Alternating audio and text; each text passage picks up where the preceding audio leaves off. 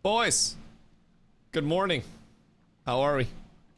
I hope you're all having beautiful, splendid, gorgeous days. I got a lot of time in the sun, a lot of time with family. Carla and I went shopping and got some fucking killer deals on some banger fits. So we're feeling pretty good about things. Now, I will say, today is the earliest I've woken up in a long ass time. I'm not even gonna lie. I woke up so early today. The venture was up to see my aunt and uncle, to hang out with them for a little bit, and then shopping and food, and then visit my parents, and then come back. And having that much on the schedule, like, I know that's not actually that much, but like, I had to get up early and I didn't want to oversleep because I didn't want to be late for shit and set it back. And bro, I slept like ass. I slept like shit. I slept like 3 hours. And I've been going at it. But it's okay because you guys know what I keep on me when the going gets rough. A nice room temperature Dr. Pepper. Boys, we're truly blessed on this fine day. I cannot believe how up tremendous we are. Z, the first in chat, ultra late start. Brother, you know it. You heckin' know it. Yeah, we've had a few people in here that were waiting for the start. Leon, the first in chat falls once again. But it goes to Z. Z is a formidable foe, man. You might have your work cut out for you, Huffington. I hope you're having a beautiful day, dude. Black Blood, the 40-day streak coming in hot. Hoofsy one-upping at the 50-day streak. We're up tremendous. Rezi, what up? Janks, what up? How you boys doing? No new testing on the PTR today. So I figured this would be my greatest opportunity remaining to probably... Oh my god, I keep using my fucking PTR binds. Strag and Hoofs with the 50-day Stragma. I'm so sorry, Strag. I don't know who started that. I have no idea who started that. I have no clue. Boys, the double 50-piece nuggets coming out from Strag and Hoofs. The 40-piece Bomberoo from Black Blood. Oh my god. Oh my god, I appreciate you guys. Nelly, what up? What is the vibe today? What's everybody getting into? Are you guys PTR testing? Or is it a chill day and wait for PTR update type vibe?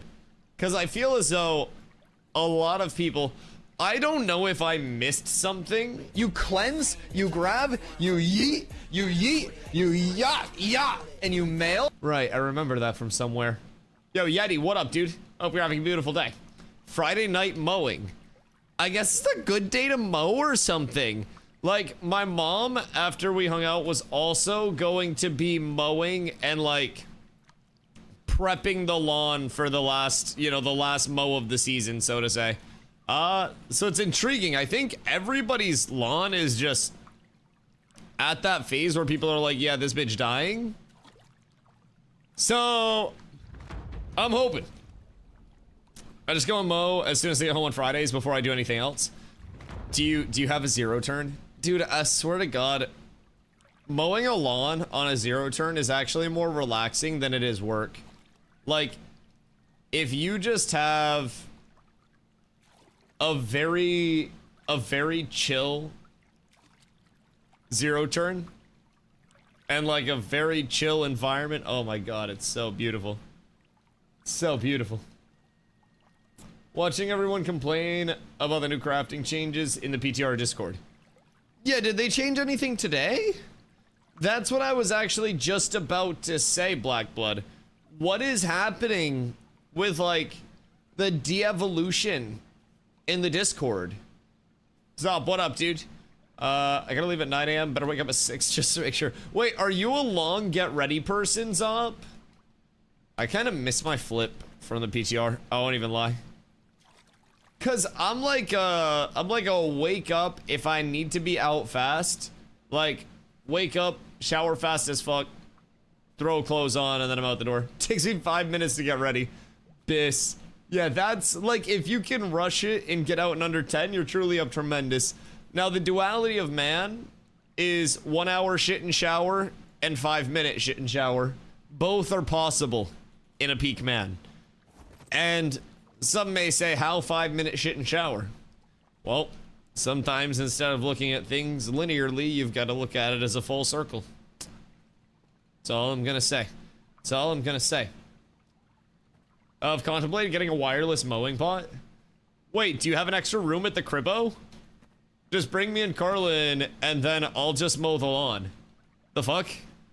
Dude, I like mowing lawns. Mowing lawns was like the first thing I did for money. I had very nice old neighbors, and I would mow their lawns, and they would give me like 20 bucks for an hour of mowing a lawn.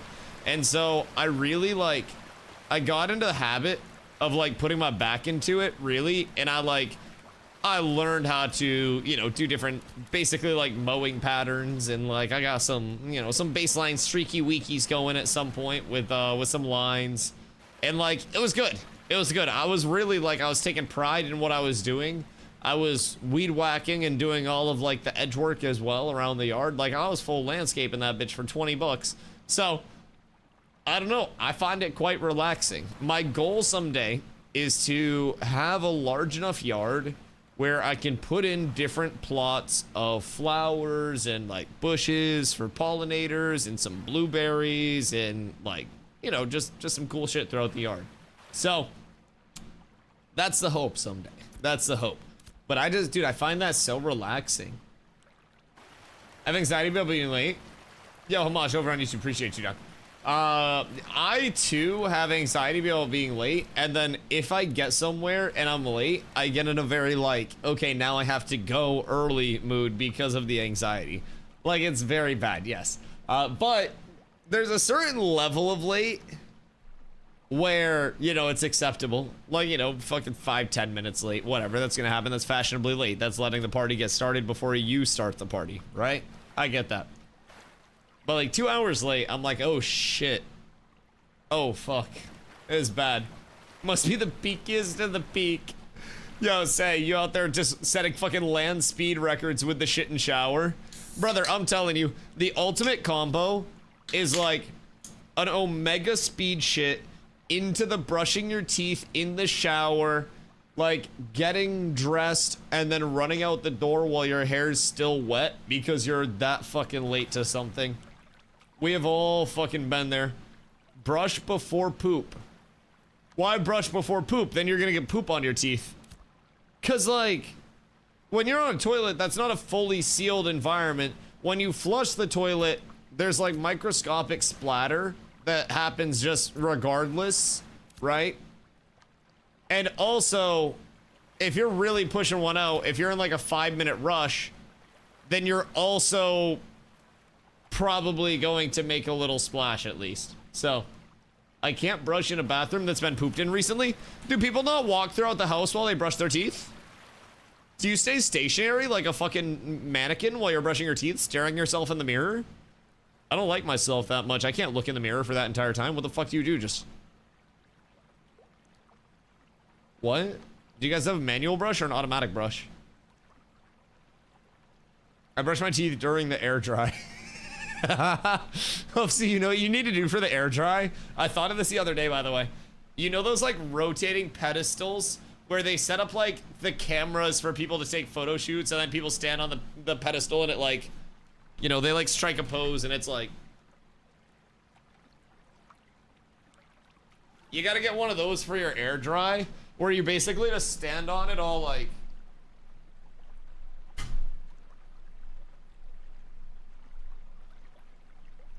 and then you'd be good. My electric brush has an app that tracks your brushing and gives you stats on an app. Is it a Sonicare? Because I too use a Sonicare. It's quite wondiferous. I enjoy my Sonicare very much. I will not use any other toothbrush. Just pop out a new head. I've had 2 Sonicares in my life, and the only reason I got rid of the first one was because I broke that shit. Oral-B IO10. Yes, the imposter. No, I get it. I get it. Someone's got to be in second place, and it's it's Oral-B. But I actually don't have a horse in this race. I just use whatever my mom tells me because she works at a dentist office. So like, she's like, yeah, this is a really good toothbrush and I got it cheap. Here you go. And since then I've used Sonicare's. It has an app. It's pretty fucking cool. Tracks your brushing live, tells you if you're doing it too hard, too soft, all that shit. I haven't used the app in a minute because it also is automatic and has a time cycle where it just, bzz, it'll like do that when it's time to like switch. It does like a little interruption to the normal vibration when it's time to like switch section of mouth. So it's kind of solid. I do the same thing, which is probably why I enjoy the toothbrush so much. But you know, those small notifications are massive. 2 hours late is a reschedule, not late. You say as I'm 4 hours late to stream. Yet you guys were still here right on time. I'm just saying, sometimes 2 to 4 hours late is the right amount of late. Like, if I were fucking 6 hours late, like starting a stream at 8 p.m., fuck, I get that. That's a reschedule. That's just like Dusty killed a streak. It's done, right? I get it. I get it. But 4 hours late, I guess, is like bordering on when it's good. Now, technically, I was a couple minutes early if we're planning on 4 hours late. I will say, if we are 4 hours late, I'm a couple minutes early, and we're up tremendous.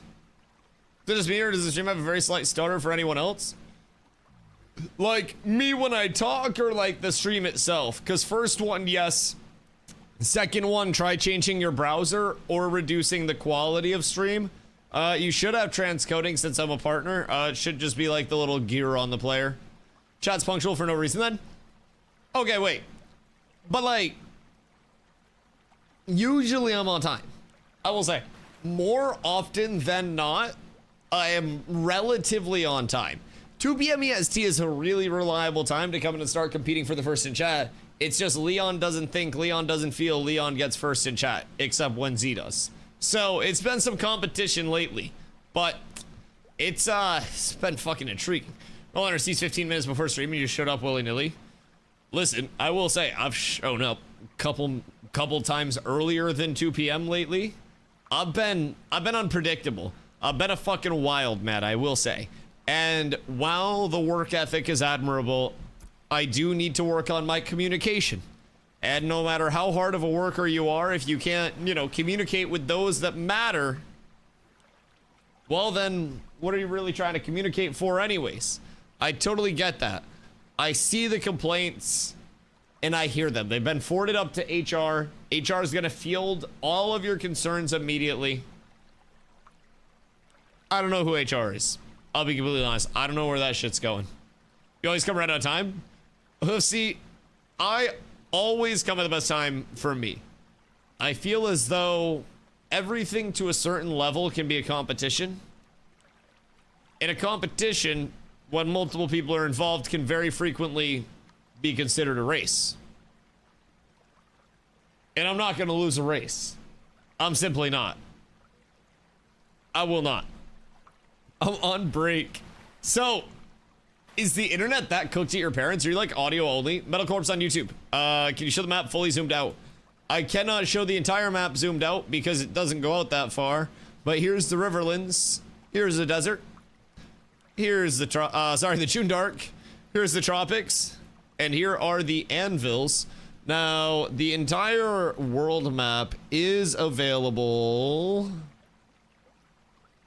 right here as well. So basically, in terms of what we have right now, it's the desert here, the Riverlands here, the Goondark here, the tropics here, and the anvils up here. So we still have 2 areas immediately to get on this continent, the Crucible, and then you've got your islands, you've got your second continent, and the map is going to expand into an absolute fucking behemoth of a map, to say the very least. It is an incredibly large map, and everything that you are doing is kind of like determined by your time, your vicinity to things, like that level of investment, right? And no matter where you're going, what's going on, all of that time that you're putting in running from place to place is honestly the largest currency in the game. Rest being developed? Yes, absolutely. So we're still in our alpha in now 11 days. Thank fucking God. Phase 3 is set to launch. So that is the final phase of the alpha. And throughout that final phase of the alpha, the game will become feature complete. So in theory, we should have the whole map throughout that. We should have all of the rest of the missing features.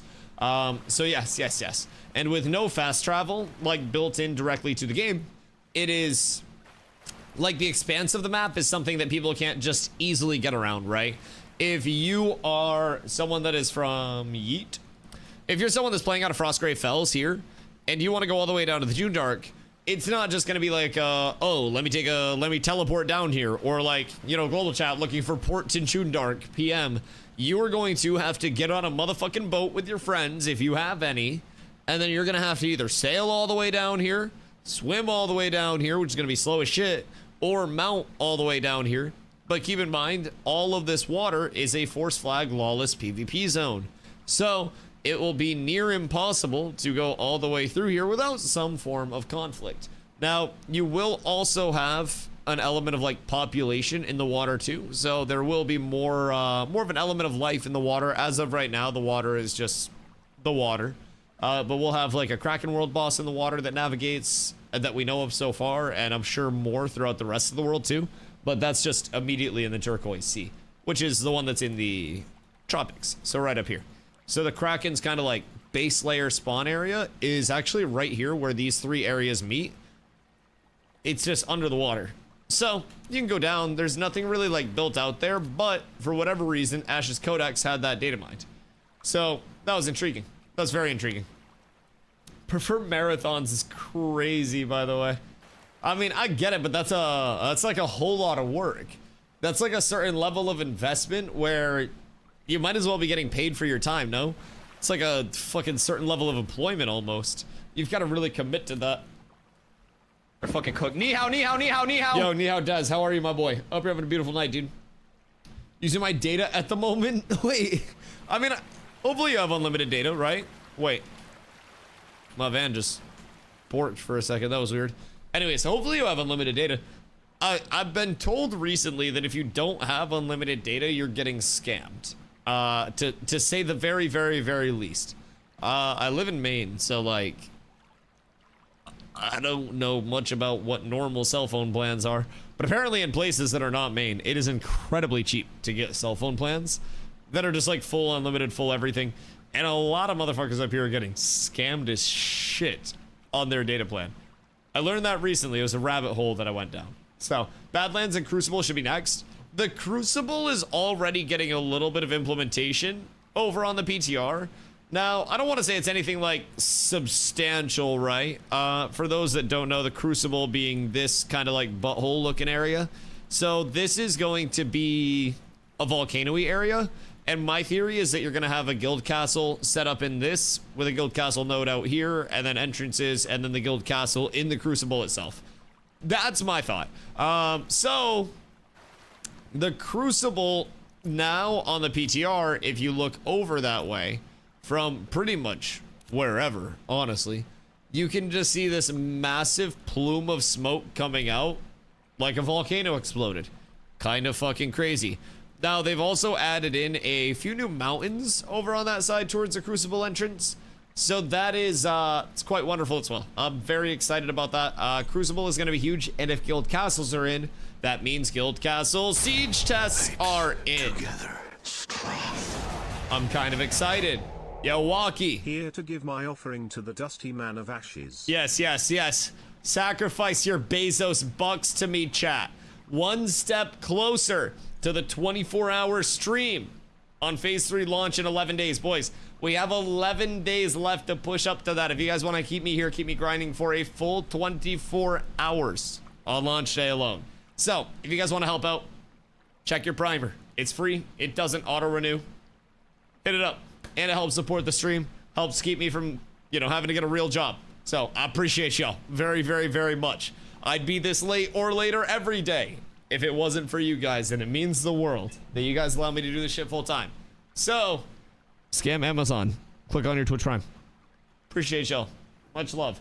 So, what are people saying in terms of the Doomium in the Discord chat. Those that have been in there. Because I haven't been like staying up to date, at least today. Well, when I was streaming the other day, like yesterday, literally yesterday, people were saying it was fine. I mean, from what we've gathered, you get more mats from shit. But like, how much... It's not like the amount of mat required to craft things. Like, how much material are we actually talking to craft something? I guess is my wonder there. Are we actually looking at a large amount of materials, or are people just bitching to bitch again? Like 600 mats for an item. Is that like 600 raw mats?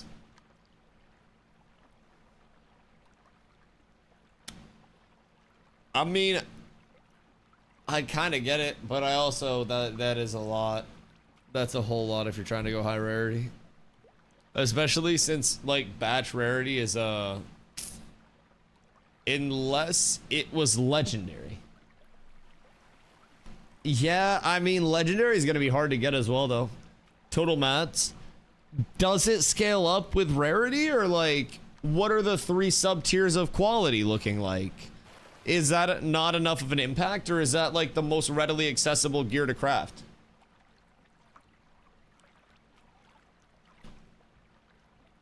Imagine having to find 68 Lego hides. Oh, dude, I'd have to ask chat for Lego hides so many times. No, that would be fucking impossible. That would be crazy. We'd have to have multiple people out there grinding hides. Not me, though. I'm the streamer. Yeah, no, that would be wild. I'm kidding, by the way.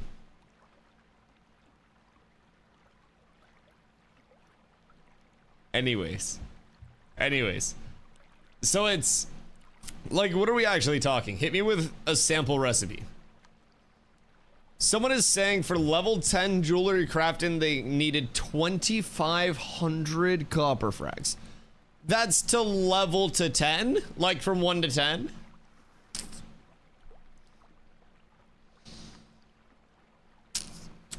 What did Stregma need for rubies and stuff? Cause like 2,500 leveling 1 to 10 is 500 nodes. That's fewer than the amount of mobs that we have to kill to go 1 to 10. Wait, to craft a base jewelry item?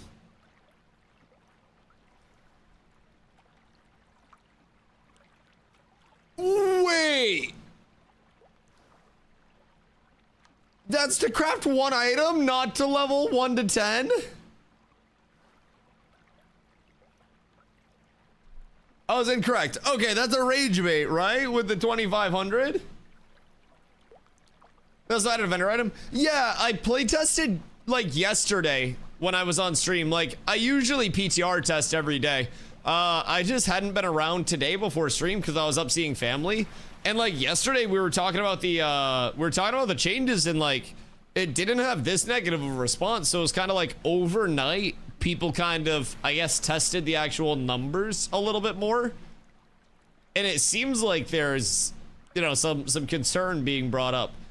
But that's also very, very, very good that we have time to catch that before this goes live. I think that's a very good thing. Vendor stuff's only in Briarmore right now too. Yeah, the vendor stuff, I have been told by crafters. I've been testing like combat, first time user experience, PvP, primarily PvE stuff whenever I can for leveling loops. So I've been letting my crafters do a lot of like the crafting and stuff. But I have been told that it's very arbitrary, I guess would probably be the right word. Like, it's not really something that's adding any element of WoW or mystique to the crafting process. It's a gold sink that we see the gold sink of, but it's also causing an extra unnecessary step in terms of, like, the crafting process, is what I've been told. I'll be blunt, this version of crafting on the PTR is so much worse than it's ever been.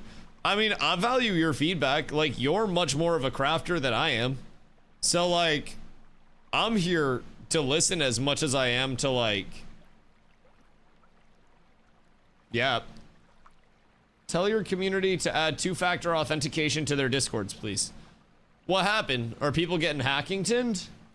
Chat, add 2-factor authentication to your discords and check your Twitch primes. 2 announcements. See, thank you for the heads up. Wait, what's going on?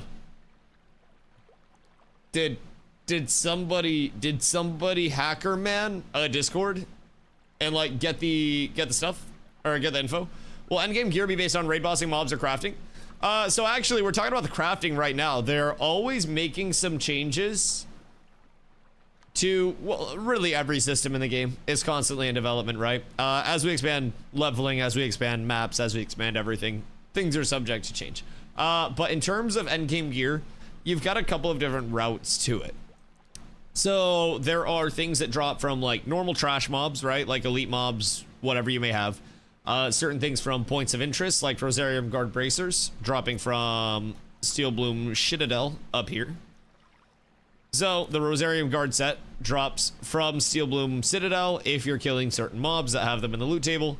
Dunmore Helm drops from a named mob over in the tropics that spawns on this island. And then there are like bosses in certain POIs as well. Well, I would say in terms of bosses, you have your world bosses, Firebrand and Tumok right now. Sclerisha down in the desert. Nobody really does Sclerisha because she doesn't really have a loot table currently that we've seen. But we also think she's supposed to be a level 50 world boss. Down on the Befallen Forge, you do have a few boss mobs, and those will have their own like unique loot tables as well. So named mobs and boss mobs can have their own unique drops. So like, this is a named mob, this is a named mob, named mob, named mob, named mob, named mob, named mob. And then this is mostly trash. This is trash. Not trash gear, but trash drops. So the cool thing about it is typically from mob grinding, whether it's bosses, whether it's named mobs, whether it's, you know, whatever, you will be finding a lot of very, very low rarity drops if you're finding completed item drops at all.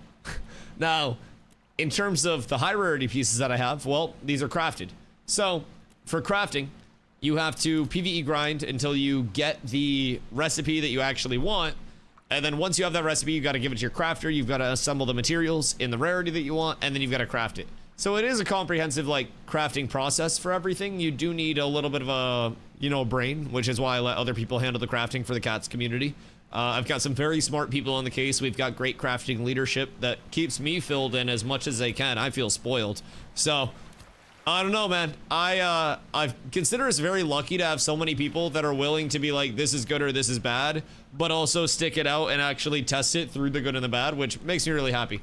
But in general, you're going to be finding your low rarity pieces from mob hunting, like killing mobs and shit. And then your higher rarity pieces, that's going to be your long-term once crafting is available. And I say once crafting is available because with the node system, which is really the main part of Ashes, you are waiting on nodes to level. And by waiting, I mean taking part in the citizen loop in the node of your choice to help those nodes level. Get those nodes buildings up through gathering materials, getting taxed on stuff, potentially donating coin to the node through money laundering. Yes, that's a real thing that we can do right now. Not as a game system, but we made our own. Anyways, so there's an entire citizen loop that puts up the buildings, and those buildings support the crafting for the node and without, or for the server, and without those buildings, the server can't craft certain things, and you can't have every building in every town. So multiple towns have to work together as well to have all the crafting infrastructure actually in place. So it is a pretty cool support loop where everything in the game impacts other gameplay loops, right? So if you have the best PvP force, that means you can show up and hold down the most incentivized PvE areas, which gets you the best chance to get the best drops for your PvPers to help them PvP more. Then by holding that PvE area down with your PvPers, you're now able to also get the drops which feed into your crafters, and then your crafters are able to go gather wherever they want without fear of people PKing them, because if somebody PKs them, they know that they're going to have your entire guild with PvPers to back them up. So from that standpoint, everything impacts everything else, but it breaks down to a certain element of like, are you the strongest, biggest, baddest guild? Cool. Well, you can pretty much do whatever you want because people won't be able to check you unless you get jumped. Now, anyone can always get jumped, anyone can always get caught lacking. But, I look forward to it. I always do. We have had plenty of times already where we get jumped and we've had to kind of like spin up as a guild very quickly, and it's one of the most fun things in gaming, I will say. At least right now in MMOs. So it's roughly 10x more mats and gold cost. A lot of the complaints I'm seeing is everything for crafting was inflated really high while keeping the time constraint on crafting. Right. So it's like they heard everyone being upset about how cost ineffective early crafting was and then made it 10 times worse. Is it early crafting that's specifically the problem? Or do we even like have the late, oh, we should have the late recipes now, right? Because the late recipes should be kind of like a tell-all. It's both now.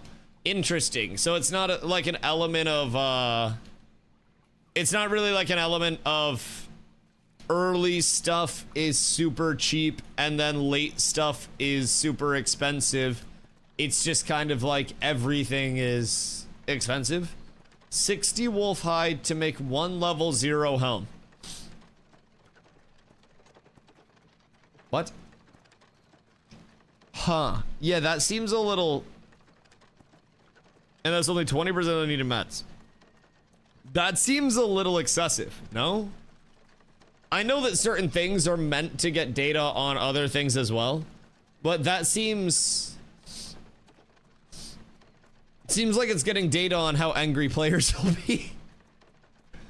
I mean, we could probably have predicted by looking at those numbers that that would have been a very large farm investment, no?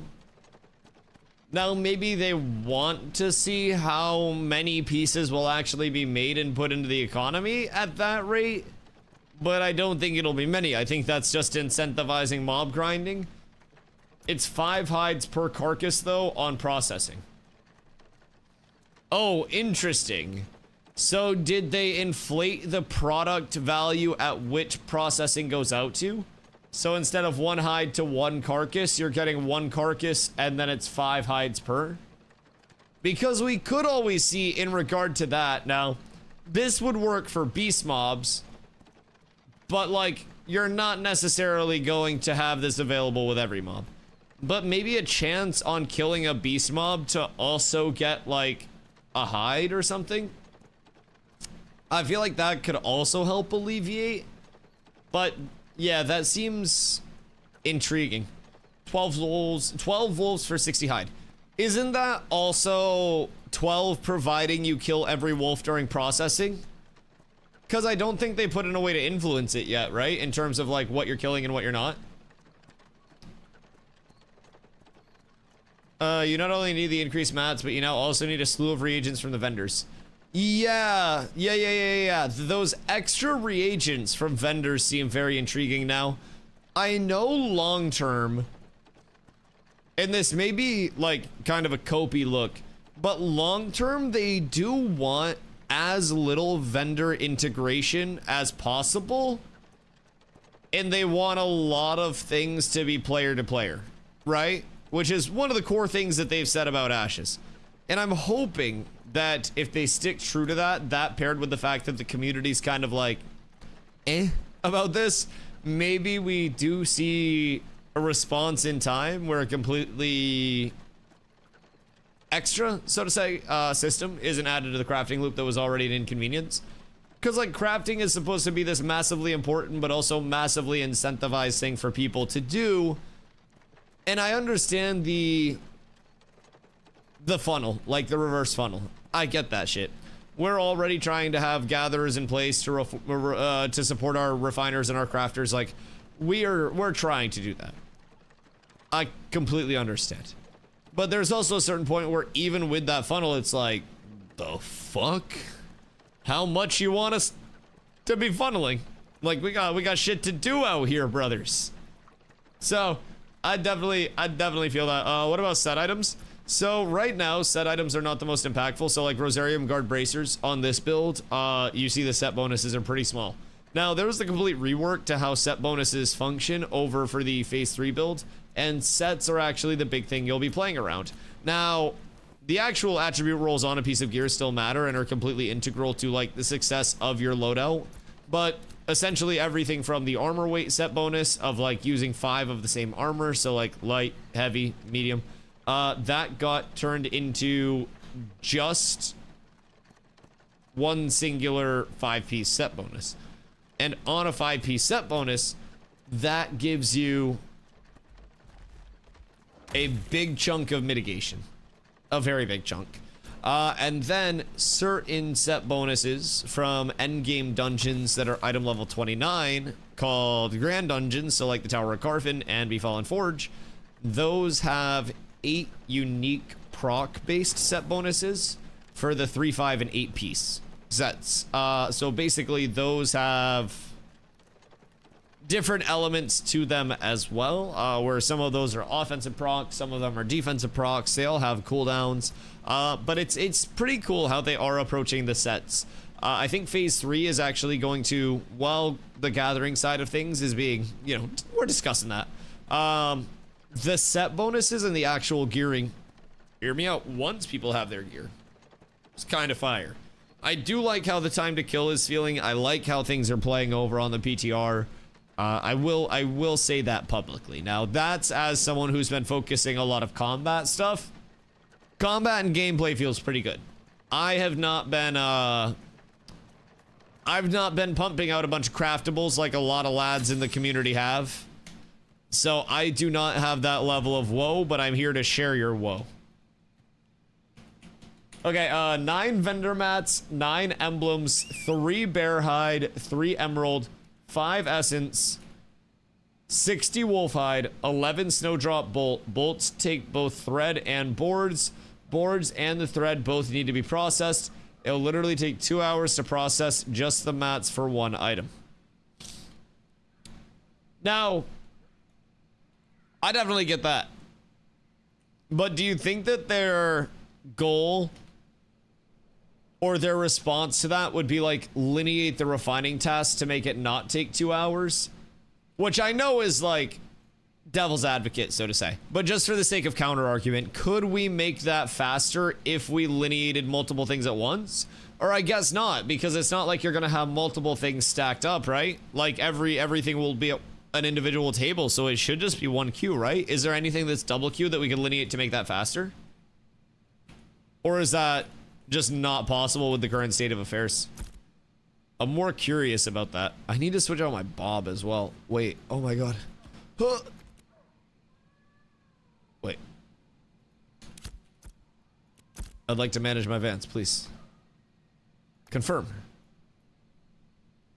Alright, we're cooked. We're absolutely cooked. At least I have my money. And I think I have enough glint to still get out of here. Maybe if I do it now? No, that's fine.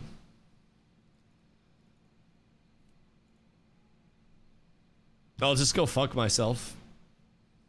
Didn't want to... Wait, what? Equip? Confirm. Ah, we're good! Alright, we're up tremendous. That is going to speed my van up a lot. I will say, that is absolutely wonderful news.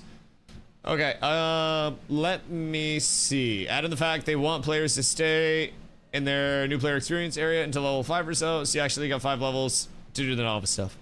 Oh, yeah.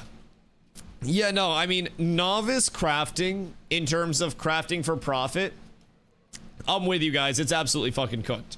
Now, I don't necessarily think every new crafter should be able to craft for profit, or every single person would do it, right? It makes sense.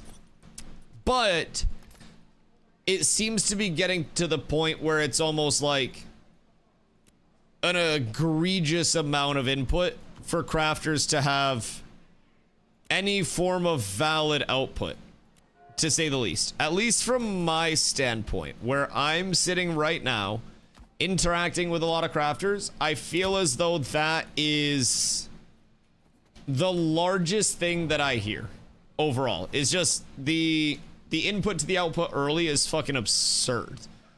So I'm very intrigued to see how that goes. I could kill 10 mobs and probably get that item. Yeah, no, absolutely. I do agree. I mean, the anvil's loot tables, that's also one thing that I've been noticing a lot, Zop, is that the anvil's loot tables are generous in terms of their actual like wilderness spawns. You can just go post up on any humanoid 1-star elite with a group, and then you can just make an entire gear set probably within an hour, if I'm being a buck. Like, all of my crafting, all of my gearing grinds have gone extremely, whoops, I don't even know what I popped. Extremely quickly over on the PTR. As long as I can kill 1-stars in a consistent manner, I can gear up so beyond fast that it's fucking disgusting. Now, will that change? Honestly, hopefully. I like getting gear, but that may realistically be too much fucking gear that's dropping. Even in the Riverlands, I don't know if people have tested like Highwayman Hills and shit like that over on the PTR. I haven't popped over there because I have no intent to go over there on live. But at least in the Riverlands, at least where I've gone with goblins, with humanoids, with minotaurs, like, dude, it's felt like a lot of gear. It's felt like a whole lot of gear. Gear's still dropping a lot. Yeah, that's what I've felt. Wait, hoofs. I got some video to go through. Passenger door got slightly keyed again. Who the fuck is out here keying cars? Well, I guess some hooligan, some tomfool. The fuck? Where do you think it happened? Just like work parking lot or some bullshit? It's good that you have cameras that can like review that though. How long do the cameras actually like record and retain data for? People like to key Tessies. Yeah, that's fair. Although I will say, as somebody that got my car keyed at one point, I don't drive a Tesla, and it wasn't this new car, thankfully. I just paid this thing off. I'd be so sad. A lot of people that key cars are kind of pussies about it, and they don't actually like get that shit in there. It's just kind of like a surface level, like. So like, I am thankful for that a lot of people are too bitch made to actually commit to something. That's always wonderful. But bro, my mom today goes, who's the asshole that put a dent in your door? And I go, I don't fucking know. Some douchebag with a car door that got out of their hand during a windstorm, I'm sure. Because I just have a dent in my passenger side door from a while ago that I never bothered getting fixed because I don't get in the passenger side. Doesn't fucking bother me. I don't give a shit. I get in the driver's side. So like, it's not like an egregious like chunk, but it's like a little ding. So it's not the worst. Yo, Slaughterson, how you doing, dude? Is it worth $100 to join in, or should I wait? Personally, your $100 comes with a 90-day period where you can just get all of your money back if you're not happy with Ashes. And we have a full reset coming in 11 days where we're going to have like a new phase, it's called, but 24/7 server accessibility. You have a chance to roll on a fresh start server on NA or EU. So I would say, like, if you're interested, this is the best chance to hop in and try, at least through development, where, you know, you'll be hopping in at a really good spot potentially. The 90-day period has no hours limit for your refund as well. So in terms of like, is it worth the $100? I absolutely think that it is at the very least worth $100 that's fully protected for 3 months to hop in and see if you like the development process. If you do, then that $100 gets you in until the game launches. My guess is minimum 2 years of content out of that. And if you don't like it, again, you just get all of your money back. So that quite literally just by itself makes it extremely safe for you to hop into. A lot of guilds are always recruiting right now too. Like I mentioned, we're 11 days away from that reset. So exclamation guild, and you might have come to the right place to find yourself a community to get in with, depending on what your goals are. So it is, it's a blast if you're willing to recognize that, you know, good things can change at any point, just as the bad things can. So we have some things that have to get worse before they get better. We have some systems where they hit and we're just like, what the fuck are y'all doing? And then we provide our feedback and they, you know, they fix it and they make it better. So it is truly playtesting. It's truly providing our feedback on things and systems that, you know, we're interacting with. But Intrepid, the developer, does truly hear us out a lot and give us, at least in my opinion, a very good opportunity to like grief. Jesus Christ, I was reading global chat. Anyways, to at least like air our grievances out and at least voice how we're feeling on things. I really do feel like we've got a great voice, like not just this community, but they give us an opportunity as a playtesting environment as a whole to have a great voice that impacts the future of the game. So if you're gonna hop in, exclamation ashes if you haven't made your account, exclamation guild for the guild Discord. We recruit more people every single day and we keep growing for P3 and beyond, no matter what you're interested in, whether it's PvP, PvE, everything. Ash is a full PvX. So you gotta have every type of player, and we have multiple guilds to accommodate for every type of player. So crafting should start being profitable after apprentice and ramp up from there. Yeah, no, I absolutely agree.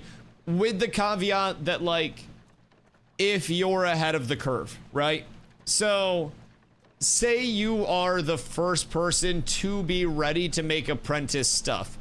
I think that apprentice building pacing should line up with the core of the server. And by the core of the server, I mean like the largest part of the bell curve, right? So you have like your small parts of the bell curve and then it goes way up into a peak. And this peak is like your average player, your casual player. That is most of your server. And I feel like that's where node balance and progression and like the syncing up of player prog is going to be best served, right?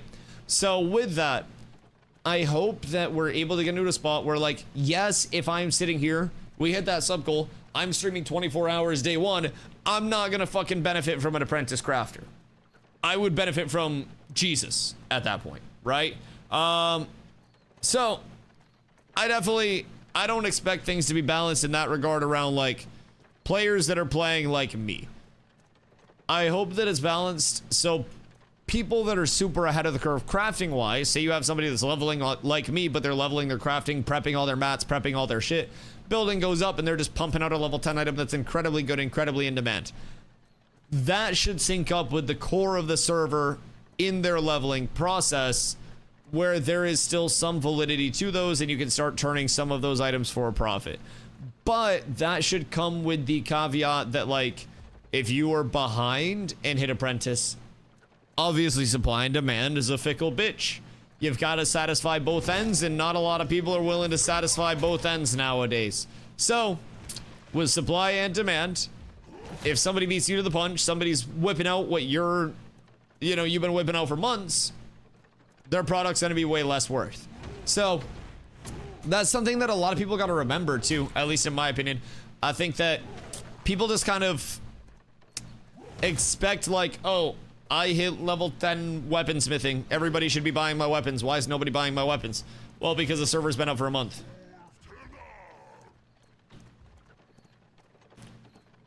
And in that month-long time, 30 world boss weapons have gone out. Probably 30 plus. Bunch of 25 drops, like, a lot of shit. So I always try to keep that in mind, and it's part of why I don't craft.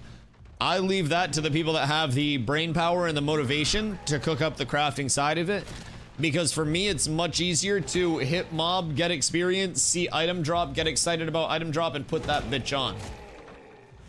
Events save until full, but there's a rolling video that deletes the back end of it within a time limit.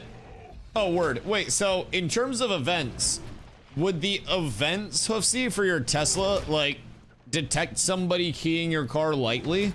Like, what if I walked in, like, with, like, my key in my pocket, right? Like, my hands inside my jacket and my keys sticking out like an Assassin's Creed hidden blade, and I just, like, along the side of it. Not that I would, by the way, unless I wasn't on stream today, by the way, and then you notice your Tesla got keyed. I'm just fucking saying. But it wasn't me, but I'm just saying don't rule me out. I admit to nothing because I know nothing. They would detect you keying it because it already sees you coming. So what if I key the camera first? So, like, if somebody walks up to your Tesla, it just detects it as an event, like a Ring doorbell, but a car. Wait, why don't people just put Ring doorbells on their cars? Wait.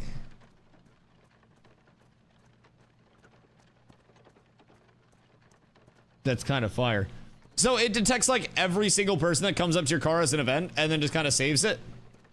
So what if I'm not, like, walking directly up to your car, but I'm, like, walking by it? Say I park next to it and then I get out of my car and I'm looking all like, is that gonna get me in, like, a bad moment? Am I being photographed if I park next to a Tesla? And how many Tesla owners would you say routinely go through their events? Should I start, like, leaving messages? If you walk within the white lines, it will record. I'm gonna start leaving messages, but not like angry messages. I'm gonna leave like nice messages and tell people to have awesome days and stuff. I've seen they solved murders from Tesla recordings. Teach people to park a Tesla at their murder scene, man. Be careful about your rental cars. Get a fucking Camry next time. I mean, a Civic wouldn't have fucking ratted. Teslas have also murdered people. No, those kids murdered themselves the second they decided to play ball behind that wall. I'm just saying, those kids shouldn't have been fucking standing there. And if my kid got ran over by a car because they didn't get out of the road, I'd say, well, should have got out of the fucking road, you know? If you're a kid and you're standing where a car is driving, you're probably not going to be able to take on that car. And I feel as though everybody should know that there's a pecking order to life. One of my friends got behind a vehicle that his dad's friend was backing up in high school, and it ran over him and shattered his pelvis. And you know what he said? I shouldn't have been behind a moving truck. He learned a fucking lesson. And so did those goddamn kids that dared stand in front of that Tesla. I haven't left recordings by people waving in sign language, etc. Wait, that's cool. But I'm sure people have also probably done some weird shit. And probably not everybody knows that they're on camera and does even more weird shit. Although you could probably just park that thing in a busy area and then just people watch all day. That'd be fire. Once your shade tree's grown, you just kind of like park multiple Teslas in different spots and then you people watch. There's a YouTube channel for Tesla cam vids. Oh shit. Wait, do I know what we're doing next server downtime? Is this the React meta coming out? Do we just end up watching a bunch of Tesla cam videos and stuff? Because I feel like that might be free 99. Wham bam Tesla cam. That's fucking phenomenal. I love that. Okay, so Leon said they should have built-in Diddy darts. You park slightly too close to a Tesla and get out of your car and get fucking Diddy darted and then flame thrown. Just for parking a little too close. You slightly stumble getting out of your car and just get absolutely fucking smithereened by a Tesla defense system. Maybe that's why they can't have flamethrowers. Like, what if there was a swift wind? What if I was walking by a Tesla and just shoulder checked somebody into the white lines and then the flamethrower did the rest? Would I be the murderer? Or would Tesla? Because I feel like the flamethrower did the killing, not me. At that point.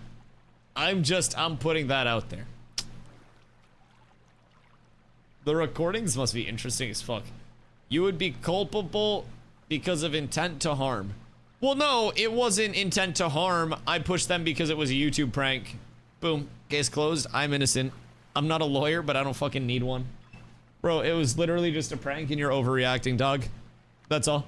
This video is now evidence. I'll pirate software this shit. The fuck do you mean?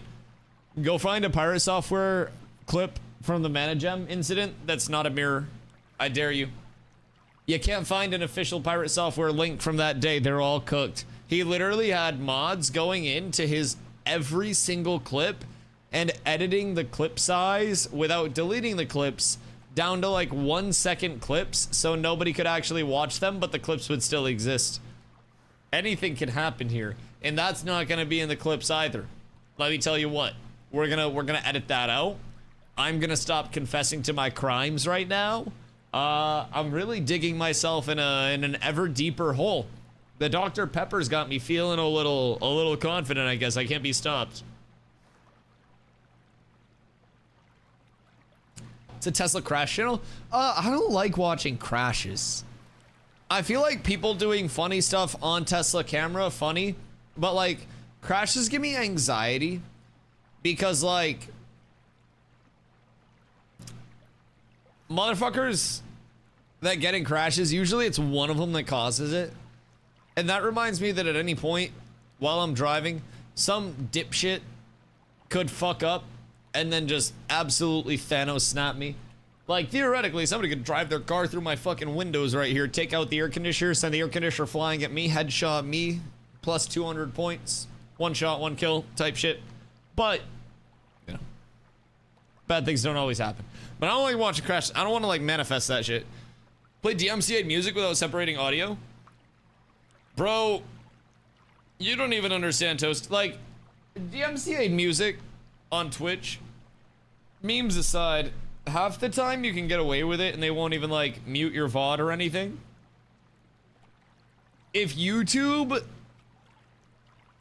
Oh yeah, they don't have the seizure warning up yet, huh? There we go.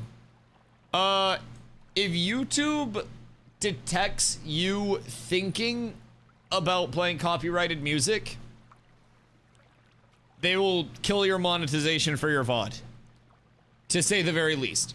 They will absolutely nuke that shit. Why? What in the Blandendorf? Maybe it's my graphic settings. Nope. Nope. Okay. Shadows? Ah! Fixed it. It appears to be a low shadows buggeroo. All is well at this point. There is a god. Boys, we've done it. Alright, low shadows causes fucking Darut. Ah! It's not low shadows! Oh, fuck. No, it's low shadows. No, we're good. No! Why'd I have to fucking turn? I think I just have to, I have to go into my graphics, and then I think I just have to go shadows, and then I have to change it once. And then I have to change it back. I think we're good. Chat, this is working as intended. It's 1000% working as intended. Okay, we got very distracted by the Tesla getting keyed. We need to get back on this crafting feedback, because I'm very curious. We got very off on a Tesla sidetrack. So, Economy and Stats 42. Yeah, we read it and like heard what they were talking about with the sync up of all of the early game prog and, you know, the crafting and everything there. Like, we checked that out when it came out, right? But yeah, I don't know.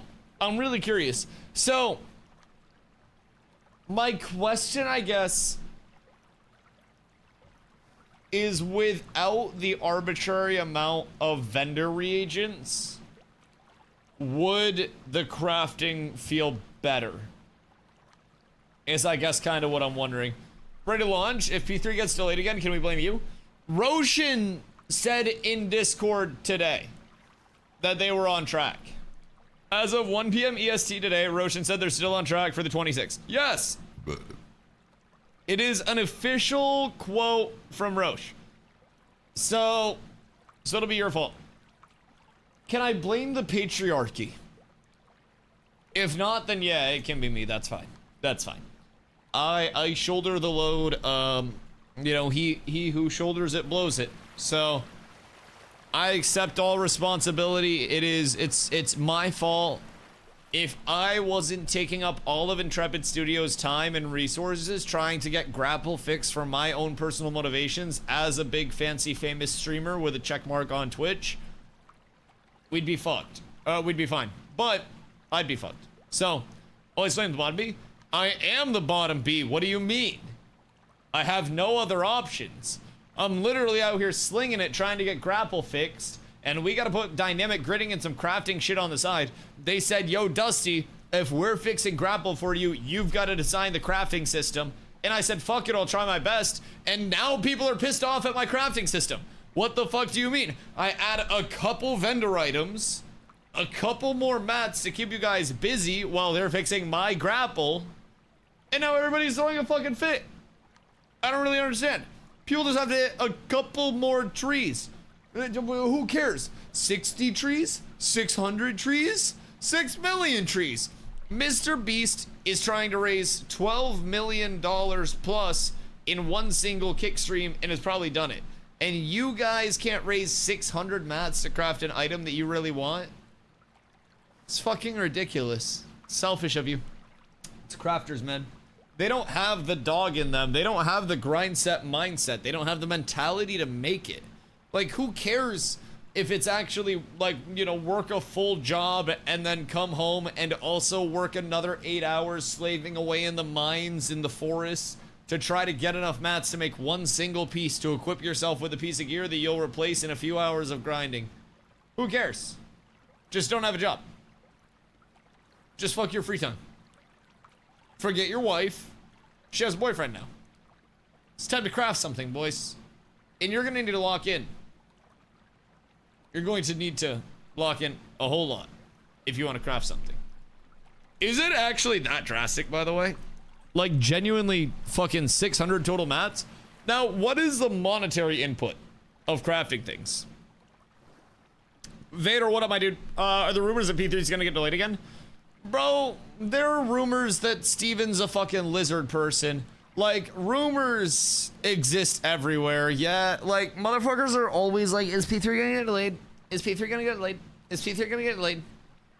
So today, Roshan, one of the community managers, was like, hey, as of today, P3's not getting delayed.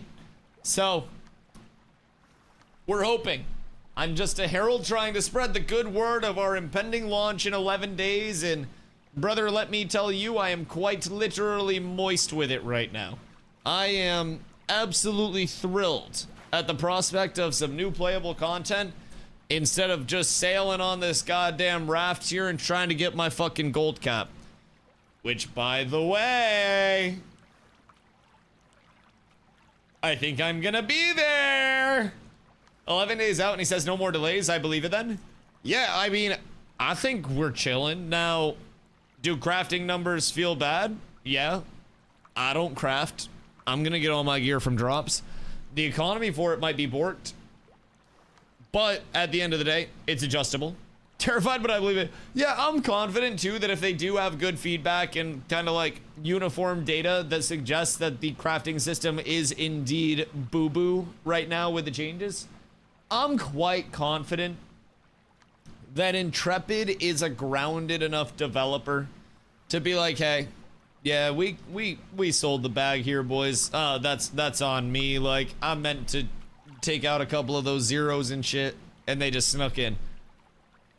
I think that'd be reasonable, if I'm being completely honest. What's the date they're quasi-committing to? They're hard committing to the 26th. Yeah, I mean, they've publicly announced that it's the 26th and everything like that. Now, hard commit is always, I guess, not 100% right. I always say that anything can happen. Steven could walk into the office one day and literally just be like, fuck it, Ashes is done, doesn't exist anymore, you're all fired. And then we're all cooked and I gotta go play New World again. It could happen. So, they do have a few things to still sort out before then. Of course, even post-launch, you are going to, post-phase 3 launch that is, you are going to have a whole lot of systems that have received changes that are still set to receive more changes, right? A whole lot of incompletion, a whole lot of things kind of like left in the air and left up there a little bit. And I think that's okay. I'm not necessarily expecting it to be all rosy and polished and put together day one of P3. But consistent progress is going to be big, and I do think that crafting econ is one of the things that should be put together, at least in a playable day one. Or playable state day one. Like, I can always just mob grind to my heart's content, 1 to 25. I don't really give a shit until I hit 20 plus, and then I know where I'm going to get my gear. We're going to grind as a raid, like, it is what it is. We're just going to be trying to push out so many drops that it doesn't matter. That's just naturally how it's going to go. But I definitely think that some of the crafting stuff is a little rough. Do mobs give fixed XP like RuneScape or scale like WoW? There are a few things that can impact a mob's XP. So it's HP, it's level, but basically there are also like group coefficients, solo coefficients that can play in. So like your level difference, your group level difference spread between highest and lowest level. Your level difference to the mob itself also has a modifier on it. So plus minus 3 levels tends to, at least on private test realm testing, be the ideal range to be grinding. Kind of that 6 level window on 1 level of mob tends to be your safety. And then outside of that, it can get a little hairy, but as you get gear, you can also get out of that in a little more forgiving way and go like a plus minus 5, like going a little bit earlier with good gear and then stay a little later type shit. But yo, Jack, over on YouTube. When does Alpha 3 start? Alpha 2 Phase 3 begins on the 26th. So that is 11 days from now. We are almost in single digits. And I'll be completely honest, my loins are fucking quivering at the thought of it every single day. Phase 3 just brings us so goddamn much. It genuinely does. 3 to 7 gold per item at level 20. Wait, is that like total crafting cost? Oh, Ruvidium Greysword, 4.5 gold and 1,300 mats. Oh, okay, so like 1,300 mats as well. Now, I guess we don't have enough econ worked out to determine what that mat cost would be as well. But could you throw together maybe like a ballpark of just like what econ would leave you at in terms of total cost between like, you know, refining and crafting cost and then mats? I mean, 4.5 gold for craft is expensive, but I get it. I get it. Is PTR still available? I don't see that option. It should be. I don't think it came down for any reason. They did say that might be done now though. That was between 6 and 6:30 that they were doing a little testing on their end. I don't think it should be down. I'll check the Discord though. Discord.gg/ashes of creation, and you'll be able to peep there, see if there are down times. Just make sure you're logged out in the environments tab. Like you want to be logged out to be able to see the environments and then change it from there. They need to tune the found recipes down. Keith, are you saying they got like too many actual recipe drops? Or are you talking in terms of like the requirements? Because I've heard, yeah, basically like today the Discord blew up while I was gone. Like not ours, but like the Ashes one in general. And so I've heard that they said they finished the hotfix early. Oh, word, okay.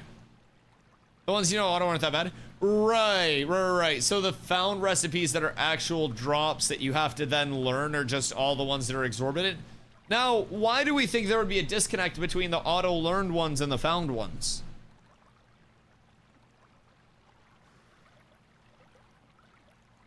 Because, like, looking at crates and stuff, it doesn't seem as though it's their intent to just have exorbitant amounts of need on their recipes, right? It doesn't necessarily strike me as that, so to say. Maybe? But I don't know. I didn't necessarily see that as, you know, an incoming theme for P3 where it would just be this massive need. I just assumed everything was going to be super easy to craft and we're going to see a shitload of common crafts like going out. Now, I don't necessarily think people would even be rocking common crafts, but like, shit, you put out blue crafts, dog. Blue crafts are actually really solid if people don't have their greens. You get named items, you get a bunch of those material drops, you rock some blue crafts and you throw those out. Oh my god. Oh my god. Bad dad, what up, dude? What you getting up to tonight? Considering you can have 2 gold by level 10, it may not be that bad if they adjust how many you need to craft to level. They want this. Crafters are for rarity and farming is for common, uncommon. Each craft should have huge XP. Yeah, no, I get that too. Maybe like adjusting the XP dynamically based on how many materials are put in. But like, I will say, the way that I describe gearing to people right now, and honestly, the way that seems to be the most, not like normalized, so to say, but I guess attainable, it's just greens and blues from normal mobs, and then high rarity from crafting, is what I tell people to expect.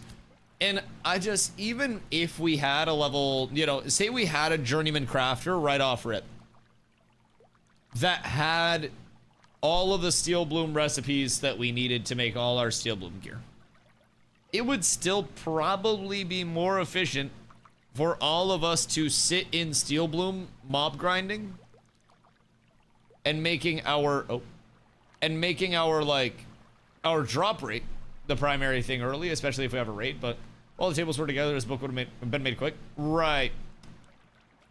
I don't know, I just always feel like everyone has looked for their base drops from mob grinding, and with the relevance of raid group based mob grinding, I also feel like that naturally is more conducive to people not needing to craft those early acquisition pieces, so to say. Instead of making a little less costly level animal husbandry, they instead decided to make everything else expensive too. So, how's animal husbandry? Animal husbandry is relatively untouched, right? What are you guys up to? No PTR tonight? So they didn't throw in any new PTR changes or anything like that. So I figured today would be a good day for me to pop over and run some more vans. Now, I only have a couple caravans worth of gold left, but I had some in progress vanism happening over here. So I finished up the one van that was in progress. I am up to a calm, cool, and collected 817 gold. And if I get up, turn this one in, and then have enough glint left up in Shorefoot to make one more back, then we're good. We'll be gold cap. Because 92 gold per. This is going to get me up to 909, 910, depending on where we're at. And then last turn-in should have me all set at 999. So, we're good. I actually think it's 1,000. It is 1,000. So, we'll have 1,000 gold today. All farmed up just by running solo caravans. Now, full disclosure, don't try this at home if you're not me, and especially if it's phase 3 launch. If you're running a solo caravan on phase 3 launch, that caravan will fucking die. Just simply put, it will die. Somebody will see you, somebody will kill it, somebody will kill you. I may be the one to kill it. Yeah, literally. It might be the cats. You might get pulled up on by a whole lot of people. Just run crates? Yeah, I do still think, though, like, for solo players and new players, crates are great. Vans are a show of force that are also rewarded. Like, yes, you have the safety in crates, right? But vans, if you can run those bitches, ooh, ooh. Any returning player tips? Shit, returning? Good luck. Every system's changed. I'd say play on the PTR for the next 11 days before phase 3 launch. Because if you're coming in trying to rely on old information for phase 3 launch, you're cooked. Being completely honest. Now, if you like discovering new things, then that's phenomenal. But every single system has changed in some way, shape, or form between phase 2 and phase 3, phase 2.5 and phase 3. Like, everything has been touched. Literally everything. So I would say come in ready to embrace a whole lot of change. Come in ready to feel out a lot of new things. And I would say don't expect to have all of the knowledge day one. But I mean, that's always something with Ashes, right? Everything's in development. Just when you think you have a system figured out, it changes again. Absolutely. Have I been touched? Would you like to be touched? Because I can do some touching.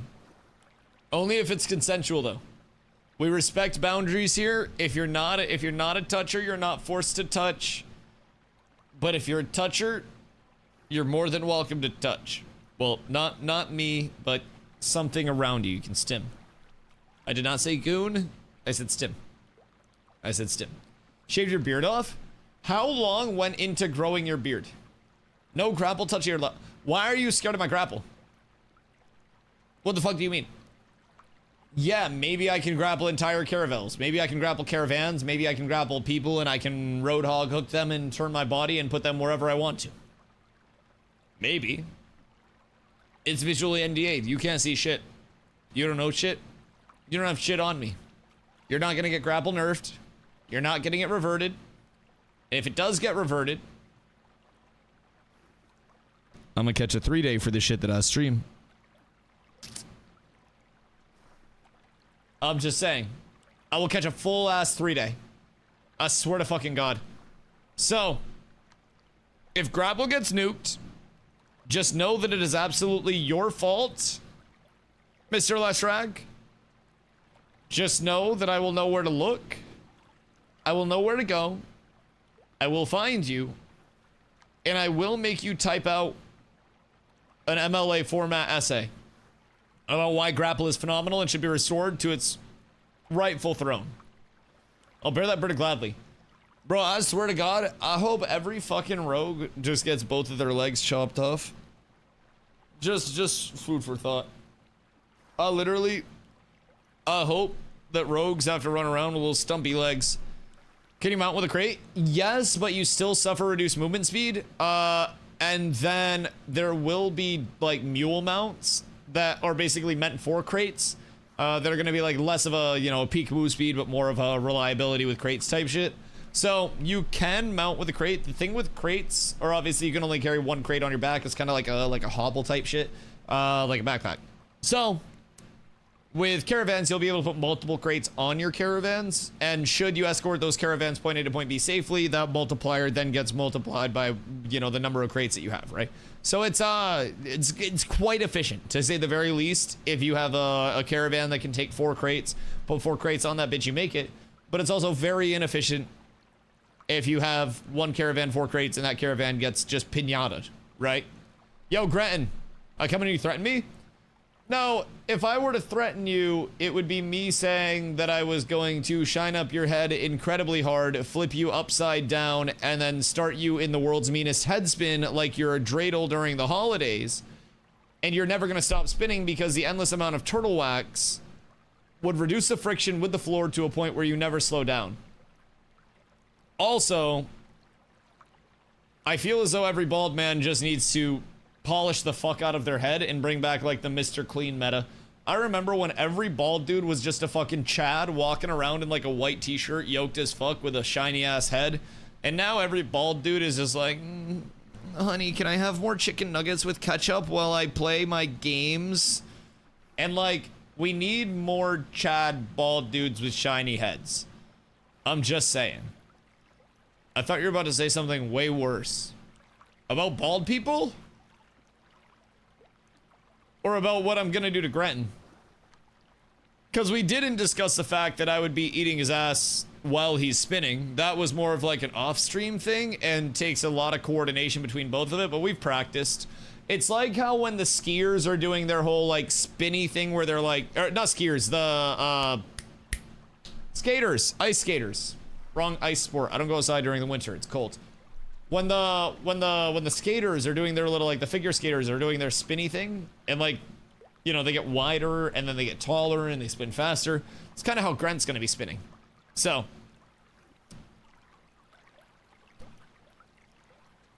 Emu, that's bad. Emu, that's meme folder material. That's not public intrusive thoughts, Emu. That would get me a 3-day and probably a lot of people in the community very angry. That's not something you say or think out loud, Emu. That's like, that's one of those intrusive thoughts where you just file it away in the back of your head and you're like, maybe not. Intrusive thoughts made public, yep. Yep. It's like when you're drinking your coffee in the morning and there's just this one little like grain of coffee that snuck through, right? This one tiny piece of ground. And you're just like, all right, well, this is fucked. You gotta fish it out now. Emu, you should have fished that thought out of the rest of your thoughts and just thrown it away like I do that one single piece of coffee in my cup. Brother, I don't know where it came from, but shelf it. Shelve it a whole lot. I still take bodyguarding contracts IRL. Wait, is that cap, Grenton, or is that true? How tall are you? Or like, what are your qualifications to bodyguard? Because like, bald gives you more points as a bodyguard because they don't have hair to pull, so they can't use it as a weakness. So I mean, Dusty really wants to play P3. Yes. Yeah, I mean, I really want to play P3, but I'm not like threatening anything like that. I'm not out here about to go to any fucking crazy shit. Working private security since I was 18. I'm 30 now. My dad used to run all the bouncers in Montreal, so I was raised with it. Oh, it's Canadian security. Nothing happens in Canada. What what do you have to do with security in Canada? Say fucking sorry to somebody? The fuck do you mean? Somebody like looks slightly mean at someone and you're like, whoa, whoa, whoa, we don't do that here. We're not about that. Try some Alabama bouncing. Isn't Alabama bouncing just fucking your cousin? Roll Tide, baby. I'm going to get a drink.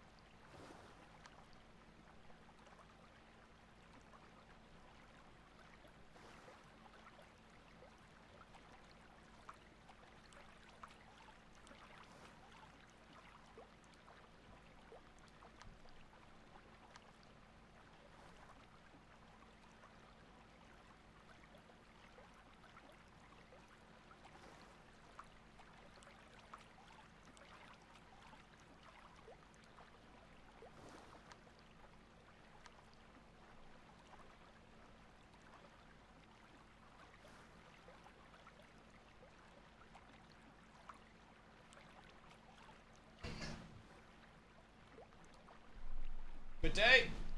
Has anyone attacked my van yet? No. Nobody has. Nobody has. 6 ads? What is this? Wait. The Subway ad. Maybe, is that like a targeted ad for you? Or is that a targeted ad for me? Cause like, I fuck with Subway heavy. Now, it's still not the most budget-friendly thing. But if you order in the app, you can use code FL699 and you get a $6.99 any foot long. So it's like, it's a banger deal. I don't like Subway, so maybe, were you talking about Subway recently? Did you maybe like drive by a Subway recently? Cause like they know. If you think about Subway, it's not even like Google with the information, like Subway knows. You can't hide from the big Subbington. $15 for a footlong in Canada. You're getting fucking scammed. Yeah, just order across the border and then use code FL699. $18 in California. Just use code FL699. It is quite literally like $15 in Maine for a Chicky Bakey Ranch. If I use FL699, it's $6.99. I'm putting that out there. It's the god tier code. If you ever need lunch or a laxative and you don't have one, FL699 will get you through. Order now on the Subway app. 7 ads. Bro, low-key, I would take Subway sponsorship. Free subs? Actually, wait. No, people have done Subway deals. Other people have. I was like, wait a second. What about the last person that did a Subway sponsorship? And then I was like, nah, they've had a lot more people since then. They've had a lot more people. It was just that one guy. There's open to Little Caesars in my town. I'm hella stoked. Oh, dude, Little Caesars was so good 10 years ago when it was actually value. But now, like, Domino's is cheaper than Little Caesars. And it's better pizza. I said it. Now, saying Domino's a little better than Little Caesars is like, you know, peas better than poop. They're both not great, but Domino's cheaper. I'm quite certain Domino's cheaper than Little Caesars. Yeah.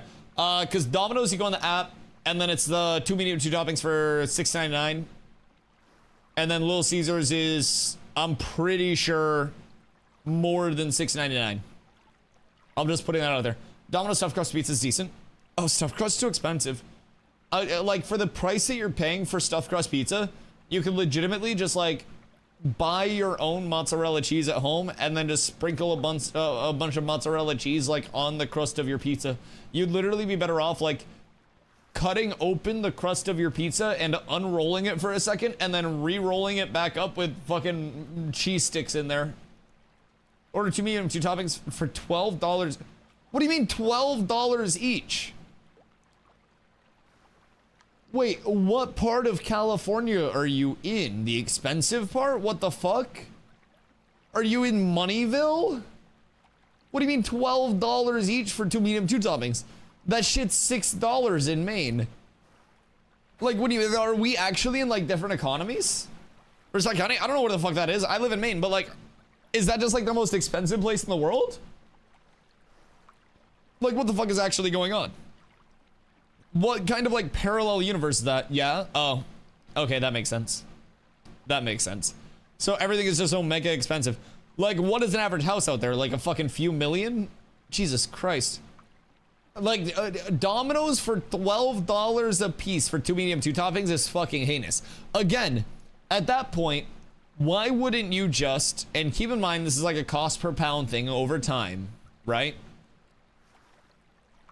Rent a private jet, fill the private jet with 2 medium, 2 topping pizzas that you got for $6 from the Domino's near me, and then you fly out the private jet to you with enough pizzas to make it worth it, and then you resell the pizzas at $10 each, still getting a $4 markup and $2 under what California Domino's is charging. I know, Dusty, I thought you were the greatest Ashes Creation player to ever live, not an economist. Well, I dabble. You know, I don't have it all figured out, but I've got it mostly figured out. And I've got another shipment of pizzas coming in soon. So if anybody is in Maine and they do want some pizzas, we're up tremendous. Dusty, would you say are some of the most prominent Ashes streamers slash figures in the community?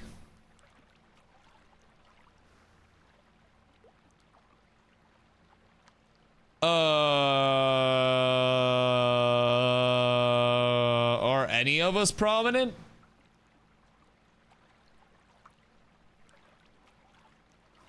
Or are you talking about, like, relativity to the community?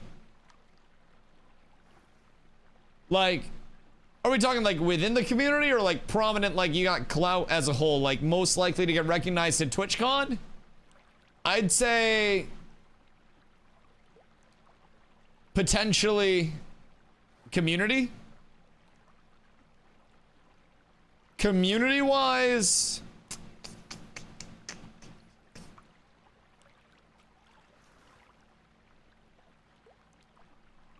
I would say Copium.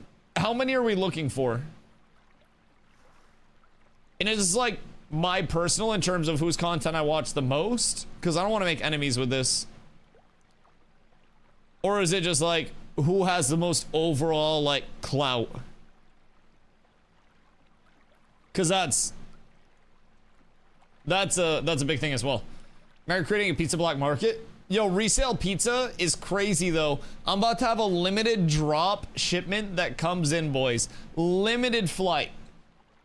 There are only going to be 100 of these Zaz popping up in the greater California region. Get these bad boys $18 a piece. And you're up tremendous. Boys, it's a huge opportunity. Huge opportunity. Pangea, what does this cost to play? Ashes is $100 to get in all the way now through the launch, which in my guess will give you 2+ years of content before the game does launch.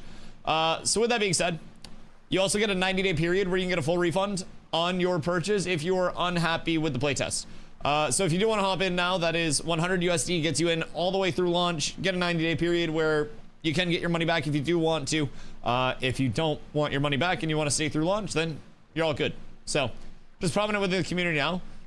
After Narc started, wait, Narc wasn't relevant like before outside of Ashes though. I will say, as another content creator that was outside looking in at Ashes, Narc was not the most relevant outside of like the niche community that he had within Ashes at the time. Not a lot of his content like made it out of the Ashes scene even before his crash out. In terms of like the local community, I mean, I'd say that's probably going to be pretty heavily on your YouTube side of things. I mean, you've got TGFT in terms of consistent live streamers. You've got Poc.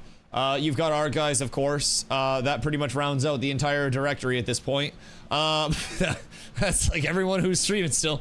And then you've got the YouTube side of things. Flanker's still active on YouTube.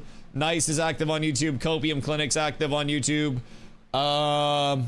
Richie's active on YouTube. Who else? I don't want to leave anyone out. I almost feel like I should pull up my YouTube subs. Who else? Hidden Dagger In makes YouTube content. Vladis. I think Vladis is on a little hiatus. But he's been posting on Reddit a lot. Repeat again? Oh, fuck. I wasn't even, like, making a mental note. I was just naming people off. Oh, shit. What was the last thing that you heard? Oh, God. I was going through all the YouTubers. Fuck. Now I'm definitely gonna miss somebody. Last thing I heard was Vladis. Oh no, that was the end. I was saying Vladis like took a little bit of a hiatus from content, I think, but he's been posting on Reddit. So on Twitch too. On Twitch it's literally like me, our guys, Paymay,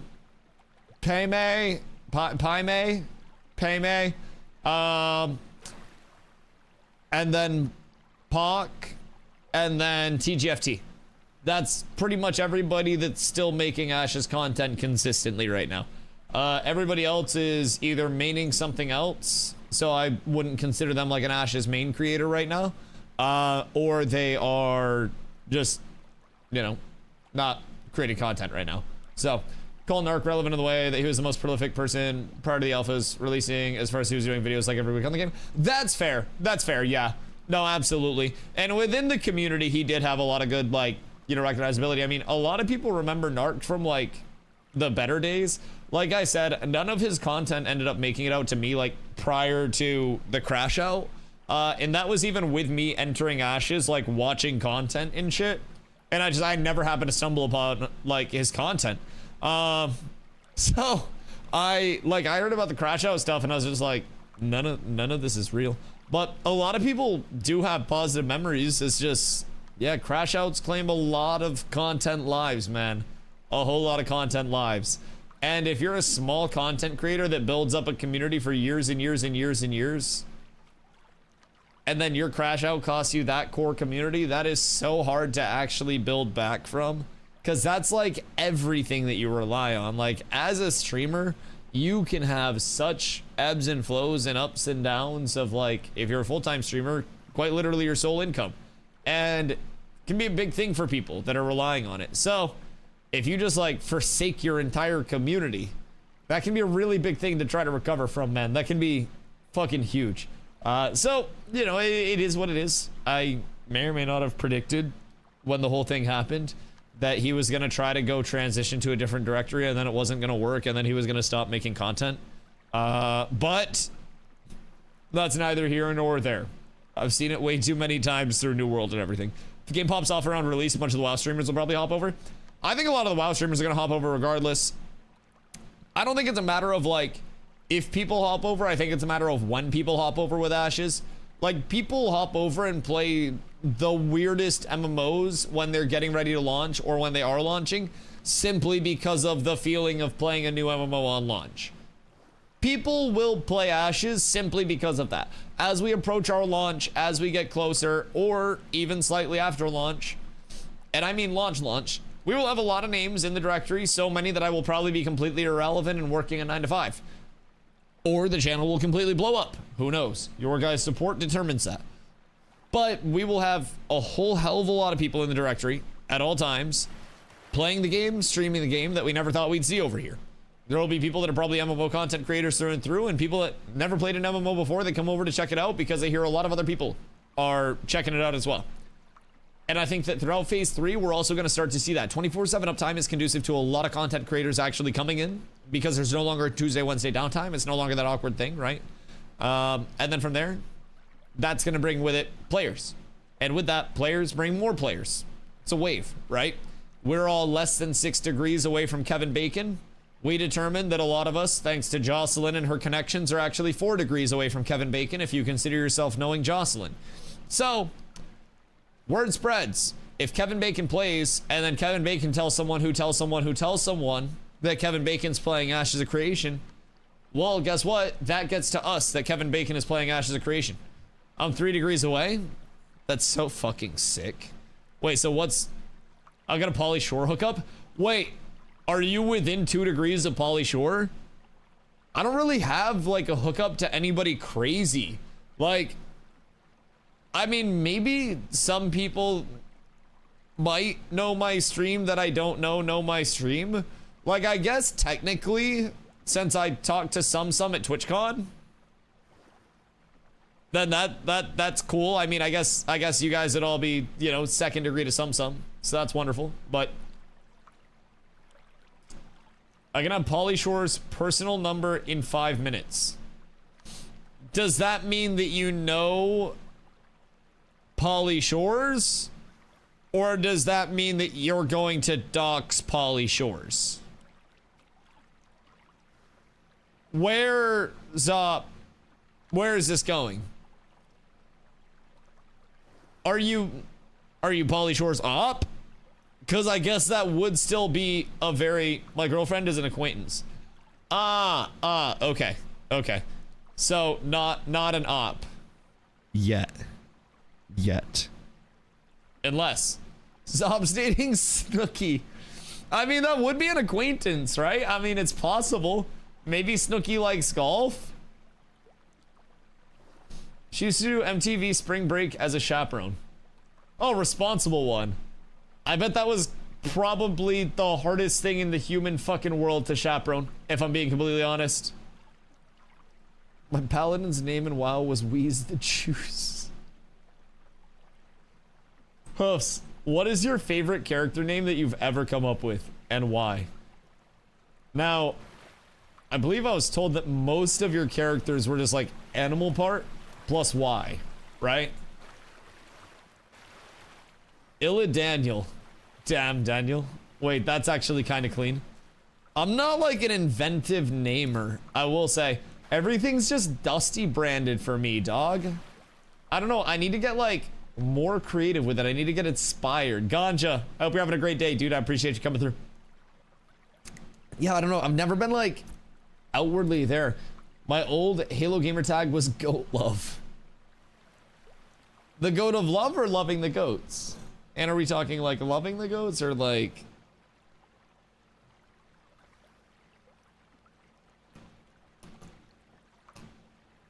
loving the goats? Wait. Why do I feel like I know what that is? But I don't want to know what that is. Why do I feel like that's something that I've tried to repress as a memory? It's like I feel as though I've heard this. Bird vag. Right. That makes sense. A war within indeed. Okay. Yep, that explains why I have heard of that term and then worked the hardest that I possibly could in my life to forget that. It's not just that. There's more. The whispering eye. Wait, isn't it like their gooch unhinges like a snake or something?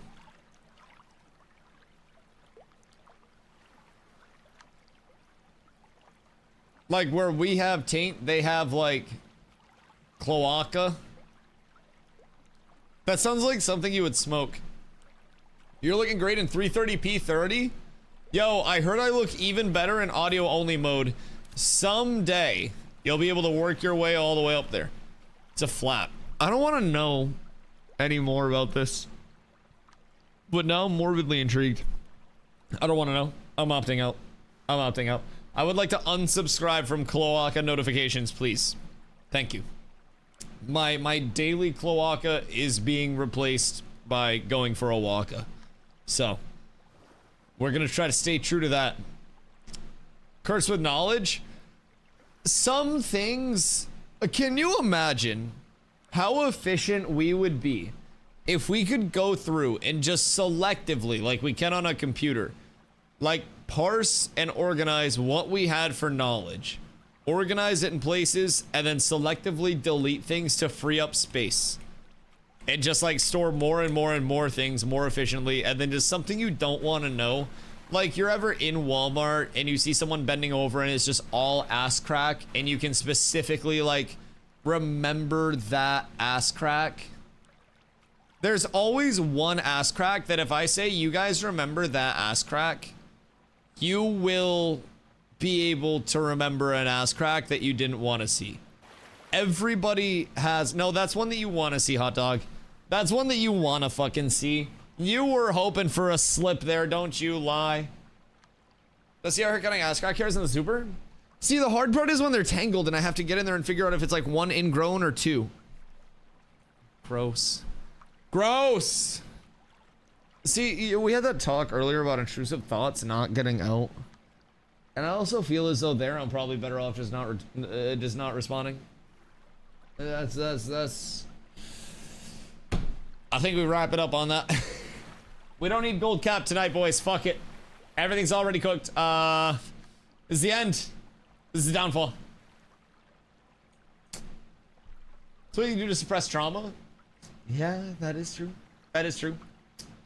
Hoofsy, thank you for the hydrate. Thank you for caring about me. Somebody's got to.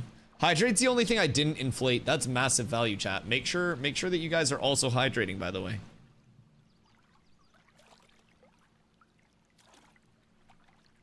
Yo, Pax, what up? Hope you're having a good day. Worked with animals for 10 years. I know too much. Oh no. I've heard... I didn't want to go on that anyways. Hot dog, thank you for the 10-day streak, dude. I appreciate you. I appreciate you. A lot of streaks ending in zeros today, lads. I'm very happy to hear that. Soon the 50s will be hundreds, the 10s will be 50. That math doesn't line up. Soon the 50s will be hundreds, the 10s will be 60s, and they'll keep on growing. I'm not good at math. I'm not very smart. You don't have to be like that. You could use your powers for good, and you choose to do whatever that is with them. Sometimes the world needs a hero. Sometimes Hofsy's not that hero. You can be any other way, but you choose to be this way. I hope it was worth it. Oh wait, that's actually such a good stretch. So anyways, Farm him, reaped. Dead. Fucking idiot. We're fundraising for a new G Pro wireless. That would be absolutely wonderful. Stragma, what are you doing on this fine day? What are you testing? If you say RuneScape, I'm gonna be very disappointed. We need a lot of people boots on the ground testing those crafting changes because it seems like it's gonna take a lot of fucking people to craft something. We must prepare. We must prepare. Did Carla ever find her missing mouse buttons? I'm willing to wager that she never looked and she'd just go, I forgot. I'm willing to wager. Still Killing Giants? Wait, PTR live. How do you lose a mouse button? So she takes her mouse to work because it's a wireless mouse and she like games on her laptop at work. And she went to take her mouse out of her bag and is just such a quirky girl. And so she somehow ended up like fucking Gronk spiking her mouse. I don't really understand, but dropped it so fucking hard that the side buttons popped out and she could only find one of them. So I looked in the immediate vicinity for these goddamn side buttons. Or I guess this side button. And I couldn't find shit. Now, fortunately, I have, like, you know how some people just really like trains? I really like G Pro wirelesses. I don't really feel a need for any other mouse. If I see a G Pro wireless in the wild, I'm like, ooh, wow, look at the contour, look at the shape. And so, like, I like my G Pro wirelesses.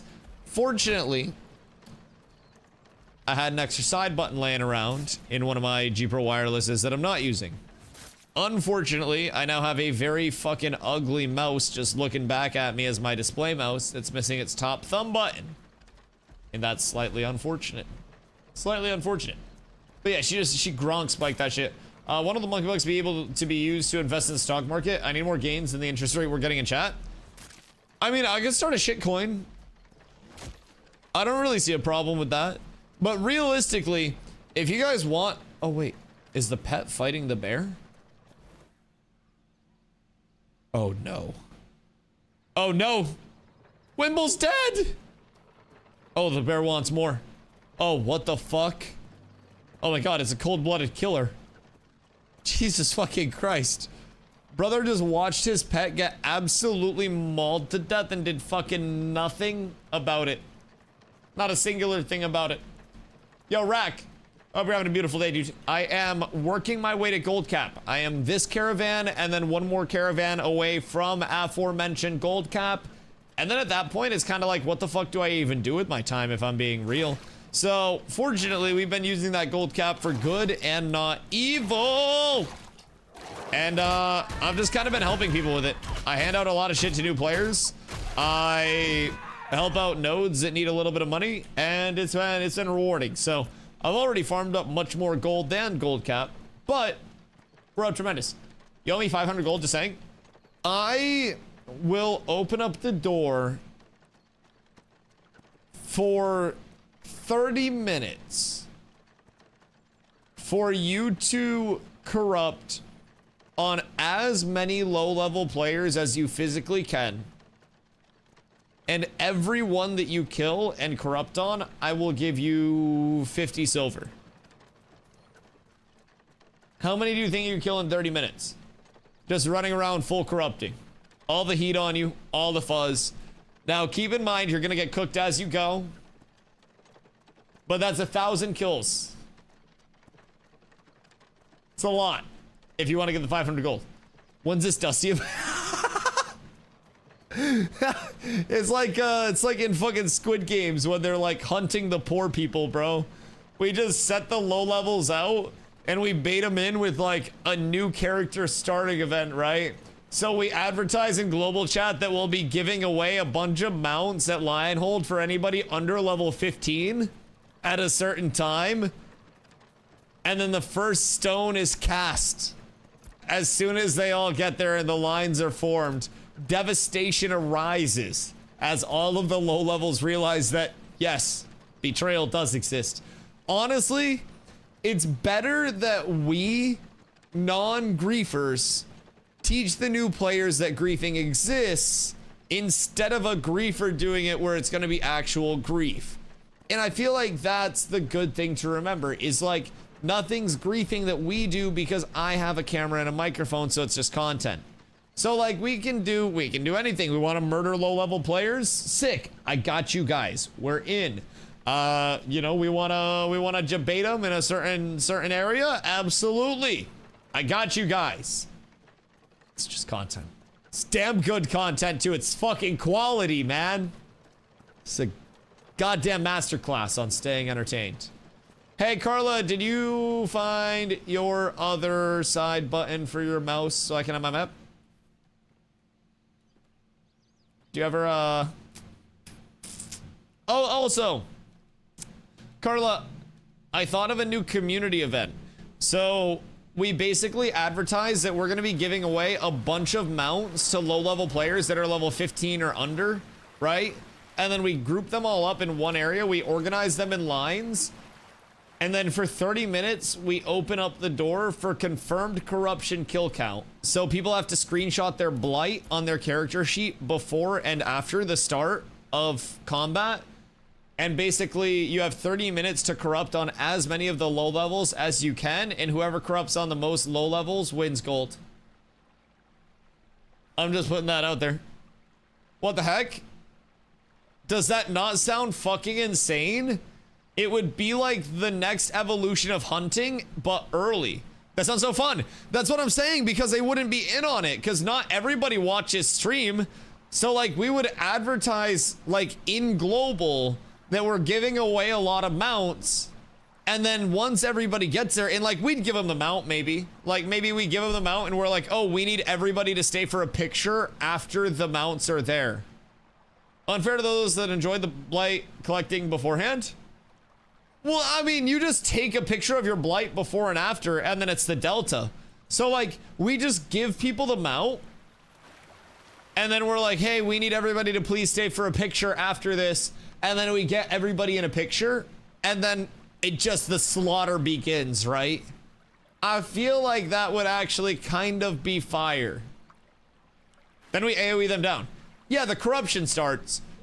That's when the event begins. Like, once I take the picture, the event begins and the timer begins for the most corruptions within that time frame. Sounds like the banquet scene from Pan's Labyrinth. Yeah, almost like the hunting scenes in Squid Games as well. Yes. Yes. It's an absolute banger. Also, Tarvo, Moin, I hope you're having a beautiful day. Red Wedding, listen, there have been a lot of inspirations that do steal my event. Yes, I'm receiving a lot of royalties. These guys are still fucking. I'm happy that nobody has disturbed the Terror Bird and the Otter over here, because they've been steaming hams for fucking weeks now. I don't know how they're still going at it, but that is a goddamn Iron Man approach from that fucking Terror Bird. Going absolutely sicko mode on them. But yeah, I would 1000% support that event. I mean, I already have a lot of mounts. We could do that shit like anytime. Okay, so name more content creators. I literally named like every consistent content creator, you know, other than our people that we already know, like in cats. But like, oh fuck my ass. Oh, it worked! I'm so sick. But yeah, no, they're like, I named what, 9 people? That about sums up people that have been making Ashes content for more than a month and haven't quit. So that's about it. Didn't name the greatest one. Steven the Sheriff Sharif. He hasn't been giving us personal streams recently. I'm kind of sad about that. For a while, Steven was vibing on the personal streams and was like, I think I'm gonna start streaming more. He was having fun. He put up like a 3-hour banger for one of his last ones. And then they just, I guess they got busy. Emu said our people. Emu's constituted as one of our people. Because we have like the little cult, right? And so like all of the cats people are constituted under people we already know. So I don't know. Like there are legitimately, if I were to guess at this point, in terms of people that either stream more than 20 hours of Ashes a week or release 3 or more YouTube videos a month about Ashes, probably less than 20. Like if I'm being completely real, less than 20 people in the entire world right now, which is okay. I mean, maybe Kicks just loaded up or something, who knows? But yeah, there are not a ton of people that are making Ashes content right now, so that'll naturally kick up a lot. But as of right now, it's pretty Pretty quiet. It's an alpha and always changing. Well, and 2-day downtime. Like Tuesday, Wednesday downtime. 3-month planned stress test. People aren't going to want to get their communities into it when it's quite literally being called a stress test early in development, right? Not that this is early still, but like this was knowingly a stress test phase. It had Tuesday, Wednesday downtime, so a lot of content creators, especially if you're like a full-time content creator, if you're doing it 7 days a week, people aren't going to want to build their community around something that early in development, that so many things can change, that's going to guaranteed wipe multiple times before launch, that's not finished yet, that also is down 2 days a week. Now, you take away the 2-day-a-week downtime, and you got a lot of people that are willing to at least check it out, try it out, and, you know, see how it fits into their schedule. Maybe we get some people coming back a couple days a week with their community just to fuck around, just to putz around. Maybe a couple of people really like it and come over here full-time with the 24/7. But I think that's the start of it. I don't necessarily expect a lot of people to be here sticking it out, in all fairness. I think I am the exception to the rule, not necessarily like the norm of the rule of like, it's an alpha, you're not gonna have fun, you're not gonna have a lot of content. I show up, I have to chat, I try to make gold cap. If I have a lot of gold, I buy mounts, I give the mounts to new players, and that makes me happy. If I can find duels, I find duels. If I can't do any of that, then I go over to the PTR if PTR is looking fun. I still have a lot of content and I'm still having a lot of fun. So I consider myself not the norm, at least in what we've seen from a lot of people so far. Burnout in an alpha is most absolutely a thing that people need to avoid, and people take what Steven says out of context very frequently. But like Steven has said before, for people's own mental health, it's best to like step away. And people try to be like, oh, is Steven an armchair psychologist? Like, no, he's just saying if you're gonna burn out, then don't force yourself to play the goddamn game. The game will be fine without you. Like, it'll launch and it'll be a game at some point, and then you'll be able to enjoy it. So like, I don't know, man, I feel like people just really want to be mad about a lot of things. Anyways, fresh starts in 11 days, so probably most people don't want to invest time right now. Oh, right now it's the dead time. Yes, absolutely. The past, like, 2 months, realistically, have been quite dead. I'd say 2.5 at this point. Because you had the first, like, month, right? Where people were grinding, people were getting their gear, people were getting all set up. And then people got their gear sets. And then people were like, all right, I got my gear, I'm good. Nobody really was worried about getting Lego gear and putting in that time investment with how short this server duration was going to be in the grand scheme of it. So people kind of like got their gear, chilled out for a little bit, waited for people to be done, and then everybody took their breaks. So we went in like just a slump, and it went down and down and down and down, which is gonna happen in any content cycle to a certain extent. But in an alpha where player retention is not the emphasis, it's going to happen even more. So most definitely, like, this sounds like an ARPG cycle. Essentially, this was an ARPG cycle, if we're being completely honest. So, like, this was a stress test. Please attack me. Please hit me so I can feel something. Oh, you're level 17. Oh. Be safe, brother. God damn it. But yeah, literally, so because this was the set wipe, because everybody knew it was just temporary, everybody quite literally just treated it like an ARPG cycle where it was set start date, set end date. Everybody knew August 4th was the original end date, and then August 26th is the new end date. So people came in, they got their shit, and they were like, all right, I'll see you next phase with all the changes. And hear me out, I don't blame a single person for that. I don't blame a single fucking person. I think that's probably the smartest thing to do, realistically. Come smack you around for a bit if you want. Yo, it would be a fucking honor to die by your hand. We just gotta figure out how long I need to AFK to make it happen. Bro, even on PTR, I found the, just like the G-spot for taking out casters. It feels phenomenal. I feel like a man unleashed as a tank. Good day, random sir. Hello there. I don't know if they're probably AFK just sitting out here in the middle of nowhere, but maybe I can like get them to snap back to reality by spamming abilities on them. I just have to like grunt a lot. Oh, wait, no, come back. I have goodies for you. I have goodies. Come here. You're gonna want this. Okay, bless. Let's see. Let's give him a Day Strider. All right. That was difficult. Brother did not want to slow down and take the free mount at first. But if he's on basic horse, he gets free mount. He's up tremendous. He has no idea what just happened.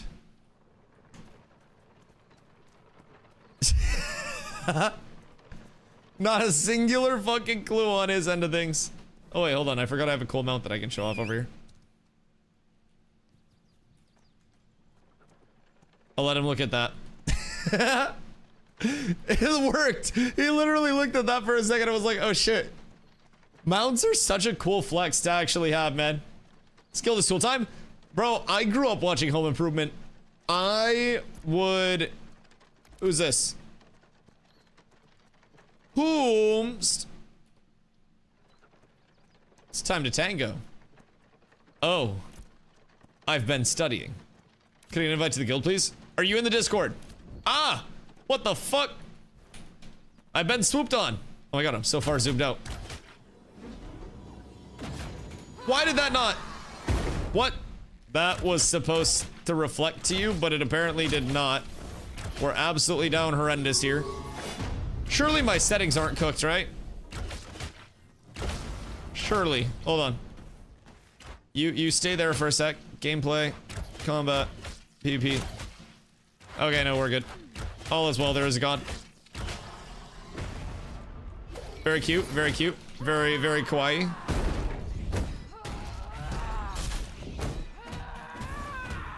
Very cute, very kawaii. Are you having fun yet? Do you like fighting a tank? You got a healer? Yeah, I mean, the 2v1 may be the best way to get me down, I will say. If you're going to try any way to get me down... Oh, that's a... What just happened with my pulverize?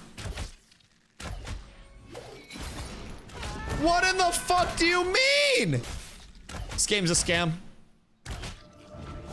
Everything is cooked. Phase 3 is not ready to play it another 7 years. Fuck it. Go back to phase 1. What in the goddamn... Okay, it's working again. Get cooked. Yeah, that's bad news bears for you. Hiya!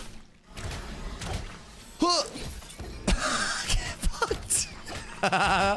No healing for you! That's just an absolute tragedy that you gotta deal with all that. I'm so sorry. Definitely, like, worst case scenario for you, huh? I do not have the options to stun you right now. Hiya. Just kidding. Yes, I do. Hiya. How'd you just full heal? What the fuck do you mean? How the hell? What is going on here? Cleric damage is beefy. I will say. Absolute beefcakington. Nope. Nope. Fortnite. Oh, that's GG. You're dead in this combo. There we go. We're up tremendous. My flying mount now. Do you enjoy fighting against a tank? Cause I wouldn't. I appreciate you so much for coming out. Fighting against a tank is so fucking stupid. Genuinely. And I think tank is legitimately worthy of being on Modern Marvels because it is so goddamn oppressive in 1v1s.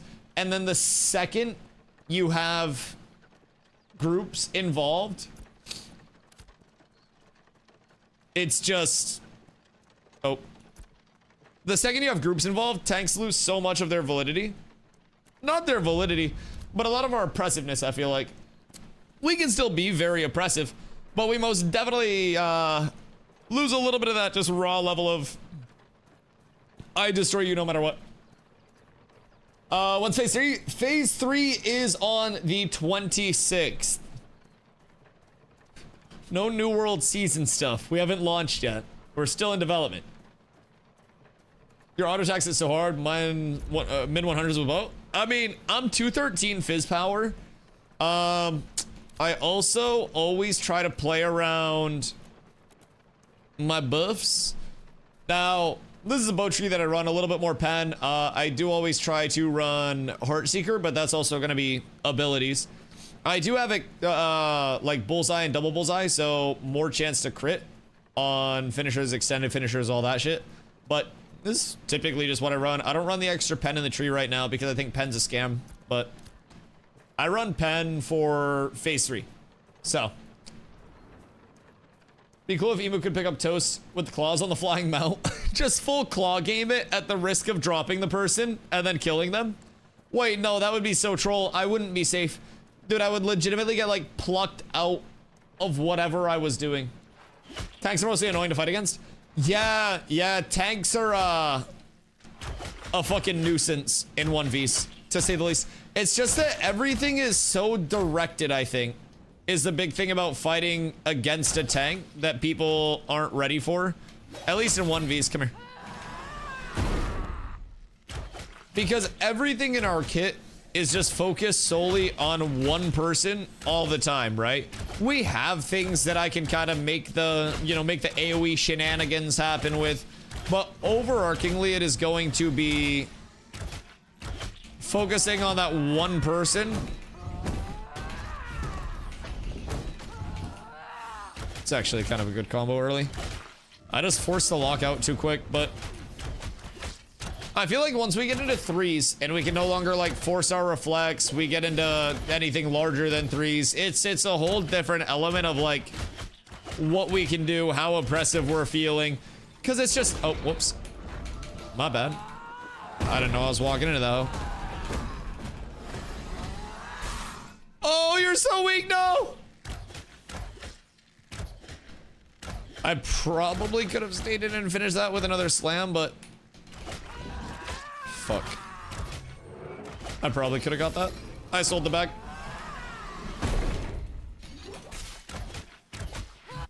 I need to get damage out. If I can keep damage out, then we're good. I just need to keep the pressure up against clerics and not let them heal. Well, let them heal, but drain their mana as well. As long as we're trading that, we're fine.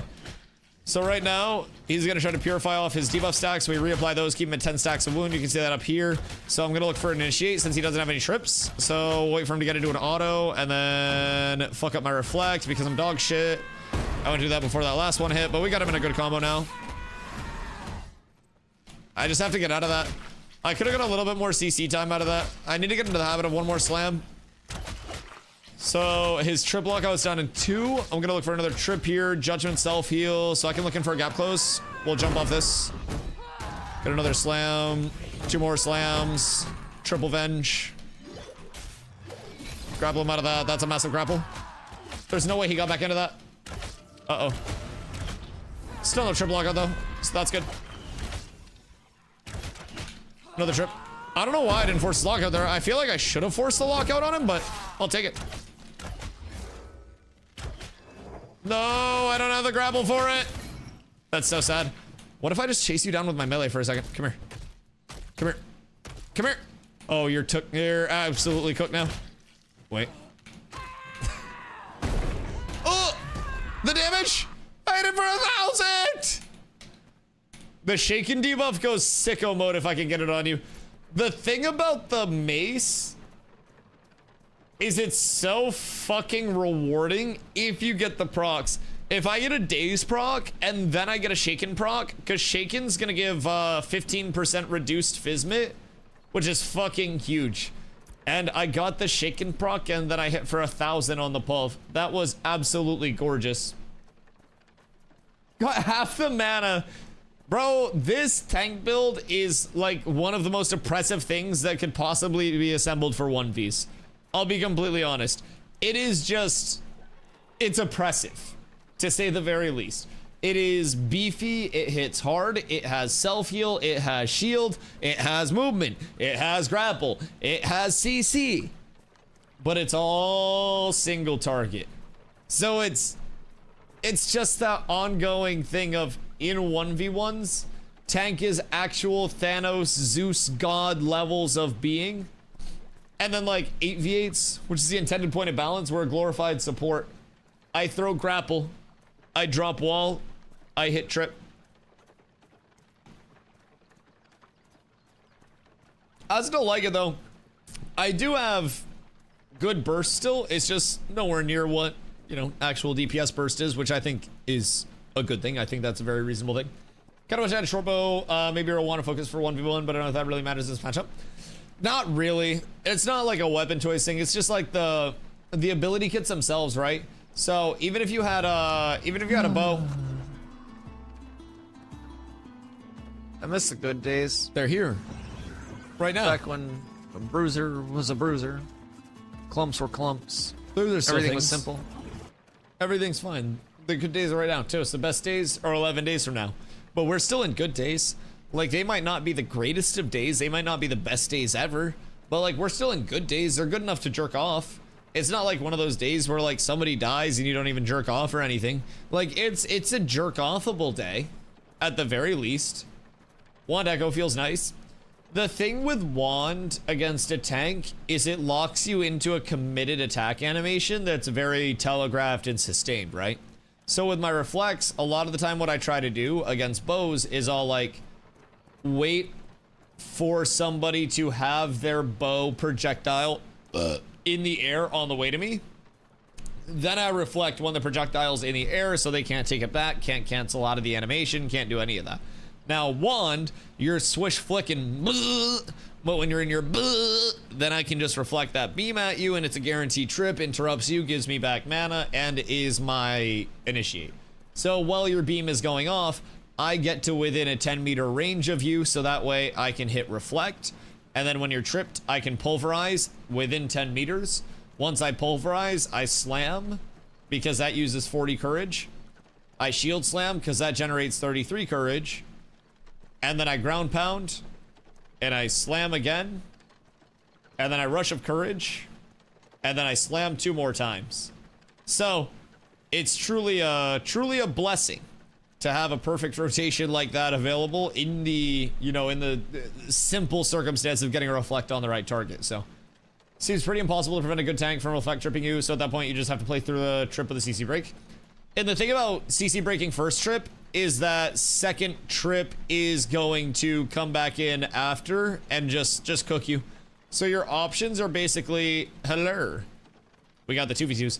Your options are basically either eat first trip and hope that it doesn't just insta-nuke you, and CC break second trip, or CC break first trip and then hope that you get away from second trip. But yeah, we have a lot, because if you movement gap me, then I can tomahawk you, I can grapple you, I can wall you, I can charge at you, I can do anything, right? So in 1v1s, it's just the fact that there's, like you said, no real way to avoid the reflect trip for players. You can roll it, but I think even if you roll it, the stun itself still goes through. So it's a whole thing, to say the very least. But reflect, I think, is like the thing. You didn't protect your ranger? Oh. Wait, were you actually killing her? Oh. My bad. I didn't realize that was combat. Whoops. I thought you guys were just saying hi. Oopsies. Second trip feels bad, though. Rogue does have a CC break on Shadow every 20 seconds. Umbral Cloak if you have an advantage every minute and a half. Yeah. I mean, definitely not the worst thing if you're a rogue. Not a lot of archetypes will bring that, you know, that inherent double CC break. That was weird. I fucked up that combo, and I had to, like, noodle it, as I call it. I had to just fill things with different things in different spaces. Yes. No, that's fine. Listen, man, PTR, that's working. I'm not going in that circle. Come here. Come here. Get back here. Come here. You let me get this combo off on you. I swear to God. Here we go. What the fuck? No, that's unnecessary. You get over here. Okay, we're good. Big Tamage coming your way.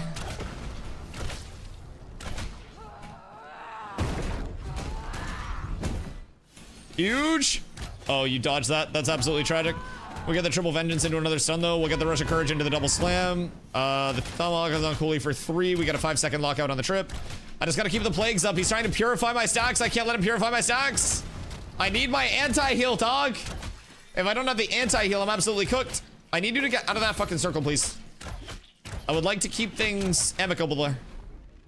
See, like, that reflect, I telegraphed it too long, so that's not a good reflect. That is something that will very frequently just get a, like, animation canceled. Because I did it directly after the projectile hit me into the next projectile. So at that point, you can literally just, like, if you have block bound, you can block out of an animation really quickly. But that one had more of a, you know, solid timing to it, so to say.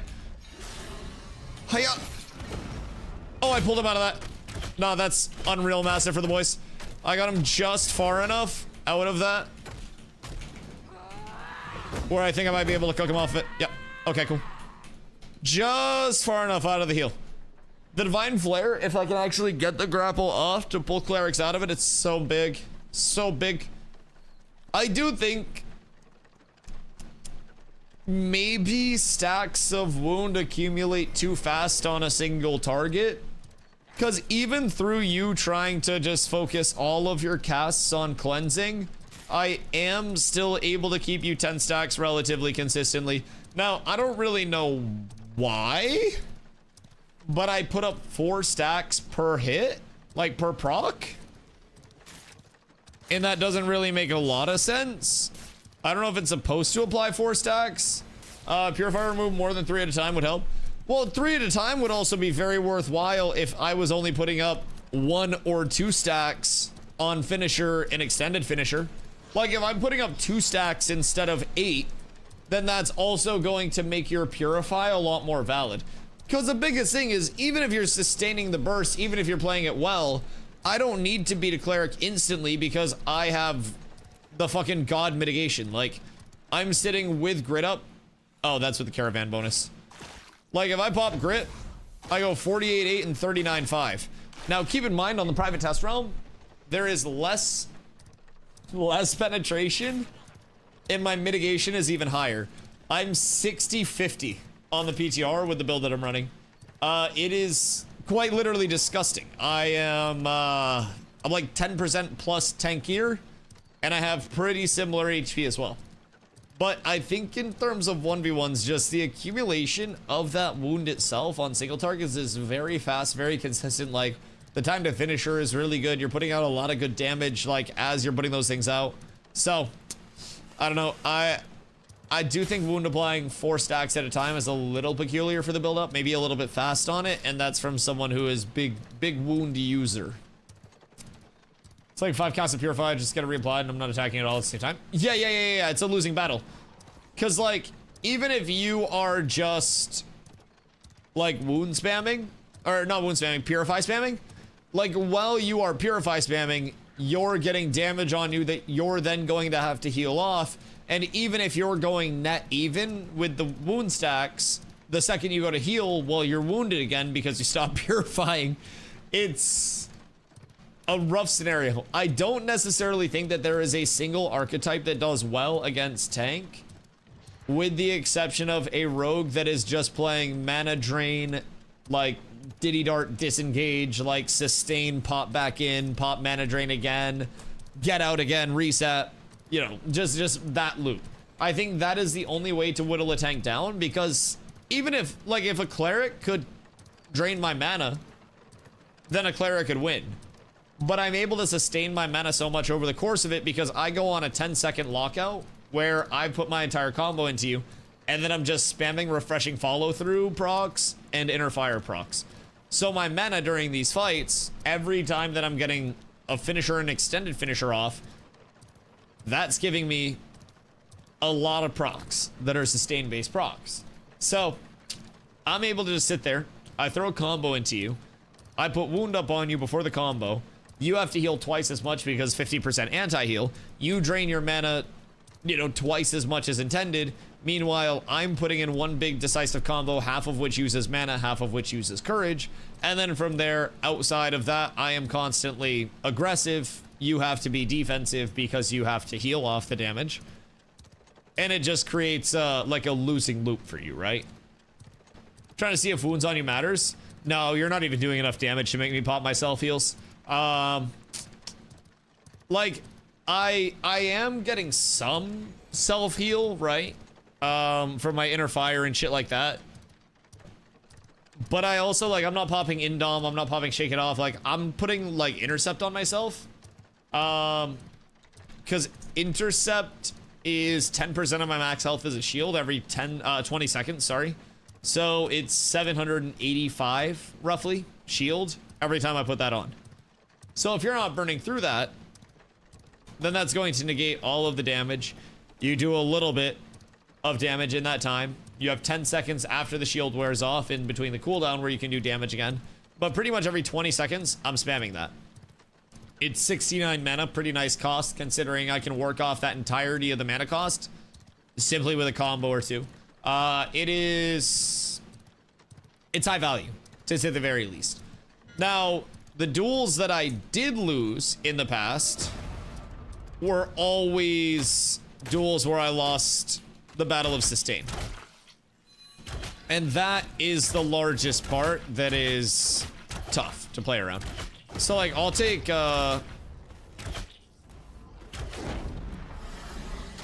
wound off for this one. So you can see how much different it is to play without the wound. So that way you can actually have a chance to, like, play your life. Now, once my wound actually wears off, because you'll notice my build's also toxic, and I have, like, an ungodly amount of wound uptime and, like, weapon buff uptime, but like, it's still gonna be possible for me to kill you without wound. It's just going to be a hell of a lot tougher. And then I have that combo where I just get more self-healing than you know what to do with. Aw. That would've looked so cool if I actually hit it. Hiya. I gotta get out of that. Yeah, so if you do have the ability to full heal, then that's going to be absolutely massive for you. Because then you actually have a chance to train my mana over time. So now I've got to play Reflex. I'll get a Reflect there, jump into this. No, I jumped in a fucking millisecond too soon.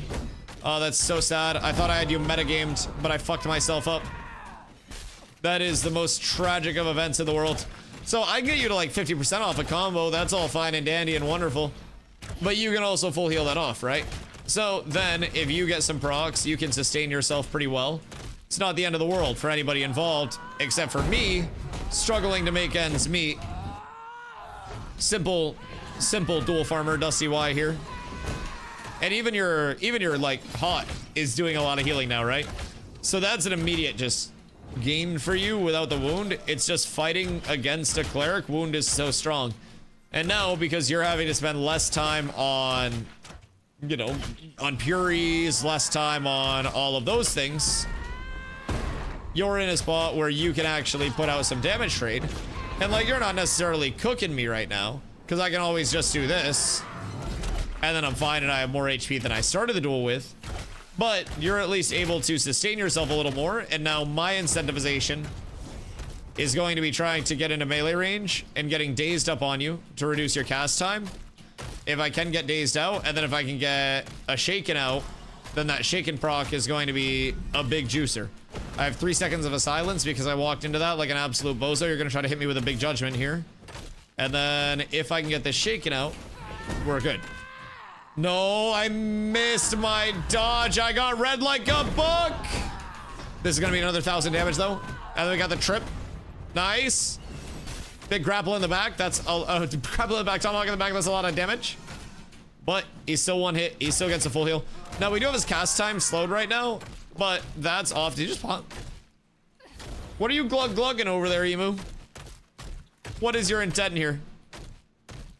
I did. Fuck it. I'm a tank. I deserve it. Pot all you need to, King. Yeet. Oh my god. It's just the cooldown's so fucking devastating if you do hit it. If you can get people on the combo lock and you keep them held down long enough, it is bis.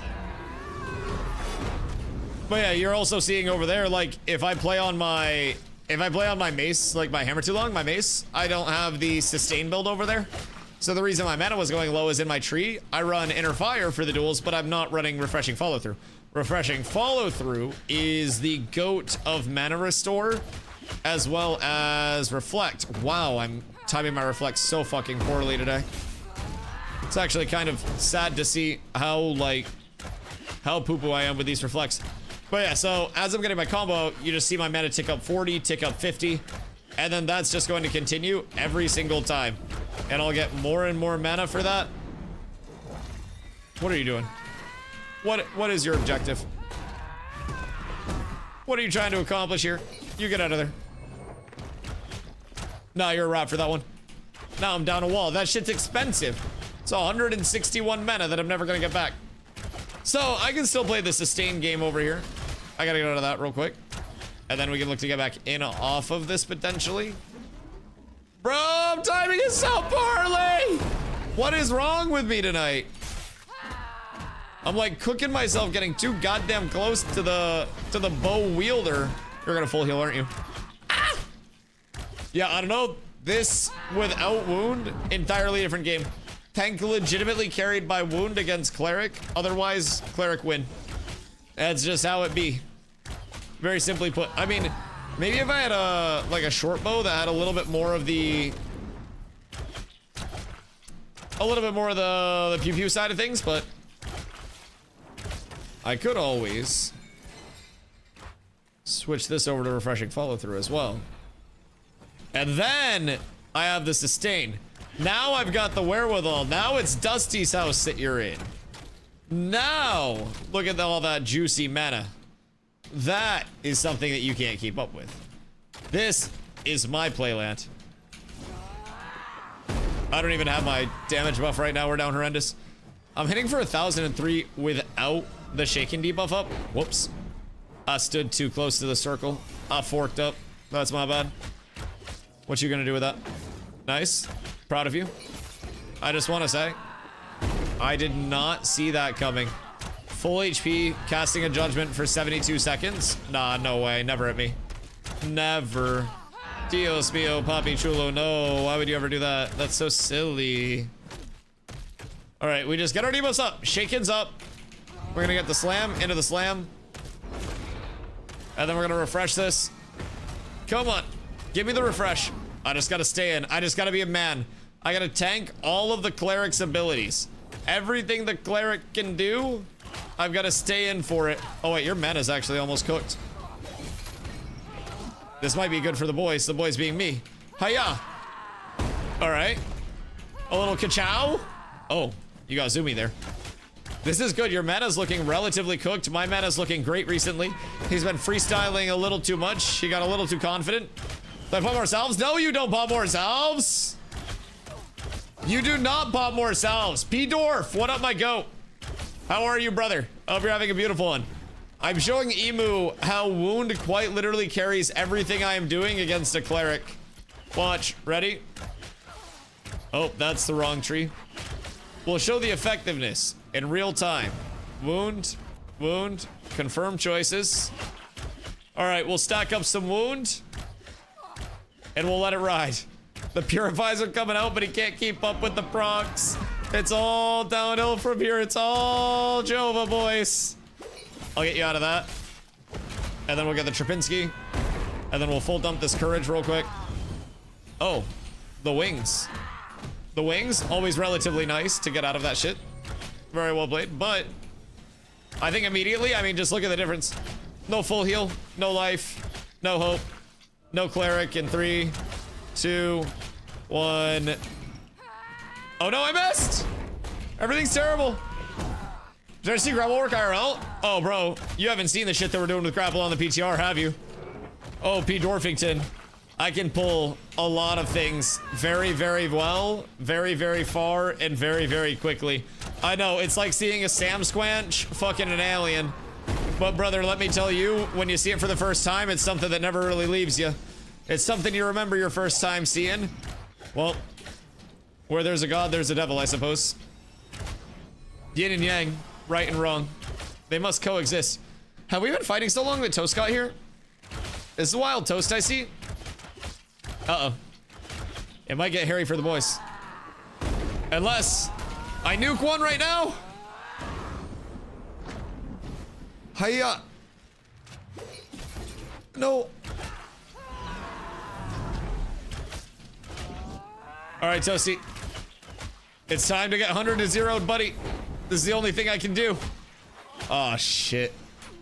We might be fucked. We've been here for so long that Kristen's dead. She passed away of old age.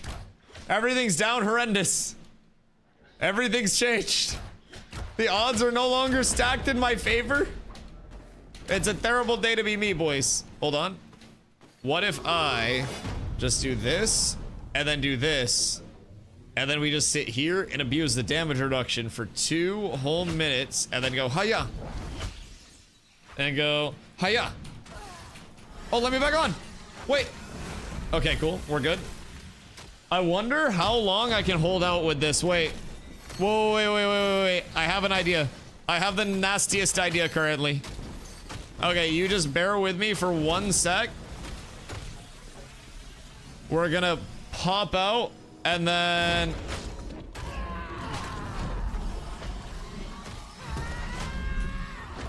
Okay. We're up half our HP. I don't know how much I can hold out for, but I have another intercept coming up here in 5 seconds. This might be good. This might be enough. All right, we gotta get the intercept out and then the intercept back in. They're trying to drop a lot of the magma fields on me. I gotta wait for the magma field to go down. And then magma field's down. That's resolved and... oh shit, I got out too soon. Uh-oh. That's not good. That's not good. The one move combos are coming for me. I got 20 seconds until I got another Indom. Am I going to be able to survive long enough to get that off? This is where it's getting a little tough. It's getting quite uncomfortable. I gotta pull forward out of this so I don't get silenced. And then we gotta... All right. I got enough mana. I got enough mana to make it happen. This is the stand of a king. This is resource management at its absolute finest. This is perfect. This is as intended. Everything's fine. It's all good in this hood. Wait.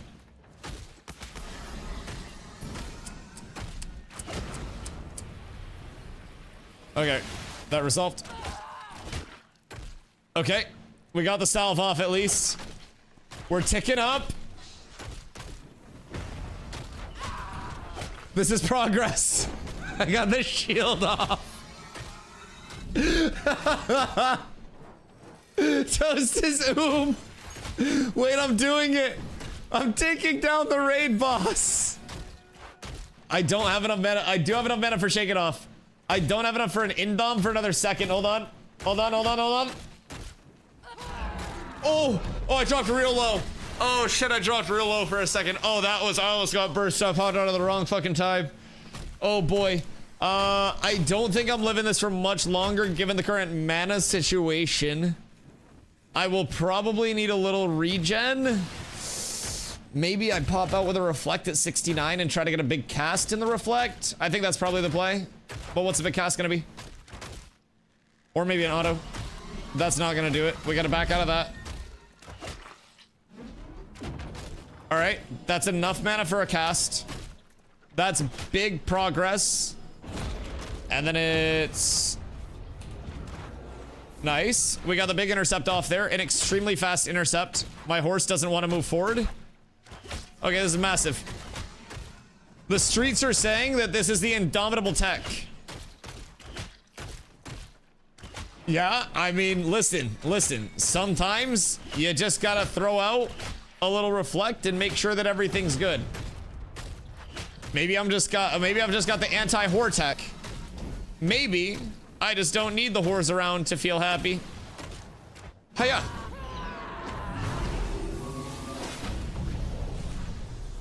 No! No! Oh no, I'm cooked! Let me on the caravan! Ah! I'm fucked. This is the end. I don't have any more health salves.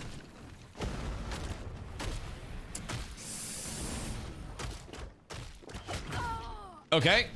I don't know if that's gonna be enough to do quite literally any part of anything.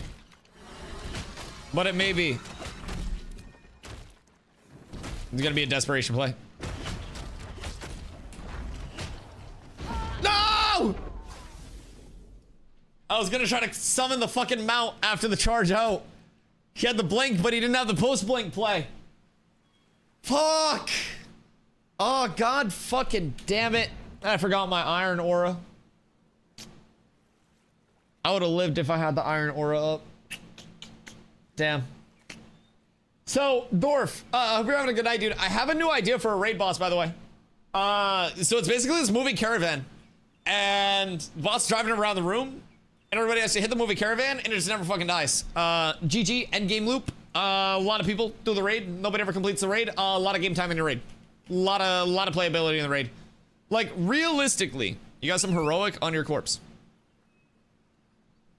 Oh, it's Willow. You can have it. You can have it. I don't need it. Oh, fuck. I gotta go all the way over here. We're not horrendous. I didn't ever do that to you. Do what you did as a cleric versus tank a long time ago. It's like a 2-hour journey. Listen, man. Listen. What's gotta happen has to happen. Monster coin vans? Wait. Chance upon killing a caravan to summon a monster coin van. Wait, a monster coin drop for a van would be fucking massive. Van tanking is no joke. Van tanking is not a joke, Dusty. Yeah, so, fun fact, I'm actually thinking that that's going to be some of our phase 3 tech with things hitting as hard as they do. I am essentially going to get AoE threat on something. Once vans are up, I'll just be able to do a mass pull like Steel Bloom or something, or Carf level 25 grind there. I can Intim Aura, and I can just AoE threat, and then I can hold everything aggroed onto me on a van. And then I get the massive damage reduction, nobody has to heal, and we're up tremendous. So, I think possibly, even with wounds, if I have like a bunch of Journeyman salves, it might go infinite. I was able to pop some salves. I did have one Journeyman healing salve that healed me a little bit. The only issue is that I'm not genning mana, so like at some point, I'm probably gonna get my mana cooked. Now, if we had started at a full health, full mana, do I think I could have sustained probably enough? Yes. Probably. Now, maybe some milk would have been enough to get me through. I took the mana salves. I try to not use consumes a lot because I don't want to have a baseline of playing with them. And then like, you know, get accustomed to it, right? I always try to have a baseline of as naked as possible in terms of my actual like consumes and whatnot. And then from there, I just consider consumes like a bonus, right? So if I get used to my baseline tankiness, if I get used to my baseline resource play, if I get used to my baseline damage scaling, then any consumes that I add on top of that are simply going to be bonuses after the fact, and it's not going to be something that I factor in. So that way, I'm able to freely change my consumes. So like on the PTR, I was running con consumes instead of strength consumes because I had enough like kill potential with my baseline power that I had accumulated. So I think like those things being fluid and those things being able to change is a massive thing. I don't think mechanics or knowledge are going to be awarded if I choose one consume. I can tell I lose. Oh yeah. No, absolutely. I don't think it'll be a bad thing by any means. And honestly, in terms of like salves and shit, it's probably something that you're going to be chugging in PvP anyways. I don't really know. Having your surge potions share a coolie with salves kind of nukes salves a little bit. Because I feel like at any high end, you're just going to have surge potions. Like, you'll just use those, because you can get like an arcane surge potion that's giving you fucking 1869 magic power. They have the fizz power rating one. Like, surge potions are insano style. Now, I haven't seen those on the PTR yet. I also haven't done a treasure map on the PTR yet, but as long as you play the 1v1 with no consumes at all, so you know baseline. Oh, yeah. And I mean, somebody that plays the game a lot also isn't going to get completely skewed off of that.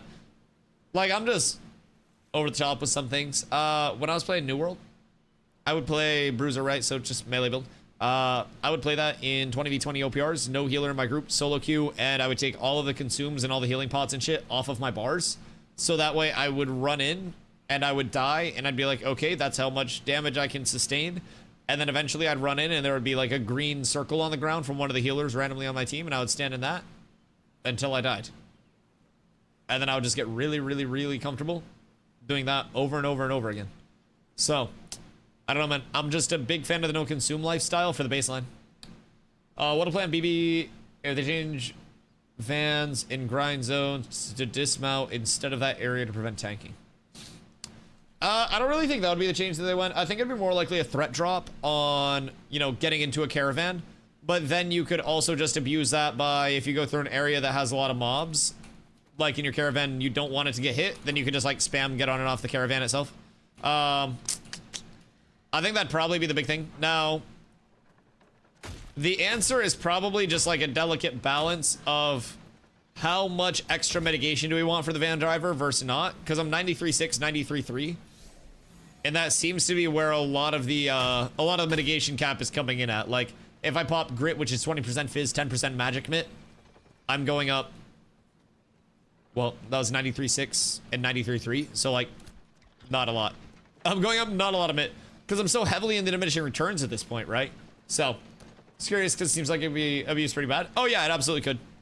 And I plan to. Now the thing about it is you're not going to be able to abuse it until T2 nodes are up. And you do have to have somebody like actively in the van, right? So it is what it is. I don't necessarily think it's like breaking anything, so to say. It's just knowledge of the mechanics and how they work. So essentially what I would have to do is just round up a bunch of mobs. And then once I round up the mobs, I get a bunch of AoE threat on them. I pop Intim Aura, and then once Intim Aura's up, I hop on the van, so I'm still ticking threat while Intim's up for those 8 seconds. I wait 12 seconds, I hop off the van, I grab more mobs, I Intim Aura, I pop back on the van. It's kind of massive. Yo, Black and Gold, what up, dude? Thank you for the 5 gifties, man. I appreciate you. 5 steps closer, boys, to the 24-hour Phase 3 launch stream on the 26th. If you guys want to help make that happen, click on your sub button to see if you guys got your primers available, boys. A massive W for Black and Gold. Black and Gold, I appreciate you, dude. I hope you're having a beautiful night. Thank you so much for the 5 gifties, man. Genuinely means the world. All right, Toastington, I got something for you. The Dick Man's got a special delivery. Why don't you cast on me? Why don't you cast something with the cast bar? You don't want to cast something with the cast bar, do you? You don't want to cast something with the cast bar, do you? Chain lightning. The one thing he can cast without a cast bar. Good fight. You. Wait.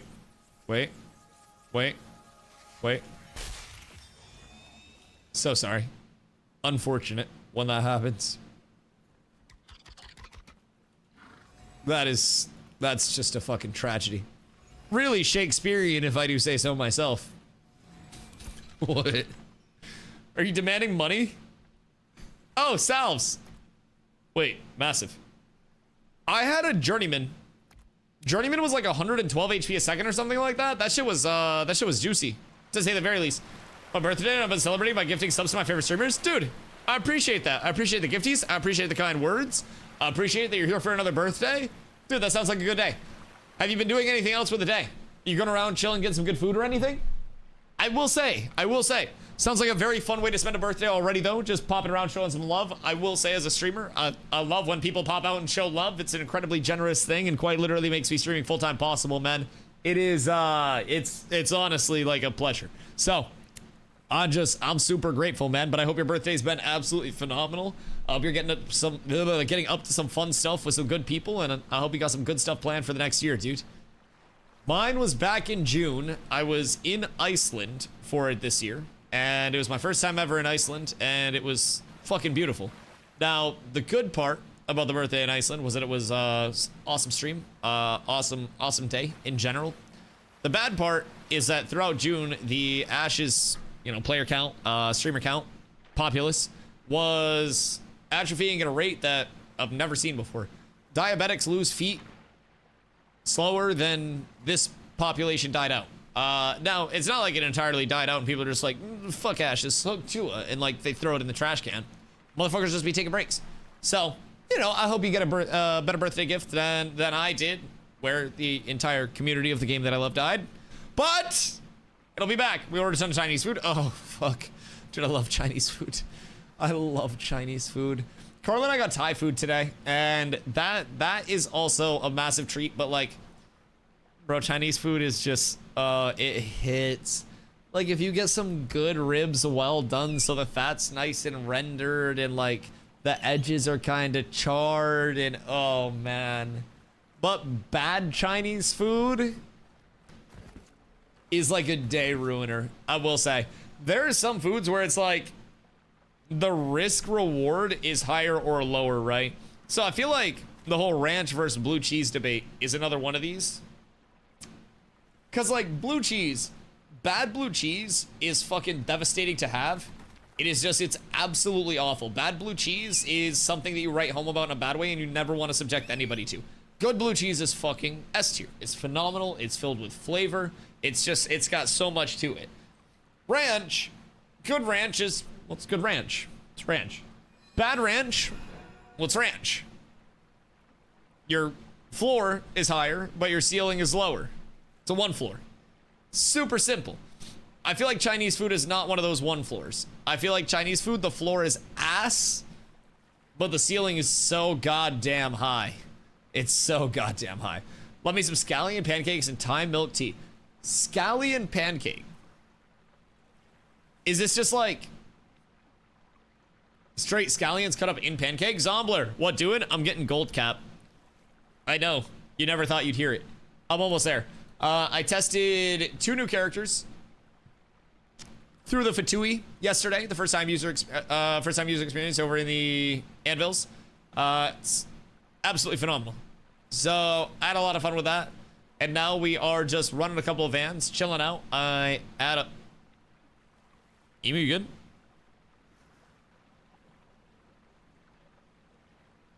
good? What the mayor doing?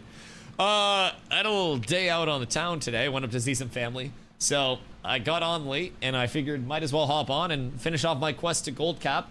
We've already given away a mount today to some random that we saw along the way. What did my van do to you, dog? I don't know why you've got to be so fucking violent all the goddamn time, but it's okay. It's okay. No, I mean, there's a chance on the PTR that you can kill me if I just don't hit any of my buttons and completely misplay, and also AFK, and you get some crits. So that's cool. Auto attacks on left click for you. What? Do you not like target click to acquire? I do a mix, because like your tab target's based off your reticle, but I do a mix of like click acquires and then like tab target reticle acquires. But like, it's not fully based off your reticle, but it's like softly. So you can acquire kind of like based off camera movement, but I feel like I do a lot of nameplate clicking. Or is it so you nameplate click and then immediately auto somebody? Also, do you use auto attack? Like auto attack turned on? Does everybody use auto attack turned on? Mental Ashes Cody's talking culinary risk reward. Oh, there's risk reward in everything, P-Dwarf. Yeah, absolutely. There is risk reward in quite literally everything that you are doing on a daily basis. I went to take a shit before stream. Risk.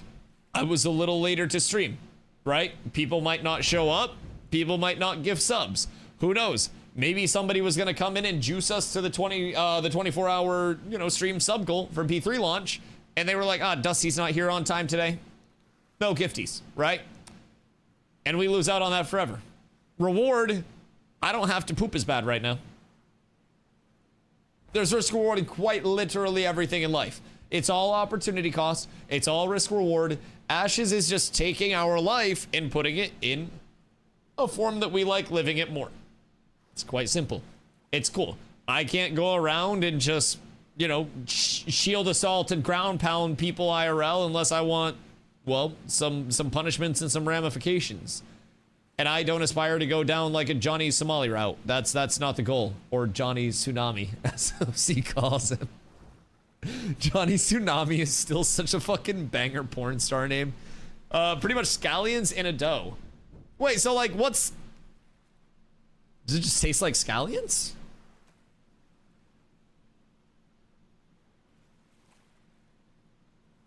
I don't know if I'd like that, and I like scallions a lot. But you also said blue cheese without chunks is tolerable, and I vehemently disagree, and I think blue cheese with chunks is the best blue cheese. It's like scallion flatbread, real good. Okay, so kind of like a, not like a pancake, more of a flatbread. Maybe I just need to get scallion pancakes. Hold on, I need to look this up now. Now you've piqued my interest, because I fuck with flatbreads. I still have the menu pulled up from that place you sent, Hoofs. Scallion pancake. Okay.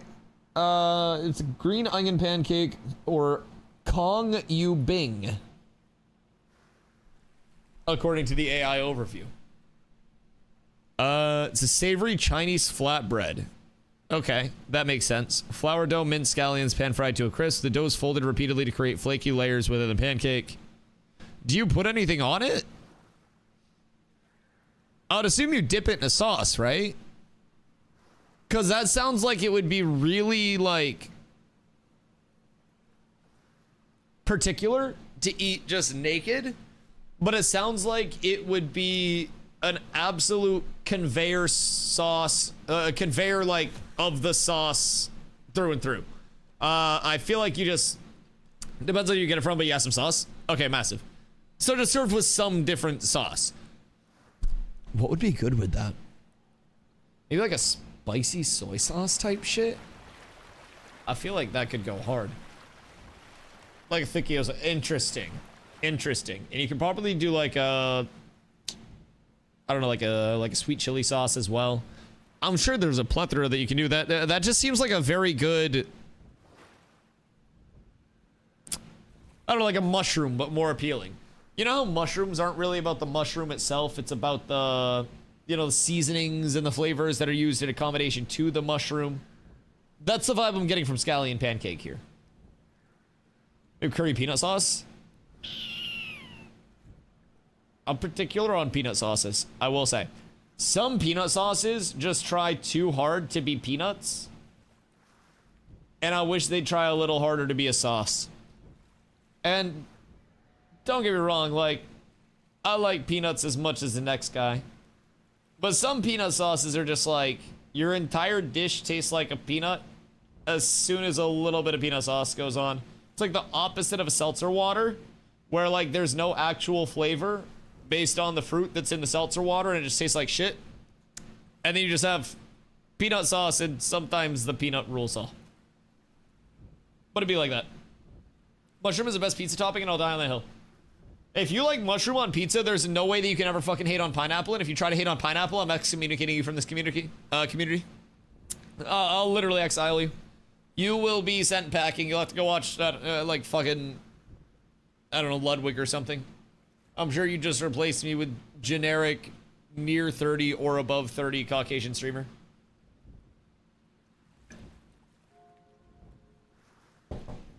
Have you tried peanut soup? Peanut soup or like boiled peanuts? Because no to either one, but now I'm intrigued. What's peanut soup? Already had this conversation about pineapple. Well, I can't remember who the ops are and, you know, who the intelligent people are at points. Dorf, what are your thoughts on pineapple on pizza? This is the ultimate, like, do I actually want to meet Planendorf at TwitchCon, or am I just going to avoid him if I ever see him? Because there are two routes. Like, I could legitimately... Can I kill him in 3 seconds? No. Almost. Almost. We could have had it all. What if I let you get me to like 40% HP without doing a single thing? If I start under 50% HP, that might be enough. Actually, I just full heal at that point. I'll be honest, I just full heal. I wouldn't recommend it. Everything's cooked. Everything's cooked. It's just the 1v1s. Boiled peanuts are good at my Kung Pao chicken. Wait. Are those boiled peanuts? Or are those just regular peanuts? Look at my coolies. I'm getting another van. I think I have enough, Glint. Because if those are boiled peanuts, then those fuck. But I feel like those are just regular peanuts that have sauce on them sometimes, right? If they're softish, I think they're boiled. Right, but what if you put a bunch of peanuts in a pan with like a teriyaki sauce? Would you kind of like boil them in the teriyaki sauce a little bit to a certain extent? Because I feel like that's the thing. Sir, madam, that's called peanut butter. Chunky or smooth peanut butter, though. Pineapple on pizza is the greatest committed upon good pizza. What is the... Wait, what is wrong with pineapple on pizza? Pineapple on pizza is fucking phenomenal. You just need to have some salty to balance out the sweet. Like a bacon pineapple is a fucking S+ tier pizza, and I will not be convinced otherwise. And if you try to convince me otherwise, it's libel and slander. The server worker just absolutely fucked my B-hop there, and I want my money back. That is a fucking travesty. Sometimes that little hitch desync just stops a B-hop. And I'm trying to get as many B-hops in, you know, before everything dies as I can. Okay. More gold. Thankfully. We are above 900. We're at 908. Do I have the glint for one more ride? I think I do. I need to have a little over... The fuck is going on with my storage? I need to have a little over 3 gold glint. It might be close. It unironically might be very, very, very, very close. Cancel. Drag all this out. Tell me I have more blue somewhere. Like another singular stack of bluebies, and I'm feeling really good because that would mean I... Uh-oh. Chat, we're gonna be cutting it close. We're gonna be cutting it real close. Alright. Let's get to smushing. Oh god, all of this is just impartial stacks. Oh no. We're good. We're good. And we combine you and you. You and you, you and you. Oh, shit, chat. I don't have enough. You had more of the baby glint? Baby glint, do. I did. I don't think that's gonna be enough to start a cascading waterfall event here. I can get... Oh, God. I might not get gold cut because of this. I don't know if I have enough. I don't have enough for that. No! I'm so close. I'm so close. Do I have any... Do I have any glint nearby? Oh, we're down horrendous. Just go to another node. I think I consolidated everything. That's the problem. I think I quite literally consolidated all of my shit over to here and to Squalls. Whoever designs the movement system just had a fucking stroke, by the way, and I'm so sorry. Bro, if I would have brought this up, I would have had enough. Oh, fuck. No, no, not like this. Not like this. Alright. We got a little bit. That's back in the Riverlands. That's stolen. That's in Jova, though. I mean, Jova might not be the worst. I started character leap. You didn't see my character do shit. Shut the fuck up. It's in Mira. Halcyon has nothing. Southern Harbor. Squalls has a lot. I might need to go to Squalls. Seahook. Oh, Seahook! Seahook! Oh my god, we're up so tremendous. Alright. Materials. Bup. Boys, we're going to Seahook! I need a flyer. Actually, wait. Oh shit, I don't have any scorpions. Oh, what am I gonna do to give away all my scorpions? Oh, we're down so fucking horrendous. Oh shit. Oh wait, do you have more scorps? 4 scorps and 7 years ago. Oh, thank you. I have Bippo, but I do not have a Borpian to abuse. Nope, we're good. We're good. We go fast. The water mounts. This is your intended water experience. Just train one? Wait, that's actually so clutch. You were most definitely... Wait. Okay, we're all making a big deal out of like 185% move speed Scorpion. Y'all motherfuckers see 230 on an aquatic mount on the PTR? Brother, you are actually going to be David Hasselhoff in the SpongeBob SquarePants movie, zooming through the surface of the water. Like, it's fucking absurd. If that is an accurate 230 and you are 45% faster than this? There are jet skis that go slower than that. That's absolutely absurd. At least it's a nice scenic swim. Just gotta make sure you don't die, aim it in the straight line between the two mountains, and then hope for the best. And you're absolutely balling. Now, fortunately, there's no Kraken. So there's also no risk of anything bad happening to us whatsoever. During COVID, when we were all work from home on some calls, I'd go, hey, Alexa, play Baby Shark. Oh, no. Everybody's Alexa.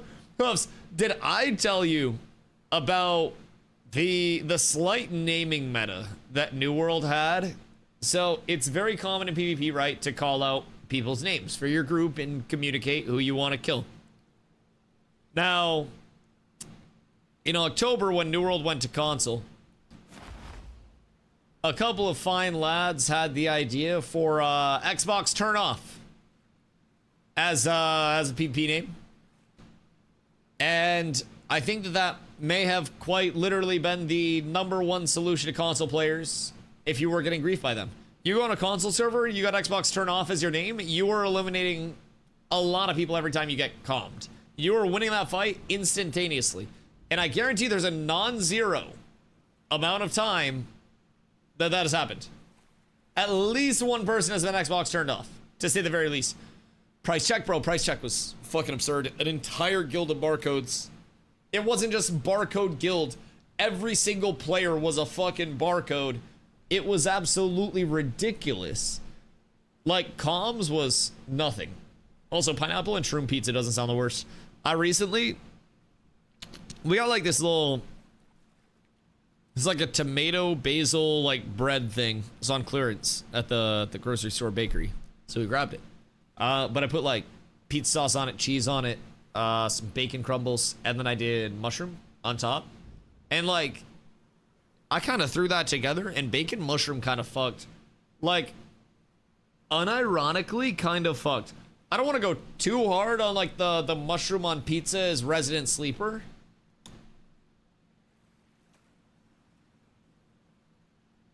But like,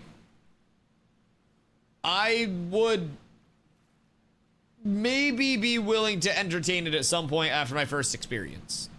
Not first experience, but recent one. Chiefs fan, what up, dude? My favorite PvP name was the church, so it was always like the church killed you. The church controls all. Do you like unlocked camera movement? I can't tell if I do. I do not like it because with unlocked camera movement, you are forcing yourself anytime you directionally turn to a degree that you're not able to shoot. So essentially, I will like AD strafe or even S key strafe and I'll stay shooting, right?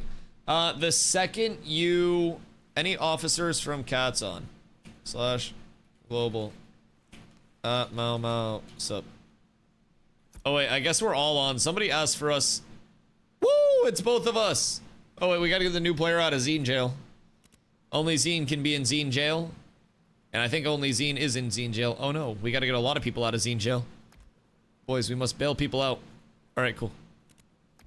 We're good. Everybody's safe, except Zine. Zine is at the bottom. What's up, bro? We just trying to get Gold Cat. We're very close. Very, very, very close. One more successful van, and we've got Gold Cap, and then I die happy. I don't really know what I'm gonna do once I get Gold Cap, but I'm gonna do something to probably celebrate. Maybe I just like, I don't know, pay toast a little bit. Just kidding. Just kidding. Oh, word. We got more of the lads. As long as everybody's set up in the Discord, then we're good to go. We're up. All right, I'll be right back. I'm filling up my water while we're on autopilot. We need to stop over at Seahook. I've got to get my glint. We've got to go back to Shorefoot. I've got to get my glint like laundered into the crates, put the crates on the caravan, drive the caravan back down to Squalls, get to Squalls, get gold cap, pillage player markets, manipulate economies, give new players shit. Coming soon on Dusty Ball Z. Tonight, chat. I'll be right back.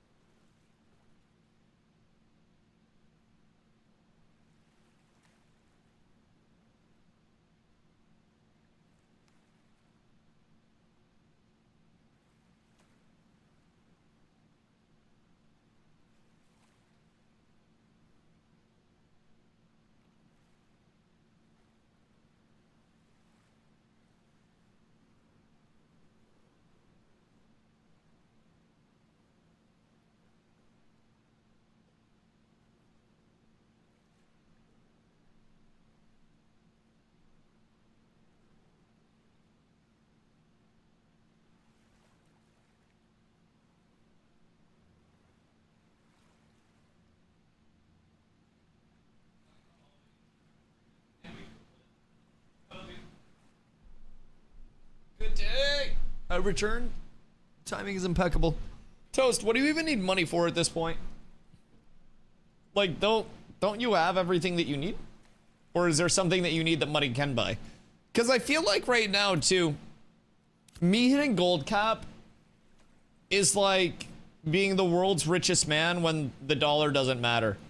It's like the post-apocalyptic world where tech and money can't save you, and it's down to your survival instincts and your ability as a grizzly man to chop down trees with your bare hands and turn that tree into a shelter. And I feel it's at that point in Vera right now. It's not actually about, what money you have. It's not about what material goods you possess. It's about your survival instincts. It's about your mental state. And fortunately, my mental state's already so far devolved that really I'm still somehow having fun with this.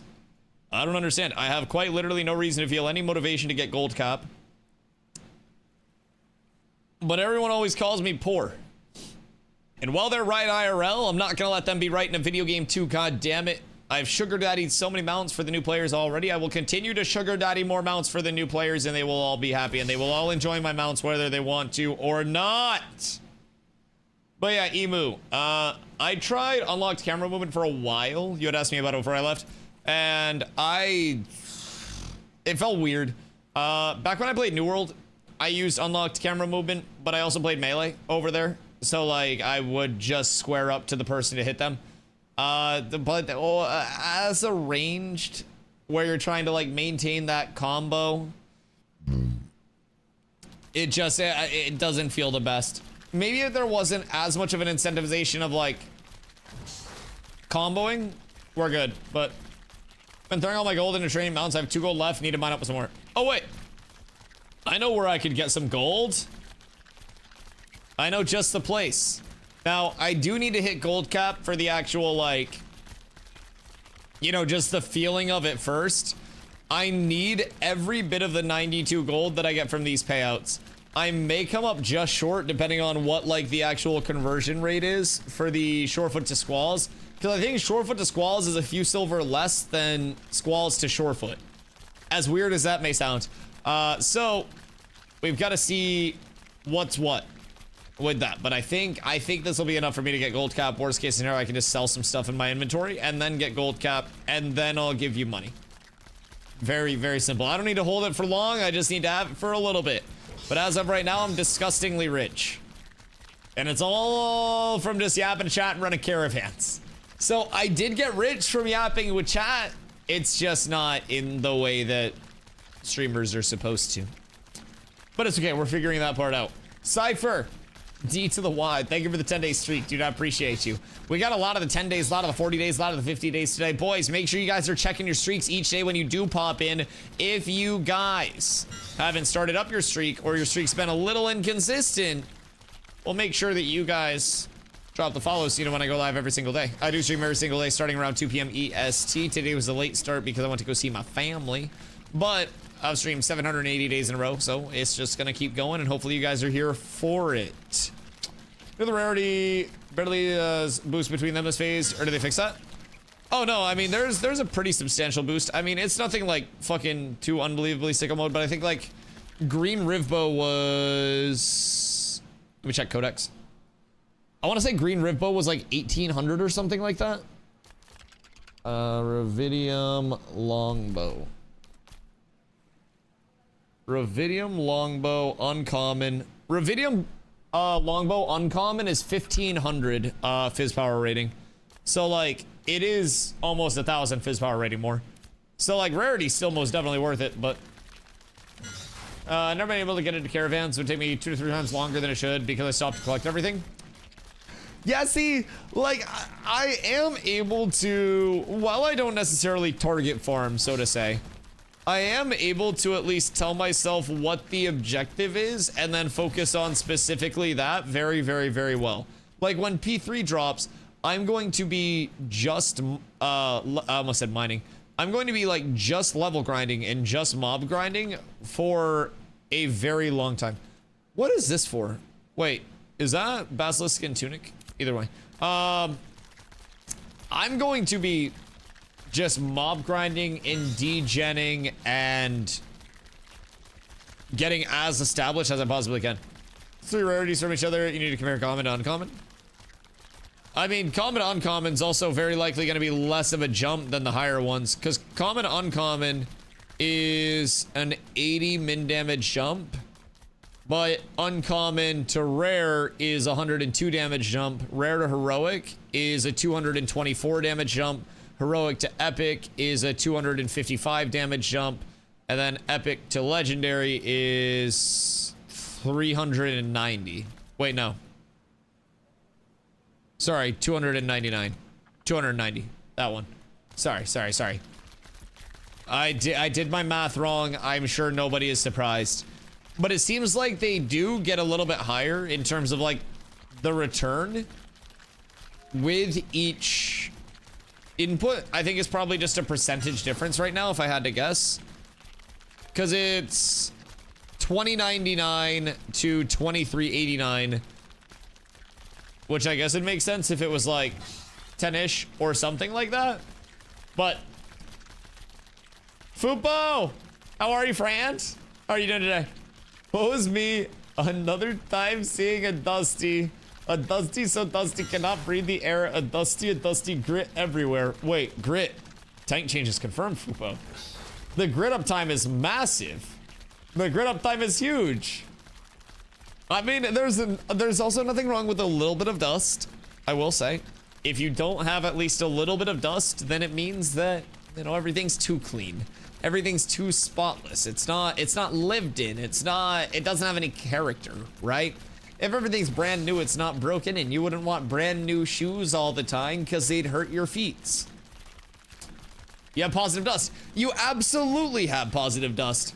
And like some of this dust that, you know, goes off and gets all in the air and pollutes everything is actually the most refreshing thing that some of these people have breathed in a while. Because some people have been corrupted by the doomium dust of the YouTube directory.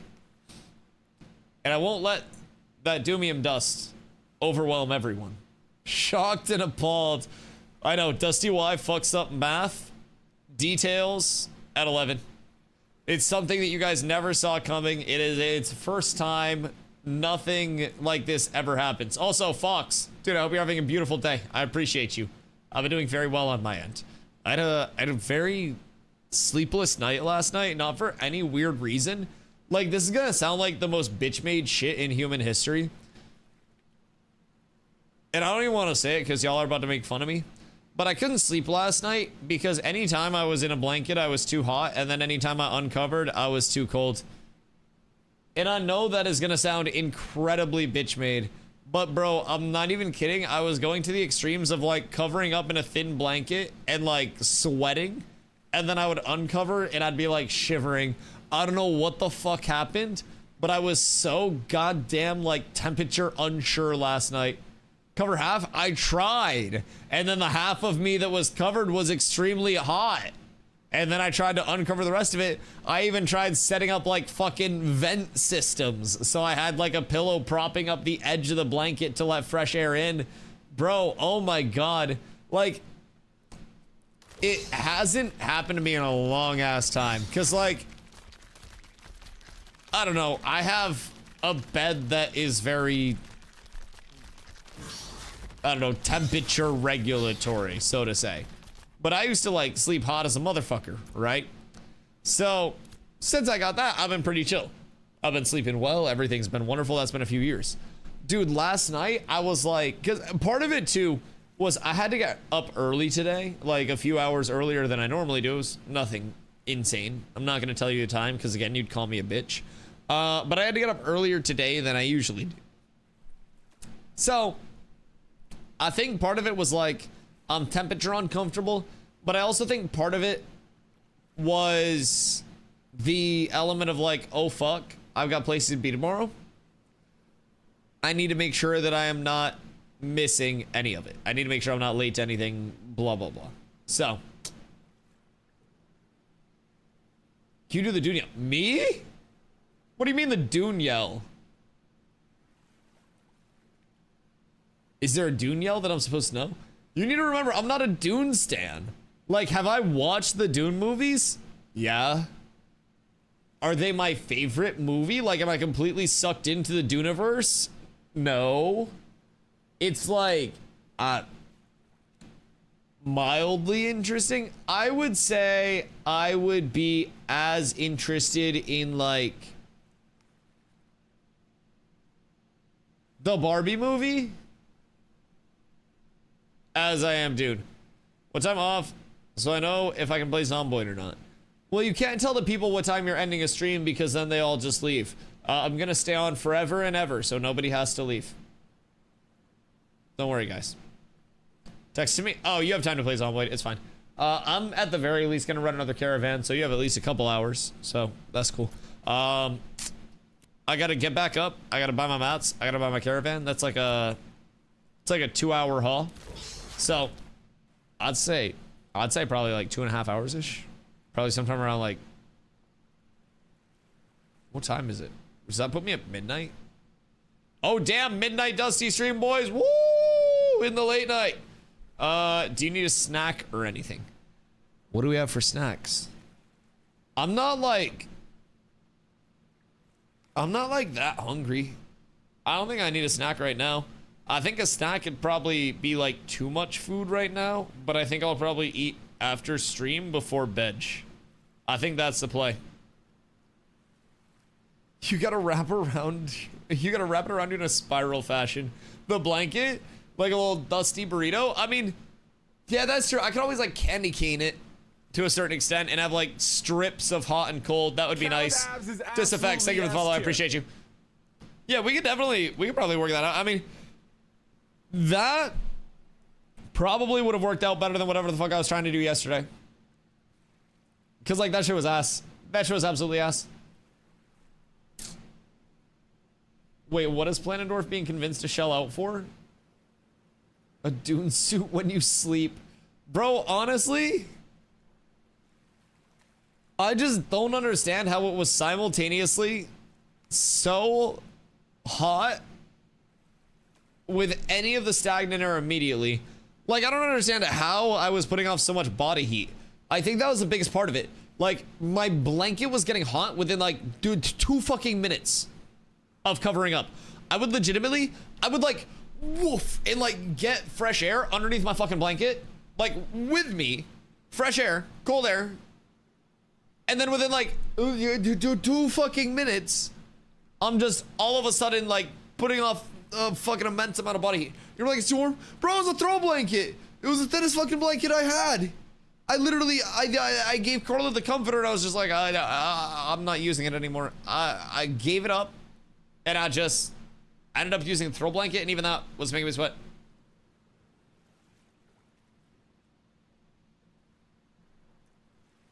Must be getting a bunch of extra. Am I getting fat? Wait, Twitch, chat. Oh my God, I'm so shook that I just called chat Twitch. I use your guys' first name. I'm so sorry. Am I getting fat? Chat, do I look fat? Who has me shook? Do I look... Wait, hold on. Be real with me. Be real with me, chat. Am I can't tell. Only your wallet. You see my sub count. Don't lie to the people. I'm scraping by. For the meme, yes, but really no. See, the good news is you guys can only see my shoulders and up. So unless I chin up and kind of like neck out, then, you know, I've been told I'm looking pretty brolic. I want you guys to know I've been lifting weights again regularly. Now, is it a lot of weights? No. Hoofsy! Hoofsy's trying to make sure that I can eat 3 meals a day so that way he can bully me for being fat. I see the long-term play. Hoofsy, the big Hoofington. Hoofsy, thank you for the 5. Black and Gold came in earlier with the 5 gifties. Hoofsy comes in with the 5 gifties. Boys, I appreciate the love today. Thank you, guys. Much love. It genuinely means the world. We are many steps closer today, chat, to the 24-hour Phase 3 launch day stream. We have 11 days remaining. And as you guys know, I stream every single day.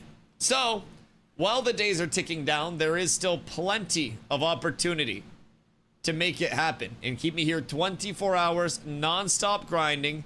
This is not going to be a sleep stream.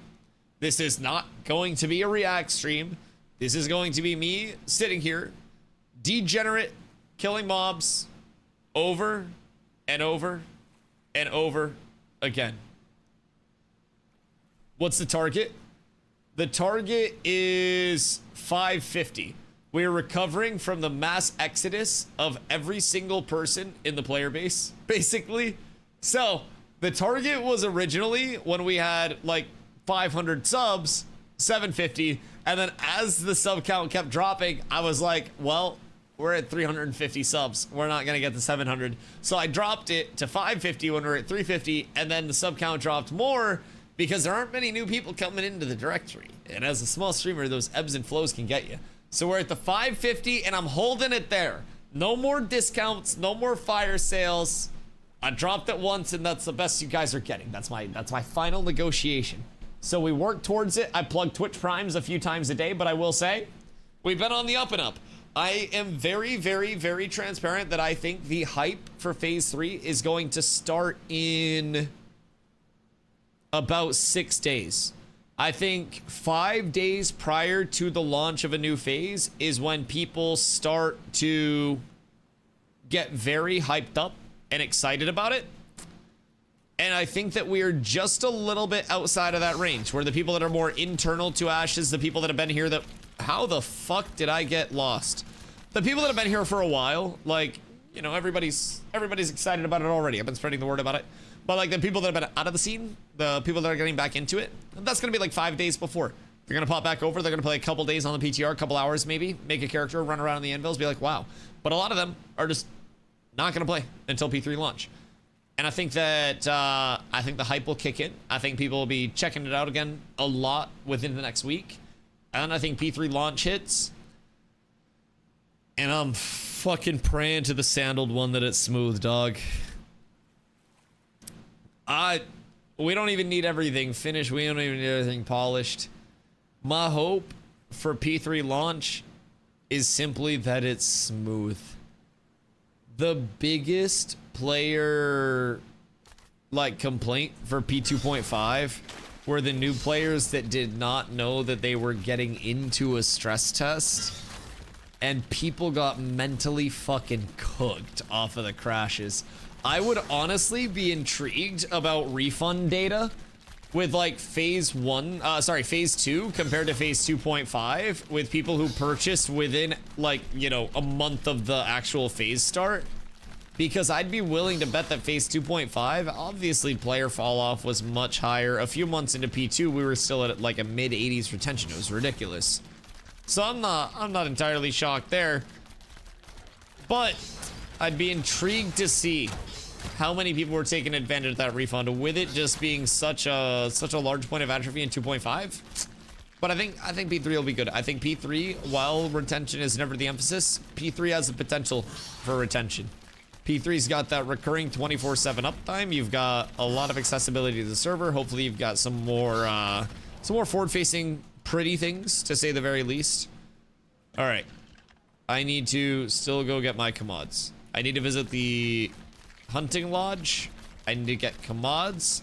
I need to load commods. I need to launch van, and then we are truly up tremendous, and all will be well. Dude, I am gonna miss b-hopping to a certain extent. I will say, like, b-hopping well, it is by no means or measures healthy for Ashes in the state that it was present.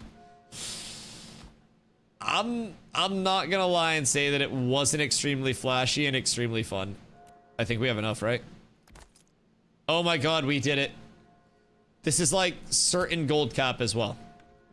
I don't think there's a single way in hell that this doesn't get me to gold cap with 4 epics. Goddamn, Scorpion just tried to pinch me. That's extremely rude. Just needs a reminder now and then. Oops, you know I never forget.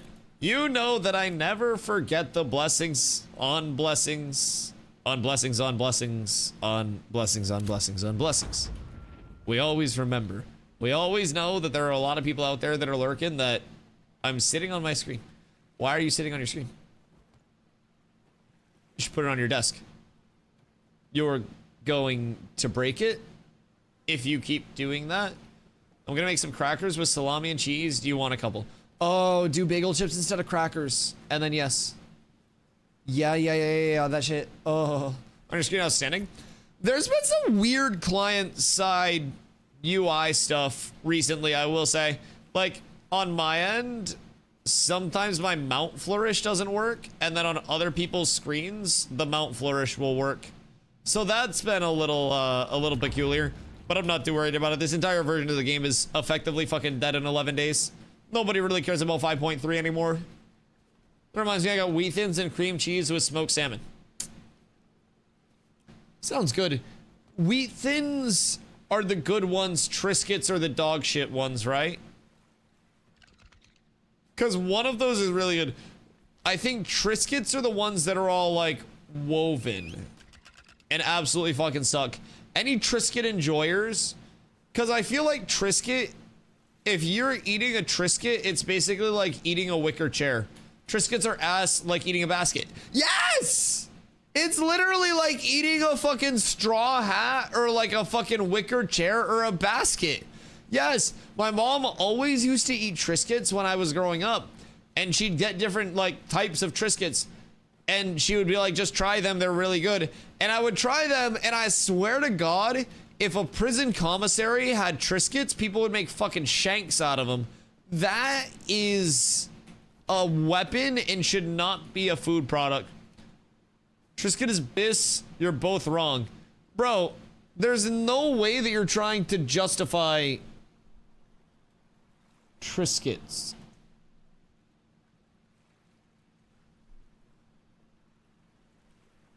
Hold on. Open image in new tab. This is who you're defending. What the fuck do you mean? Eating gross snacks is how parents keep their kids from getting at them? Wait, Dorf. I was mid-yap before about pizza, And I like mentally logged that you said some bullshit about a cursed pizza. I'm pulling you up real quick because of this. People do not get pulled up often in this house, but I'm pulling you up. As a child, I once convinced my dad to make strawberry banana pizza. Would recommend it.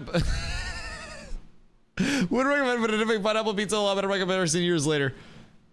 Strawberry banana pizza. Okay, so like, I feel like the tech with that pizza, because now you're getting me re-engaged in this. Oh my god, wait, look at that texture. So what do they do with this? Is it like a Chex that just has like extra super fried reinforcements? Hard white crackers are it sounds so wrong to say. Are the ones that suck, not Ritz. I can't remember the name. Are you talking about club crackers? Because club crackers, I think Ritz are better. Now, I also think that Ritz in Iceland were way better than Ritz here. Right when I gotta go. Dwarf, we can discuss your pizza choices later. Now, I will say, you make that same pizza, you do a yogurt sauce, you blend it up. But instead of a pizza crust, granola. Brother, low key. Wait, hold on.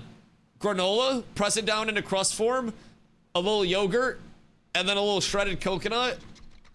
And then you do your strawberries and your bananas. And then I think you actually just have your childhood pizza. I'm just saying, that might slap. I got the garlic butter Ritz too. Bro, the Ritz in Iceland were like less buttery. But apparently our buttery flavor isn't even from like actual butter. It's from all of the like the oils and the additives and the this and the that. And when we were over in Iceland, I guess just like the EU Ritz in general, right? But they're made with less of the additives and just like more like less bad things, right? And they were less buttery, more crispy. I thought they had a better flavor overall. Premium original saltine crackers. Wait, you hate saltines? Nah, saltines are like the OG.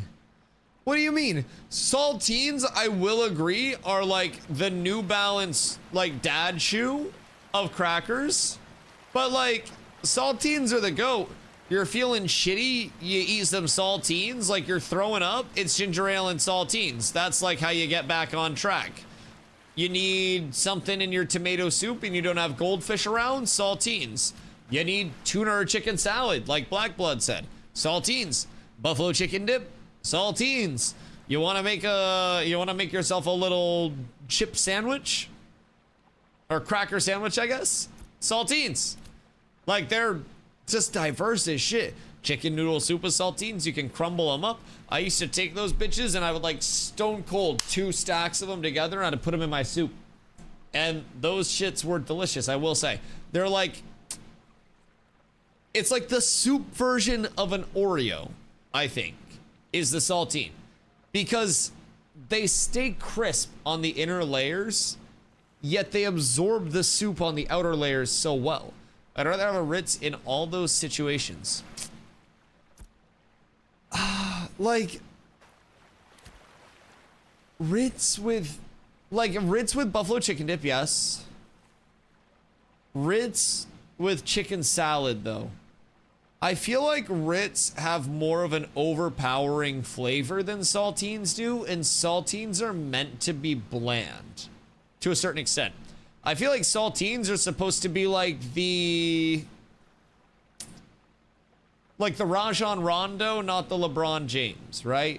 Not the NBA's all-time leading scorer, just an assist man, just dishing out some dimes, a little 23 assist game here and there. And it's all about what's on the saltine and what's accompanying the saltine. If I am throwing up, I'll just eat plain saltines. I hopefully don't throw up a lot. That's always the goal, but I have a sensitive tummy. Been very sick many a time before, and saltines were the go-to. Chat, when you guys are sick, what's your go-to food? Like, you're on the couch, you've had tummy issues. Like, what are you going to? Because for me, it's ginger ale and saltines. I will literally just crack open a sleeve of saltines and I will pound those bitches. I get some ginger ale and we're feeling good. Gatorade? Yeah, Gatorade is going to replenish. Pedialyte fucks. If I'm sick, I will pound Pedialyte like nobody's business.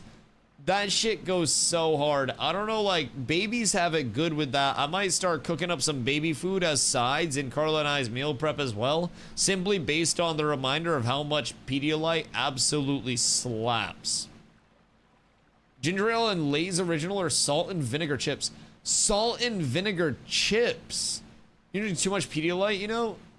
Yeah, sure. Like, if I'm just completely hydrated and pumping, but let's ask Google. Hold on. How much Pedialyte is too much? You should always follow the specific instructions. Shut up, bitch. Generally, it's recommended to consult a doctor if consumption needs are greater than 2 liters, 64 fluid ounces per day, or if vomiting, fever, or diarrhea continues beyond 24 hours. Consuming too much can lead to electrolyte imbalances, potentially causing symptoms like weakness. We don't worry about that here. Headache. Okay.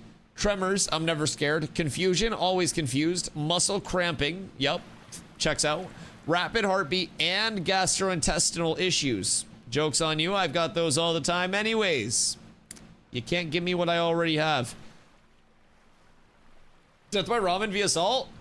Oh, dude. I love ramen.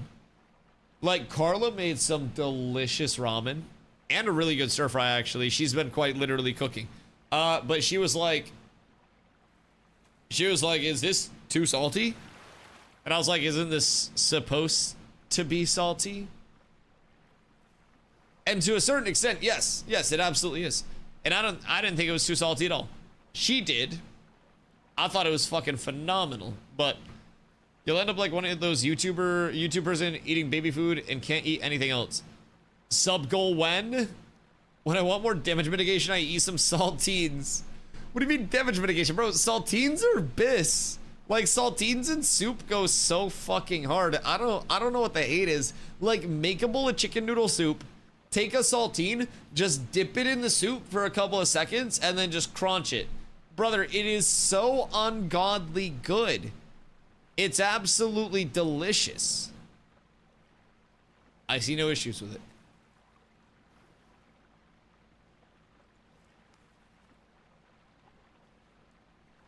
Leon, thank you for the hydrate, my friend. What else do I like when I'm sick? Bro, honestly, I feel like it's just saltines. You do the same with the Ritz and it's better. I disagree. I feel as though a saltine has much more crunch than a Ritz does in the first place. I like OJ when I'm sick. OJ bis, but whis when throwing up. If you're throwing up and you throw up orange juice, that shit feels like 1,000 fucking daggers coming through your esophagus. You would be actually better off getting throat fucked by a flail than drinking orange juice while you're throwing up. At least in my experience. Or soup. Yeah, soup go hard. Soup go very hard. Ginger ale, hot tea, and soup. I do have hot tea.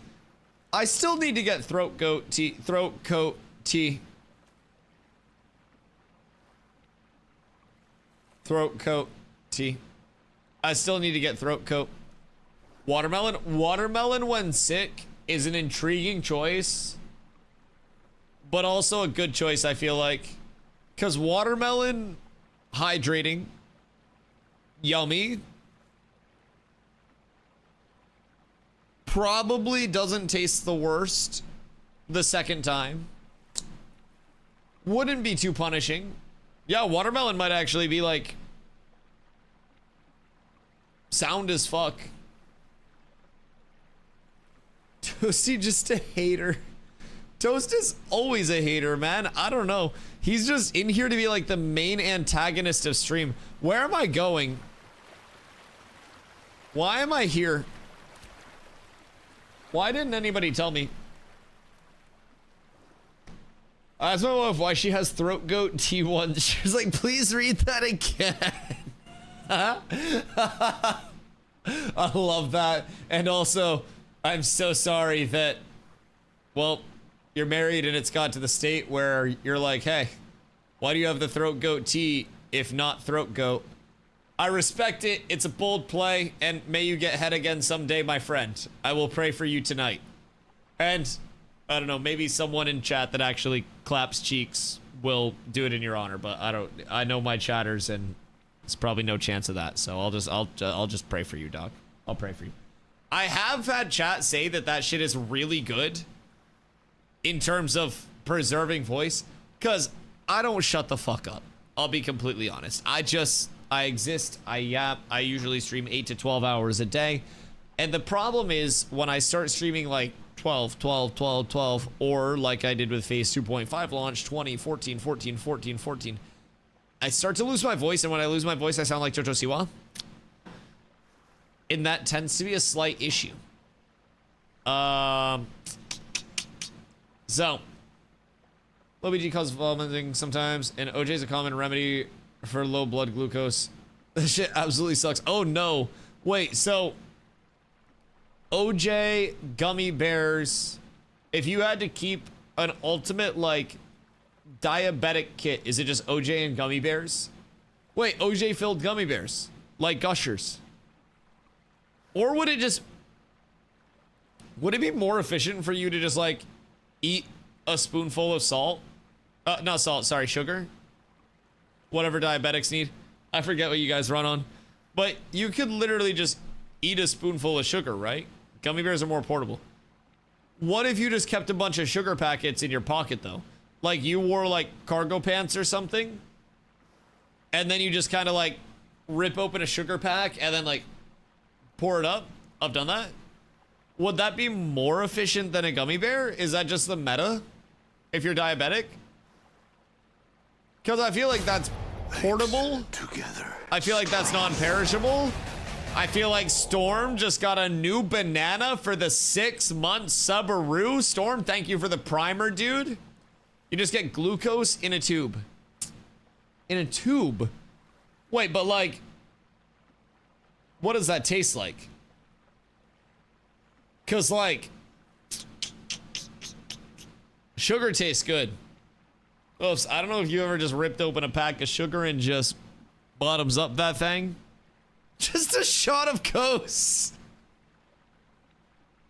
So what would you do if it's like a tube of Kos? Would you have a belt where it's like, it goes around and it's got like the little bullet hole loop things, but instead of big ass shell casings, it's just like Kos tubes?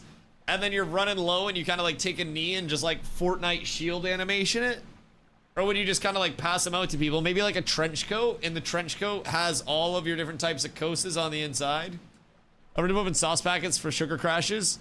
Some fiery Taco Bell sauce does the trick. Taco Bell sauce do have some sugar. Are you also diabetic, or do you just not eat enough? I'm not diabetic to my knowledge, but I have a brother who is. Now, I don't know what a sugar crash feels like, and I think he got the type of diabetes for having too much sugar, where his body's like, brother, stop. For the love of fucking God, we're not doing this anymore. I don't really know what the different types are, but I'm pretty sure that's his type, because he has to monitor and make sure he doesn't have too much. So, the amount of sugar in a pack is 15 grams. One gummy bear is 1 to 2.5 grams. It's easier to scale with gummies. Not really, because a gummy bear is probably, in terms of the surface area, more than a packet of sugar would be. So you could most definitely fit more sugar packets in your pocket, and you could also get a shitload of like sugar packets at Sam's Club for an incredibly low amount. I don't necessarily know what your plans are, but I think sugar packet meta might be the play. Game's graphics are rough. Well, the good thing is the graphics aren't the focus because it's an alpha. Graphic and visual acuity and stuff, it gets a nice little bump up for Phase 3, going from Unreal Engine 5.3, which we're on right now, to Unreal Engine 5.6 in the future. But you also have to remember, I run on primarily low or medium settings to push more FPS and not make it look pretty. Game looks pretty fucking beautiful on high settings, at least I think so. Now, with that being said, we're out in the middle of the tropics right now. It's gonna be a lot of wood. I'm on a raft. Not a lot of wood, sorry. A lot of water. I'm on a wooden raft. Not too much is going crazy right now, right? So, it's all gonna be personal preference on the art style too, but Phase 3 helps a lot with the upgrade to Unreal Engine 5.6. And later on in development, you'll most definitely see more of a focus on the actual graphic, visual acuity, stuff like that. Just right now, they're very clear and, you know, communicate quite well with us that that's simply just not the priority, which honestly, I'm fine with. I would rather have worse graphics now and more of a focus on like actual core implementative gameplay loops than, you know, putting makeup on a pig, so to say, over and over and over again. So yeah, I agree it's not like, you know, the most beautiful thing in the world. You can definitely tell that it's in development. It doesn't look like a finished, polished game because it's not. So I am, at least on my end, willing to give it a little bit of slack on the graphic and accessory system end of things, as I call them. The things that aren't quite as important for, you know, an alpha state of the game. Those will be present with, you know, with the full launch of the game, but we're simply not there yet. So my sugar's fine. Sometimes I can crash if active and not eating for like 8 hours. Oh, okay. Well, why don't you just make sure that you eat? Maybe you just meal prep, Hoofington. Maybe you just don't overwork yourself, sir. Have you ever considered taking care of your goddamn body?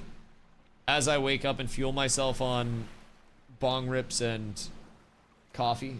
What is this? What the fuck? Girl bought me like a platter. What's in this one? Oh, is that the mustard? Nice. Okay, thank you. I love you. Carla went hard. She kind of like snapped with the presentation. Look, we got like a whole platter of like veggies and little like bagel chip Sammies. Carla snapped. I don't know what I did.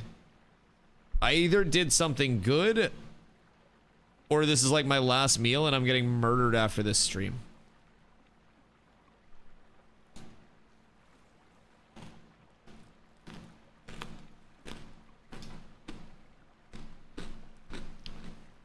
Oh, those are good. Summoner, second continent, and server meshing before beautiful clouds. I agree. Now, also important to note,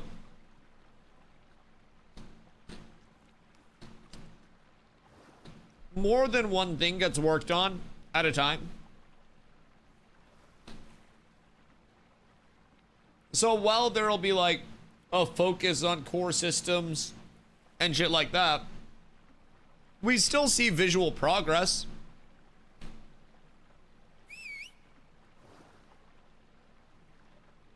It's just like not the highest priority right now. Foop, what you doing tonight, Fran? Are you just chilling for the evening?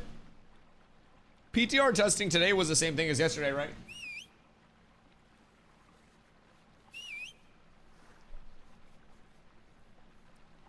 Yeah, I mean, I definitely think the prioritization is in the right place.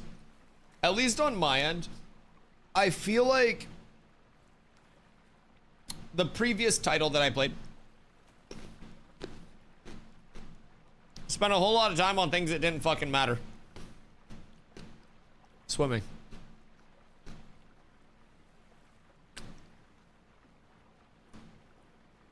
They spent a lot of dev time adding swimming as a capability that wasn't normally in their engine, just to realize that their entire map was made without swimming in mind. And so no areas were even really swimmable outside of their tutorial that showed off swimming. They spent time on that. And I'm glad that things that are being actively developed over here, when things do land, feels incredibly impactful.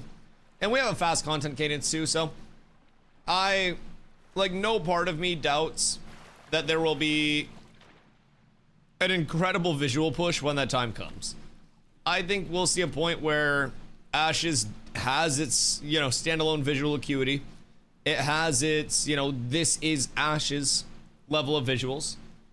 And I think we'll get there.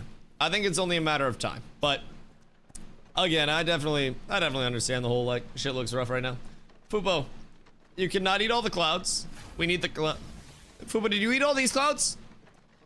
We had thick cloud cover previously, and I do believe this is roughly a Fupo-sized hole. Wait, this looks like a ghost. Look.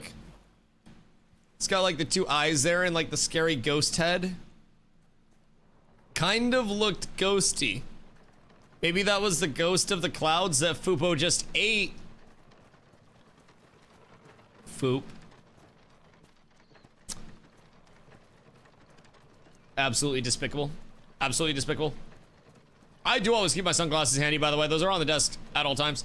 They make it with you today, so coffee yet? I might start up when that happens. Owensington, realistically, you could just get like a THC syrup, because that's essentially what everyone uses to make their like lemonades and like their infused drinks, and honestly a lot of infused like meals. And then you could just put that in your coffee, or if you made like a can of butter, you could also realistically, if you're one of those people that did like, what is it, the bulletproof coffee, I think that's called, you could put butter in your coffee. The opportunities are there. A stoner finds a way. Now me, I'll just take a good old bong or Pinsky. That's absolutely fine. But I would say THC syrup. Because, like, a lot of dispensaries, you'll pop in and they'll have their drinks and they have lemonades and shit. That's literally just normal lemonade. And then they take the syrup, they shake it up, and then they serve it. GG.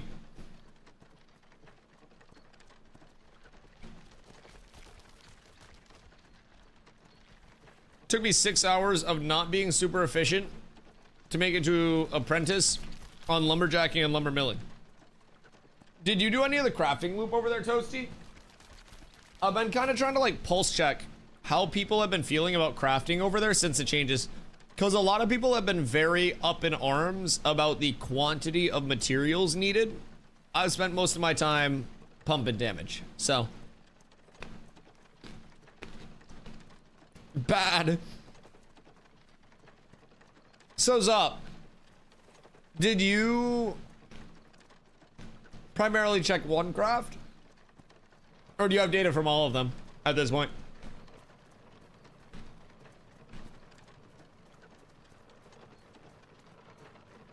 I like it. A lot of folks don't like it because they think it's bugged. I mean, the thing that I've heard is that it's just so many raw materials for any of the found recipes that it's essentially making it like near impossible without a full dedicated funnel to actually level. Coming back with the Strider, massive. I appreciate you. We're thumbing right now, I will say. I got a better bob, and the bob has been absolutely carrying, to say the very least. Using my bob's old ass Sherlock to smoke while I'm here. You're a man of class. That Sherlock is going to absolutely fry you.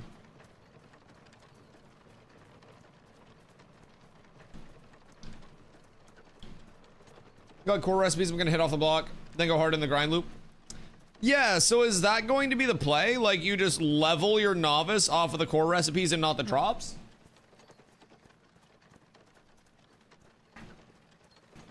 Because if it's primarily drop recipes and like the learned recipes that are having the exorbitantly high rates of return in terms of materials to actual item outputs, why not just avoid those for novice?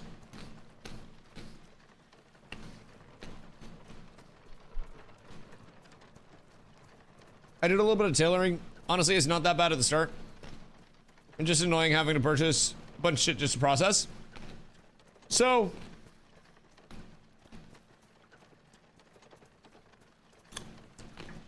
I've heard those two things.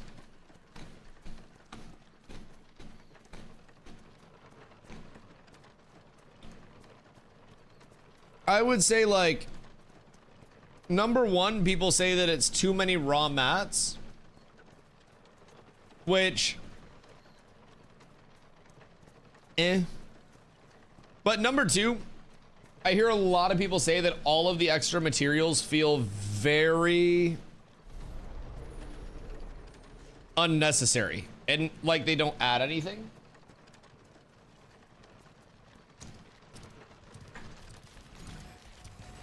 And I'm hoping those are brought in a better way in the long term. Because right now,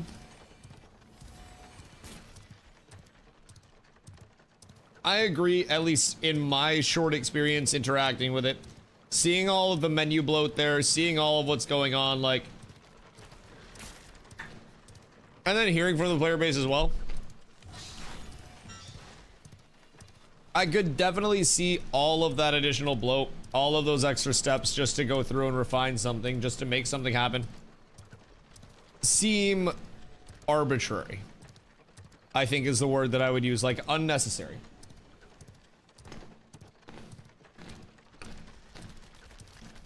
It almost seems like if they want that gold sink, put it on quite literally any other part of the process. Make refining costs more expensive. Make the crafting cost itself more expensive. But I think a lot of people have just been feeling like the vendor mats themselves add in so much unnecessary everything. Was that the horse bob? Yes. Yeah, the horse bob is the big Clutchington, I will say. It has been massive. I switched to it in Squall's End today, and it was noticeably fast.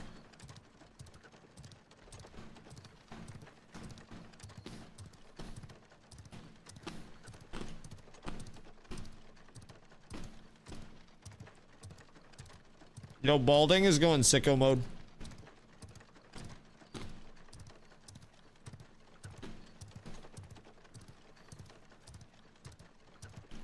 Brother said he hit the big 81 on damage. He's moving up in the world.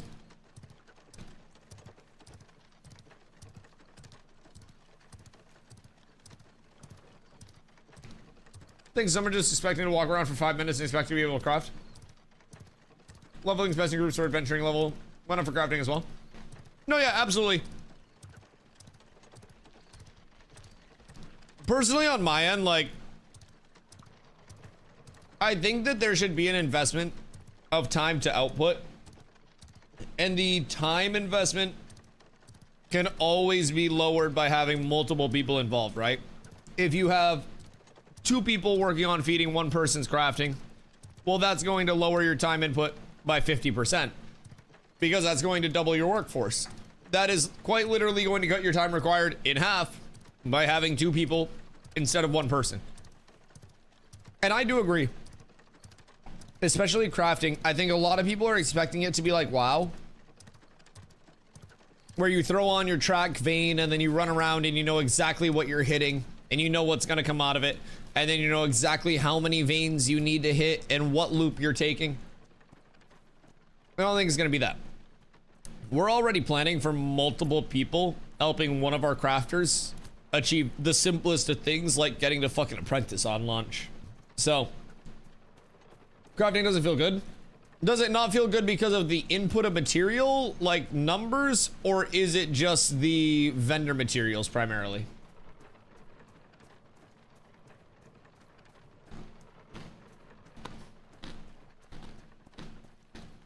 What are the specs on your PC? Exclamation specs.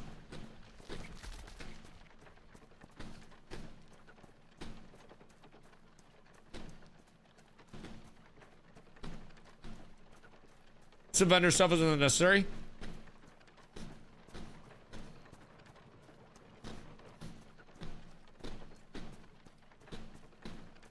I am wondering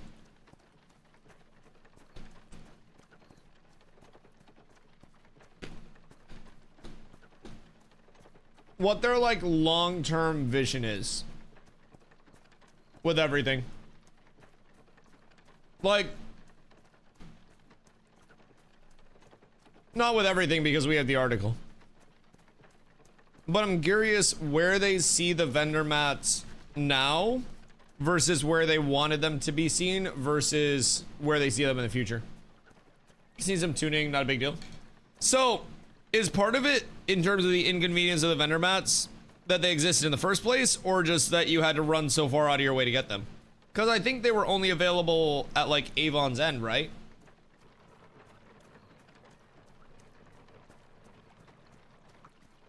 What am I almost understanding? Well, I also think we don't need to be like too quick to react. Because like, well the feedback is imperative, right? I also feel like the vendor stuff could also be incredibly temporary, because they have taken steps before that were temporary measures meant for, you know, getting testing data for something, right? And we could be seeing that as well with base gear sets being added back into vendors as well, because that's another thing that could be seen as an invalidation of the early crafting process. So a lot of these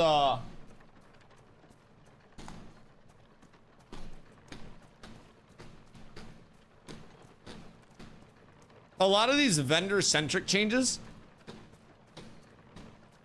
where they're not actively like taking things out of the vendor, but they're adding things into the vendor, makes me think that they're extremely temporary.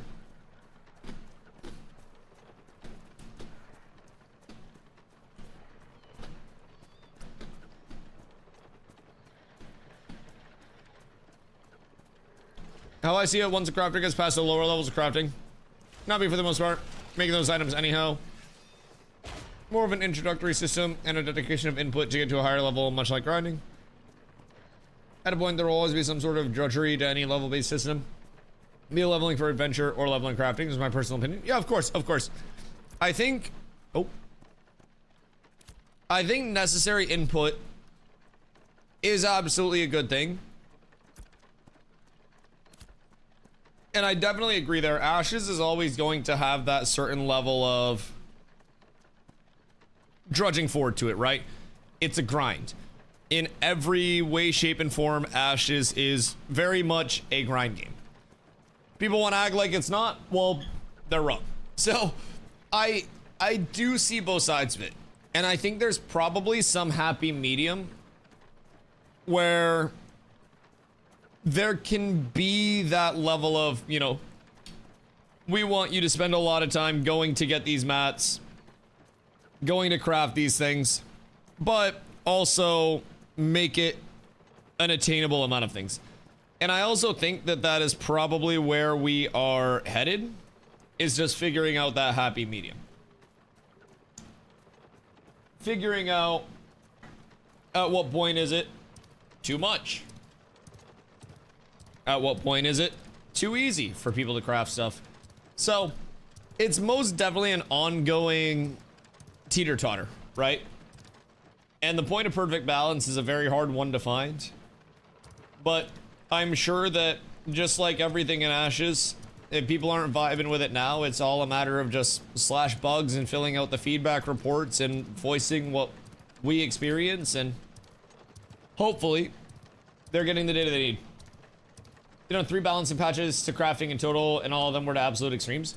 So, just devil's advocate, is there any logical way that you could see them getting valid data from the extremes? Just to throw that side out, like, if they're throwing in numbers as a hypothetical and they learn that that's an extreme, that is kind of an indicator of like, oh shit, okay, can't do that. It's like putting your hand on a hot stove to see if it's hot and then burning yourself, and you're like, okay, gotta find a way around that, you know? So I get it. Like, balancing is a fickle bitch. I do not envy them at all. March improvement of crafting. has been great over time, adding XP to crafting, balancing and tweaking resources to make them plentiful, but not making the world look ridiculous. Yeah, no, that's all valid as well. Absolutely. Absolutely. I think that crafting, while numbers might be fucked right now, we gotta remember, it's development, it's playtesting. Sometimes things have to get worse before they can get better as well. I know that's a fucking actual trope, but genuinely, with us not seeing the entirety of systems, with us not having the most up-to-date look, it's not like they're just theory crafting something and then throwing it out. Like, there's gotta be someone at Intrepid who looks at 1,300 resources and make a single item and says, what are we doing? But there's also gotta be people at Intrepid, for whatever reason, that are receiving the word from up top that, you know, this is how they want it to be. So in the internal QA where those things are initially tested, that simple stuff is going through. So there is a certain level of like, what do they want the intent to be? And then if internal QA gets a message that like, oh, it's supposed to take this long to craft a piece, because dev team thinks that that's good, and then they're like, oh, well, this, you know, this takes this long, all checks out, everything's great, then that's gonna come through to us, and then the player base voices the opinion of like, oh, we think this is good or we think this is bad type thing. So, I don't know, I do think that there's a lot more that we may... What? A frog? What?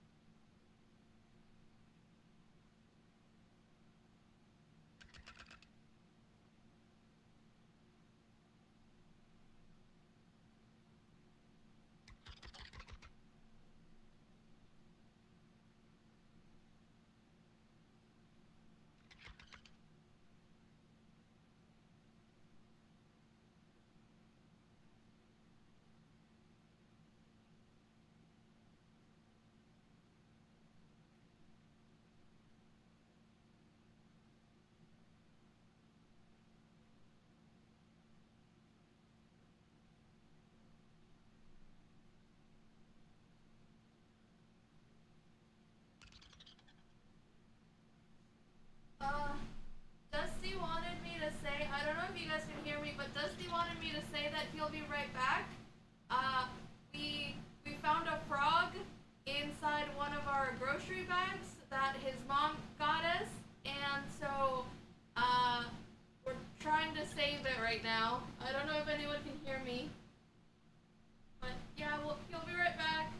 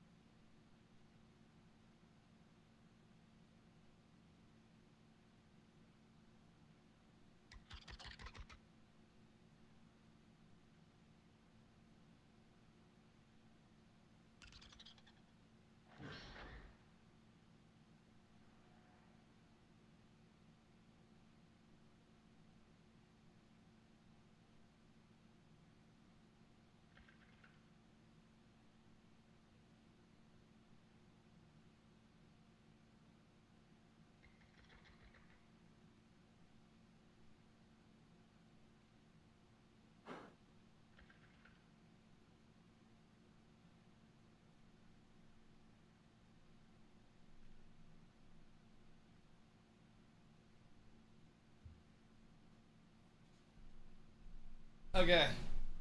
I am so sorry. I've returned. So, basically, what happened was we went up to my parents today. And every time we go up to my parents, we get a bunch of veggies from the garden, we get a bunch of goodies, right? Apparently, somewhere along the way, this little baby frog hitched a ride in our veggies. And so, he's not too big. Carla was freaking the hell out, because she got jump scared by the frog.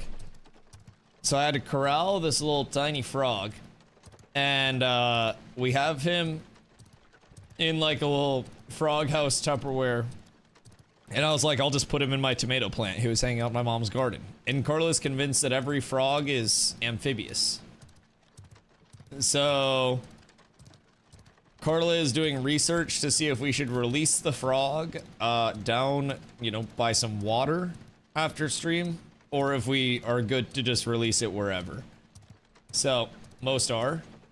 Okay, so we should probably... I just don't know how it was in my mom's garden then, because it's not like they live on a fucking river or anything. Like, that's a long way for a small frog to go. So, I don't know, man. I don't know, but... frogs are everywhere. Yeah, frogs just exist. Like, I could probably put him in the grass, and then he'd be fine. Amphibious, yes. Aquatic, partially. So they like water, but they don't need to be in water.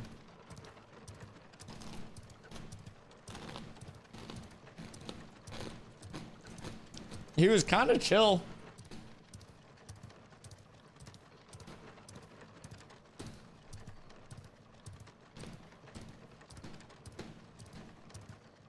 Put him in an aquarium with some dirt and some buggos. Get him a little water pond. We don't have those.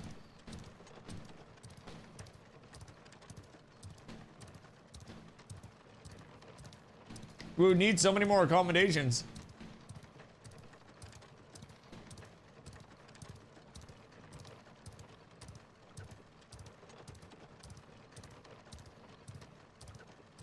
Name him Sir Bouncius. Sir Bouncius the Grand. Nothing like fried frog legs. Oops, his legs aren't even big enough to fry. He's just a little guy. Literally like... yay big, just a little tiny guy. Not even Not even a large froggy. Just a little baby froggy. Frog legs are just skinny chicken legs. Aren't chicken legs already skinny? Another factor to consider is the economy of resources. Currently, there are no real items being listed in bulk by dedicated gatherers as a source of income for others who want to process and reuse it or use for crafting.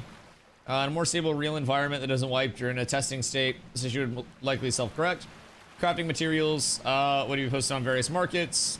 That is true. That is very true. And with more people harvesting a higher percentage of actual, like... It's a spring pepper. Spring pepper. And it needs to be near water. It's a spring pepper frog?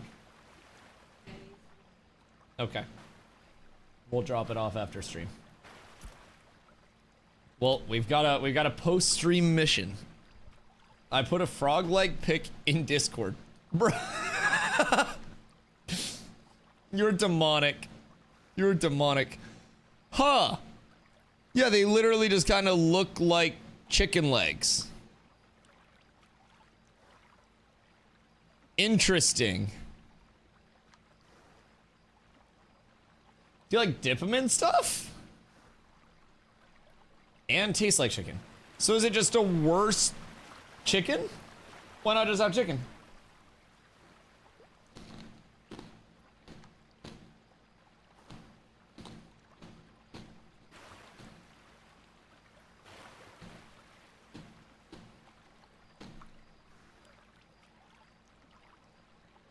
Dusty, what is this God giving you sub? It's not big enough for a meal! We're not eating the frog. We are not.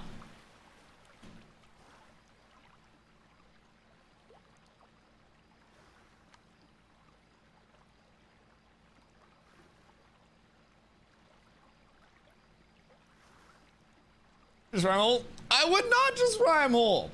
I would not fry him at all. Thank you very much.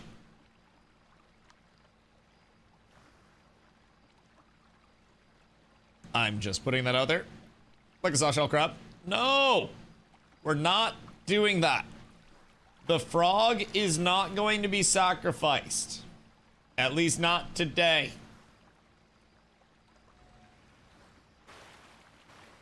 There's something in the environment where gathering 700 materials to craft a single item will be widely accepted by any player base.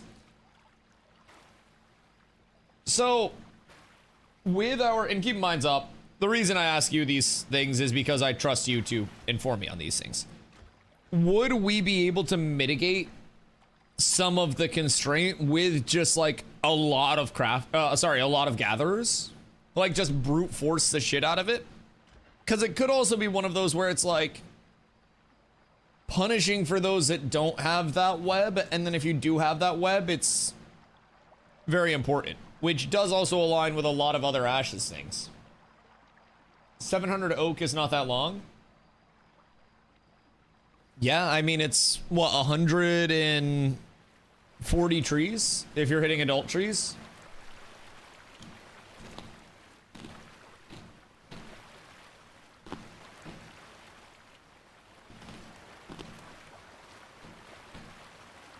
We have no idea what the talent points will be for the crafting tree, which might reduce material requirements. Ooh!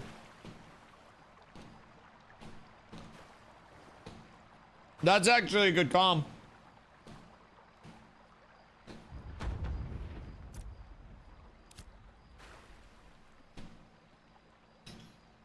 $700 common isn't that long. 700 heroic oak stays of farming. Well, isn't that supposed to be kind of the point, though?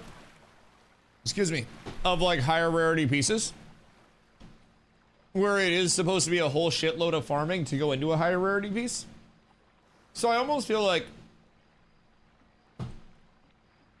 if 700 oak is attainable, like 700 common, great, but not if you want crafting, keep pace with mob grinding. And is that, because you know I'm gonna ask you 1,000 questions. Is that the mob grinding of like the elite player base that's ahead? Or is that the mob grinding of like a very small part of the player base. Because that's kind of what I'm the most curious about. Apes. Ayo, Rug. together, Thank you for the 6 months, dog. I appreciate you. New banana for you, my boy.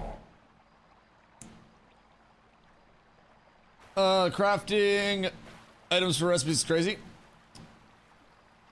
Are you saying like the vendor items? 700 legendary or epic is unobtainable without exploitation. No, I feel that. I feel that. That's most definitely going to be something intriguing. What if all higher level rarity materials no longer dropped? Maybe just up to rare? Like if they eliminated all other rarities? Oh, wait, you're saying if all higher level rarity items no longer drop, not materials. Sorry. So like there was no chance to find heroic plus? Maybe components we're gonna have to use to craft for higher rarity?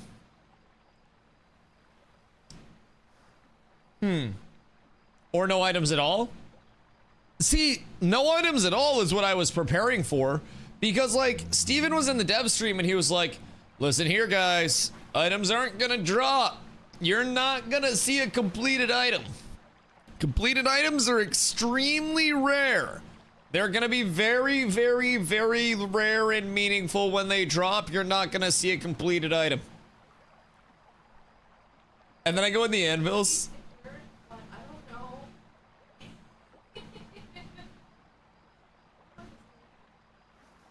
You don't know if it's still in there.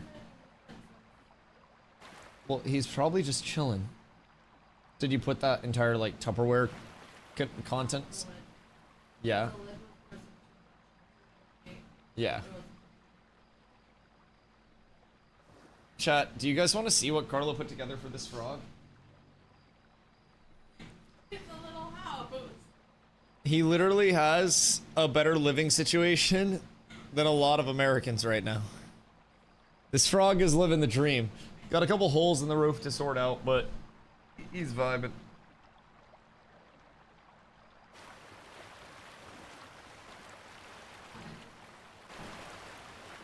Where is bro? He's in there somewhere.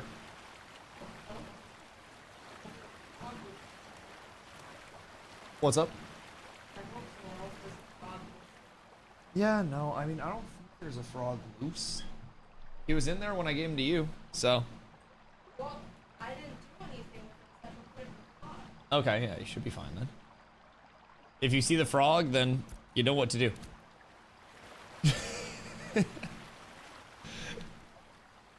I think we're about to be carrying that down to like a nearby water source. I don't really know what the plan is. The excitement of seeing a heroic drop. If that chance is gone, what's the point? Everyone just craft. I mean, so that's kind of what it is right now, though, in all fairness. I don't really think anybody's mob grinding because of the chance of a heroic drop. I think people are mob grinding because it's the most plentiful way to get your base rarity drops. I think that's like, I think that's quite literally where, you know, the crafting side of things comes in. I always tell people, if you're mob grinding, expect to see green, maybe blue. If you're crafting, that's where you're gonna get your heroic, epic, legendary. I don't know. I mean, that's always how I've thought of it anyways. I don't necessarily expect anything above rare really for the mob grind process. And even in my experience in Ashes, I've only seen a couple heroic drops. Oh, we're fine. Oh no. Wait, we made it!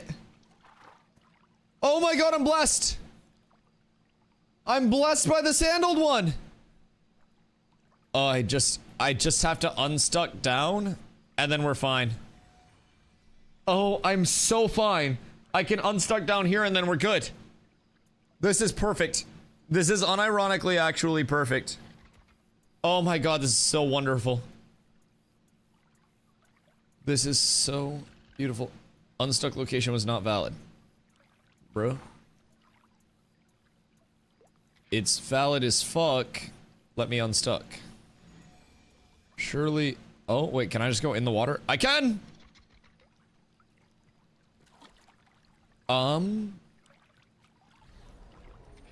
Bruh. What happened to my unstuck?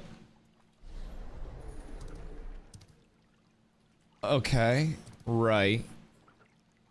So I'm picking up what you're putting down, but I'm not really seeing the long-term vision here.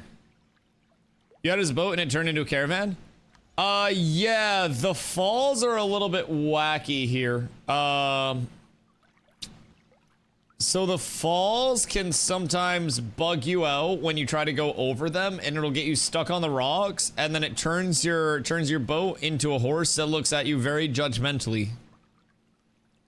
Very judgmentally. Sometimes, well, apparently this is a fucking me exclusive thing. I don't really understand what I did wrong to deserve this. I guess it's just fucking me. I'm just wrong. So that's gonna be a 10-minute respawn. We're unfortunately in a spot where we may have to wait a solid 10 ski. I honestly think it's a you exclusive thing.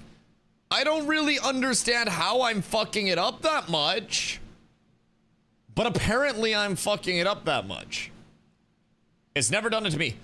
Bruh. I don't understand. All right, I'm going pee real quick. I'll be right back. I'll be right back. 1 sec.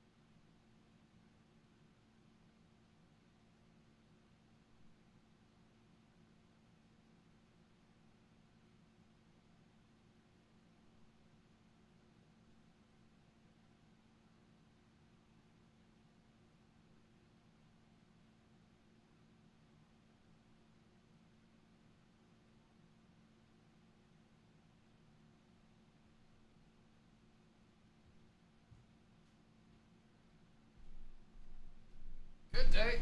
I've returned. We're truly up tremendous.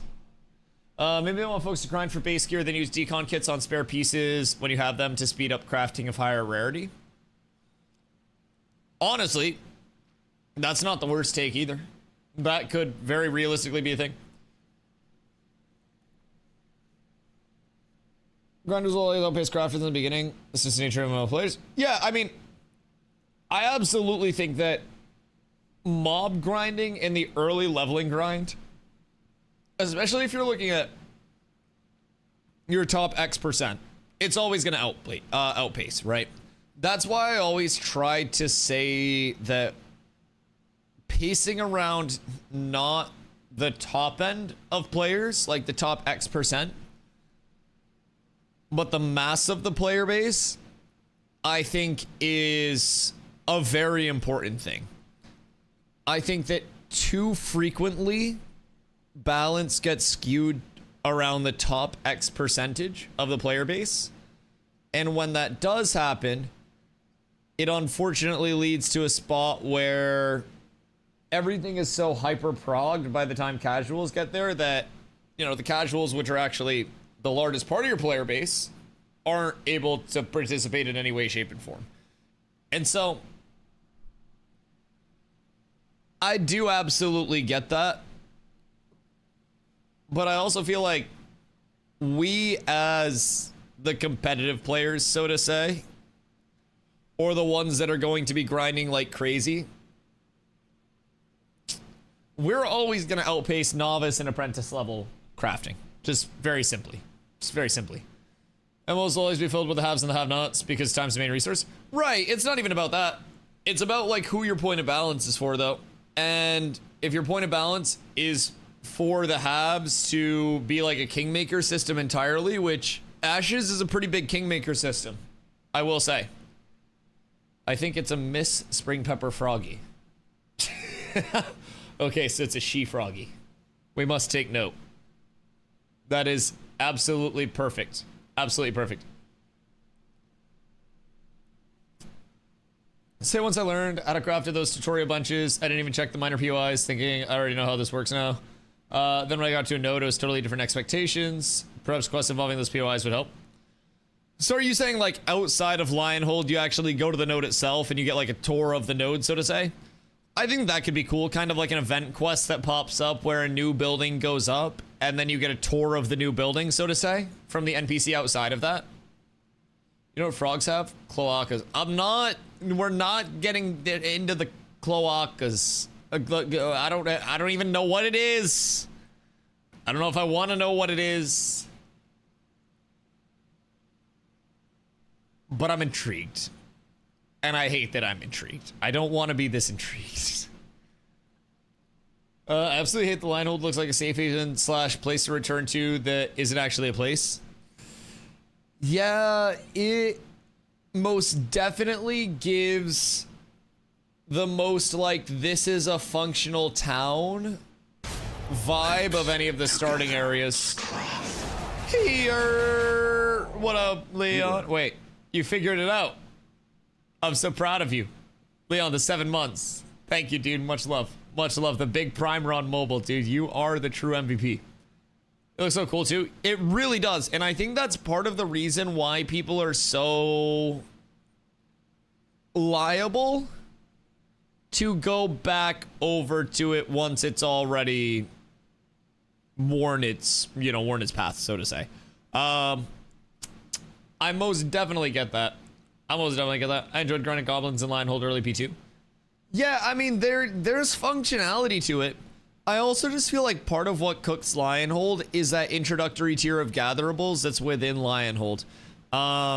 Just having that weathered oak, those things that don't give you any XP, any glint, anything like that. People, not any glint, but like any gold on vendor after refining, like people break their tools hitting that, and then they're like, Dusty, what do I do? And I'm like, well, go hit some mobs so you get glint and you can repair your tools, bozo. GG, well played. The eroded granite still shows up on the beach outside Lionhold 2, and it shows no purpose.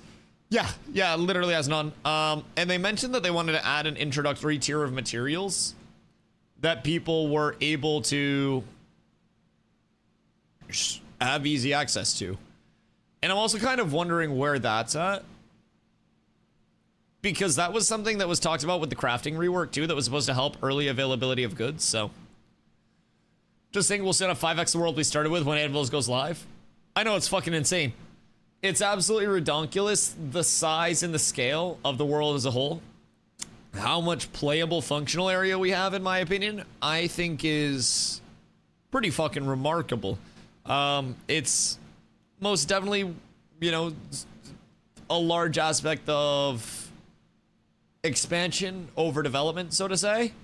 We have a lot of areas that I think are now ready in a spot to, or ready and are in a spot to receive that extra coat of paint, that extra coat of polish, those POIs, those grand dungeons. Wink, wink, nudge, nudge. I'd love some more grandies. I would love them. Absolutely love them. Stu Mobile, did any of that go off? Yes, Leon, you're the MVP. I appreciate you, dude. You got a yurt back. And thank you for your 7 months, man.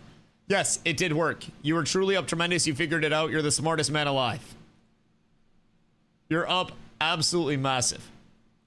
But yeah, I also think that one encouraging thing for me is that Mount Dune coming in with that new player experience in the way that it is, it really does feel a lot nicer visually than many other parts of the game.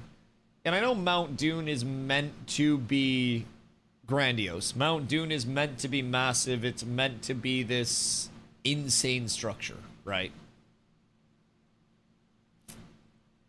But it goes past what I expected, dog. That is a beautiful area, to say the very absolute least. It is a beautiful area. And I'm excited for players to have that as their, like, first login experience. Because, like, the castle's cool. But it's like, okay, it's an MMO and I spawned in a castle. That's phenomenal. What's new? And I understand spawning in a mountain might not be, you know, the newest thing in the world either, but like, holy shit. Bro, Mountain Dune is crazy. I'm starting anvils because of that. I really want to start anvils, if you know what I mean. Like, I want myself to be excited about starting in the anvils, but I feel from a leveling standpoint, the Riverlands is simply going to be better. But I feel like from a visual and a showing off the cool standpoint, the anvils is going to be substantially better. I'm curious if Lionhold Fatui gets any tweaks to mount acquisition time, because it is truly such a quick cadence to getting your mount over in the Riverlands comparatively, that I think that's one of the big diversifiers, at least in my mind. Stand on an anvil, you might get hit with a hammer. Don't worry, I have a dodge. I always keep that dodge on me, Foop. And I've got so much mitigation thanks to my super awesome tank builds that I can stand even the mightiest of blows. We take all of the constant preparations. Funny enough, that's actually before there was a clarification of where the anvils was. A lot of people thought the Badlands was going to be the anvils, and I was like, no, it's the anvils because it has flat tops like an anvil. And then people were like, you know, Dusty, that might just make sense. And I'm like, it's not confirmed, but I think it makes sense. You can get 2 mounts in the anvils right now. If you do both mount quests, probably a bug, though. In tweaking. Can you use a tank chain to pull the hammer right now anyhow, probably? Why not just use a tank chain to pull the entire mountain? Fubo, what's Intrepid gonna do when I pull the Anvil's Divine Gate over into the ruins of Ayla? There will be 2 Divine Gates. And I'm gonna put them one right in front of the other. So that way anybody that comes out of one Divine Gate goes directly into the other one. And then just... You know what I mean? Nobody else is getting into Vera. Target the world of Vera and chain pull. See, I could if Vera wasn't flat. If it wasn't. Anvils gives you 2 mounts so you can get back down when you crawl up too far. That's absolutely massive. That's absolutely massive. The event's gone. Thank you, Toastington. Is Ashes not Portal? Listen, why not give me a little split gate element of PvP where, I don't know, maybe I, as a tank, get a cool ability where I can put a portal on the ground in one place and then a portal on the ground in the other place, and then I pop out of those portals and then I hit a massive trip. What in the fuck just happened to me? Fubo, what did you do to me? I'm cursed! Might as well go for a swim. Anybody want to see anything down here? Oh wait, everything's fine. This is wondiferous. This is perfect. Everything's working as absolutely intended. Can I get air anywhere? Ooh, wait.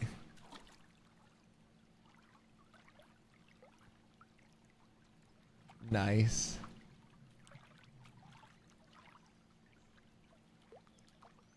Toast also has one of those things that Hoofsy was talking about. The fucking cloaca or whatever. Why you become mole? Well, somebody's got to do it. I'm putting in the work to get down to the bedrock. Down to the foundation of...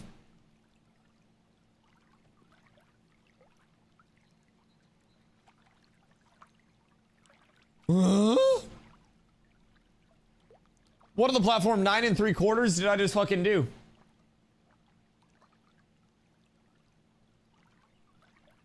I went from burrow mode to Moe and Krill? The mole has surfaced, I guess. I don't really know how I surfaced, but I just like birthed myself. Cannot deploy. I'm not outside of the caravan's radius. Actually, lick my testicles. Wait. Oh no. 8, 7, 6, 5. Do you have a recover?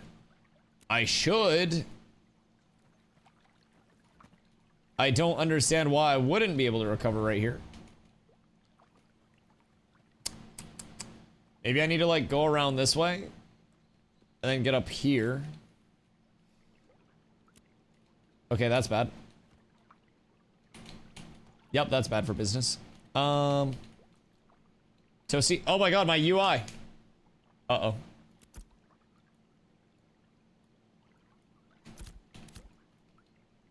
Uh-oh. Oh god. Yeet. Okay, that's exactly what we wanted to do. No. I'm not outside the range. I'm so inside the range. I can feel it. I am the range. Oh, come on. Give me my van, you rat fuck. I will screech. Caravan borked. Character borked. Frog in the kitchen. Weird night. Weird night to say the least. Hiya. Okay. Alright, this is progress. I just gotta get out that way. We just gotta stay here. And then we go there, and then I'm free. Okay. Whew! That was not the easiest to get out of. I got myself into a bit of a predicament there. A bit of a precarious perch. Where's my caravan? Cannot deploy. You're outside of the radius for this deployable. I was just within 3 meters of it. There's no way that I'm outside of the radius. This might be my downfall. No! There's no way. Top of the waterfall? Oh, do you think it could be the top? I feel like it takes the height into account too, though. Maybe I can try to drop down from the top of the waterfall and that'll do it. Uh-oh. You heard Dusty Mole. You just gotta flip the W upside down and then switch out a couple other letters. And honestly, you've got it. I'm shocked that you discovered my alter alias. Now, does the void consume moles? I know moles do have the crunchy bones of, well, many other mammals, such as server worker hamsters and everything in between, but you have a hidden talent for caravans. This seems like all of those other hidden talents that I had growing up that resulted in me having to take additional testing during school. This doesn't sound like one of the fun hidden talents where, like, I can toot a lot and it doesn't really smell. This seems like one of those lame hidden talents. Recover van. Recover van. 11 meters away. 10. 11. 9. 8. Ay, ay, ay. 4. 5. We got it! We did it! Come on, baby. Get all the way down here for me. Nar. Alright, this is gonna be a bitch.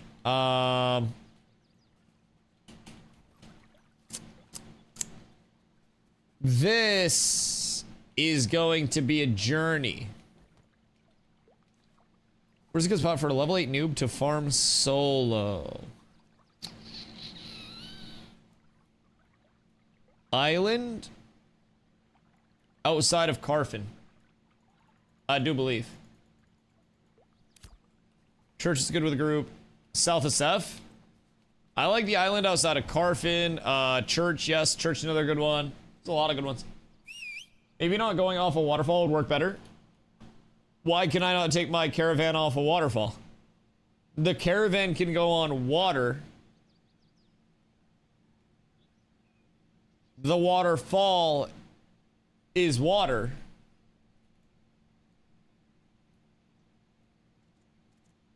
Why caravan not go over waterfall?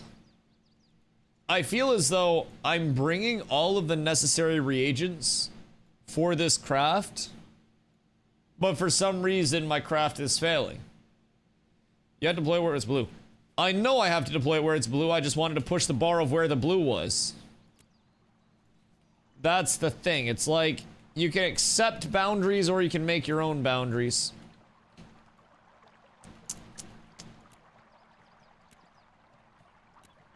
Where can I get this? My dick. I hate this. Alright, we gotta get this thing. We gotta get this fucking caravan, chat. This is rough.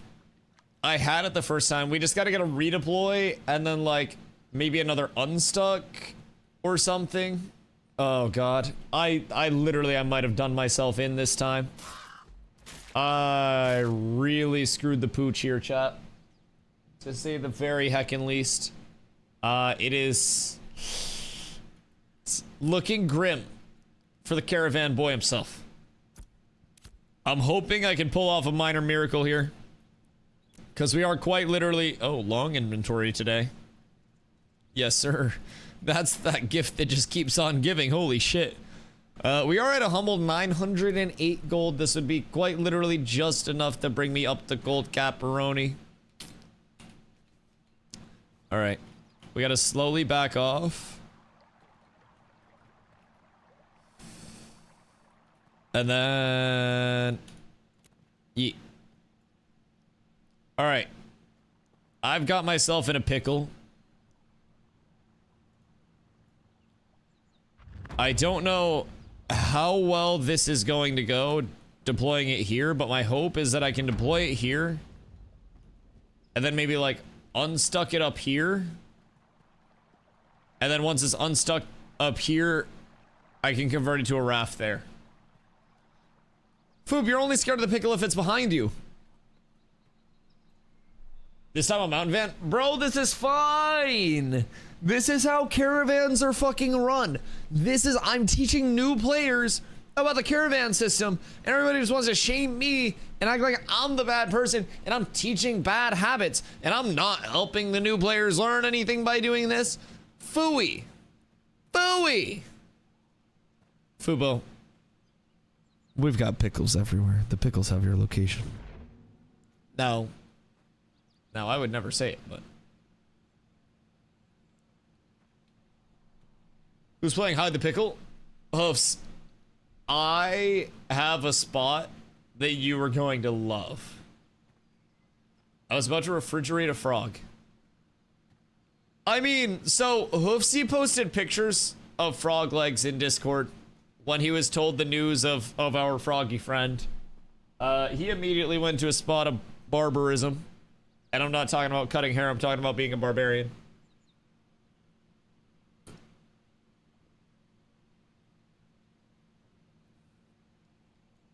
Is a tiny frog.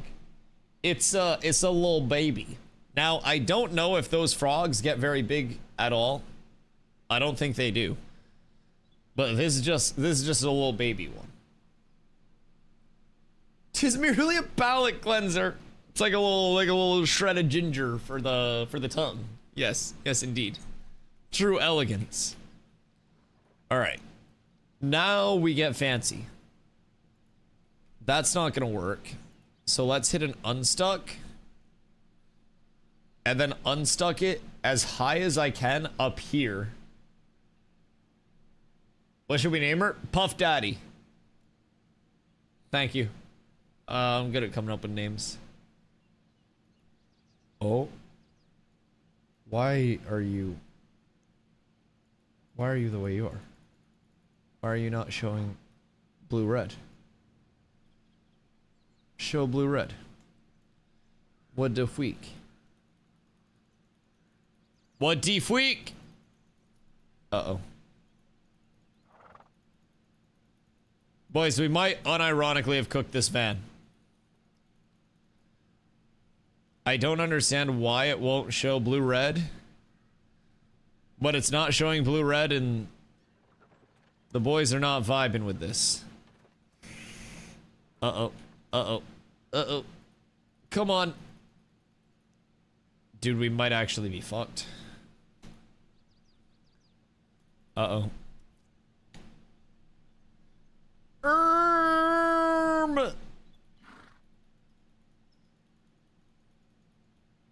Chat, what have we learned?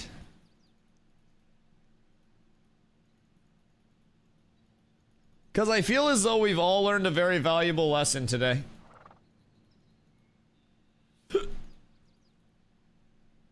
Ken, I hope you have a beautiful day. Spring pepper frogs are often not consumed due to their small size and possible toxicity. It's best to avoid eating them unless properly prepared by an expert. Always prioritize safety. Yes, always prioritize your safety. Don't eat random frogs. Gravity always wins. If gravity won, I would be at the bottom of the waterfall, but instead I'm getting griefed. Oh, I thought I had it. That's so sad. This is actually unfortunate. All right. Well, it's another 10 minutes. Can you trip off a spring pepper frog? Yes, you can trip off a spring pepper frog in the game Hollow Knight. They are found in the tropical region, and when they're knocked off a ledge or hit sufficiently, they can fall and be defeated. Hoofs, I don't know if that's what they... Like, I don't know if you guys were on the same wavelength there. Listen to Toast when he tells you to not go over the waterfall. Bro, listen. I am a caravan expert. It's just like, even Sherpas have people that die on their little Sherpa runs, right? And sometimes deaths are necessary. DustyWhy is known for his quirky personality and unique content, often playing into the idea of being a mole man. Wait a second. How did you find my sub-only streams? I banned you from those. Those are where the freaky shit happens. How did the Foop find out? The Foop wasn't supposed to find out. Oh no.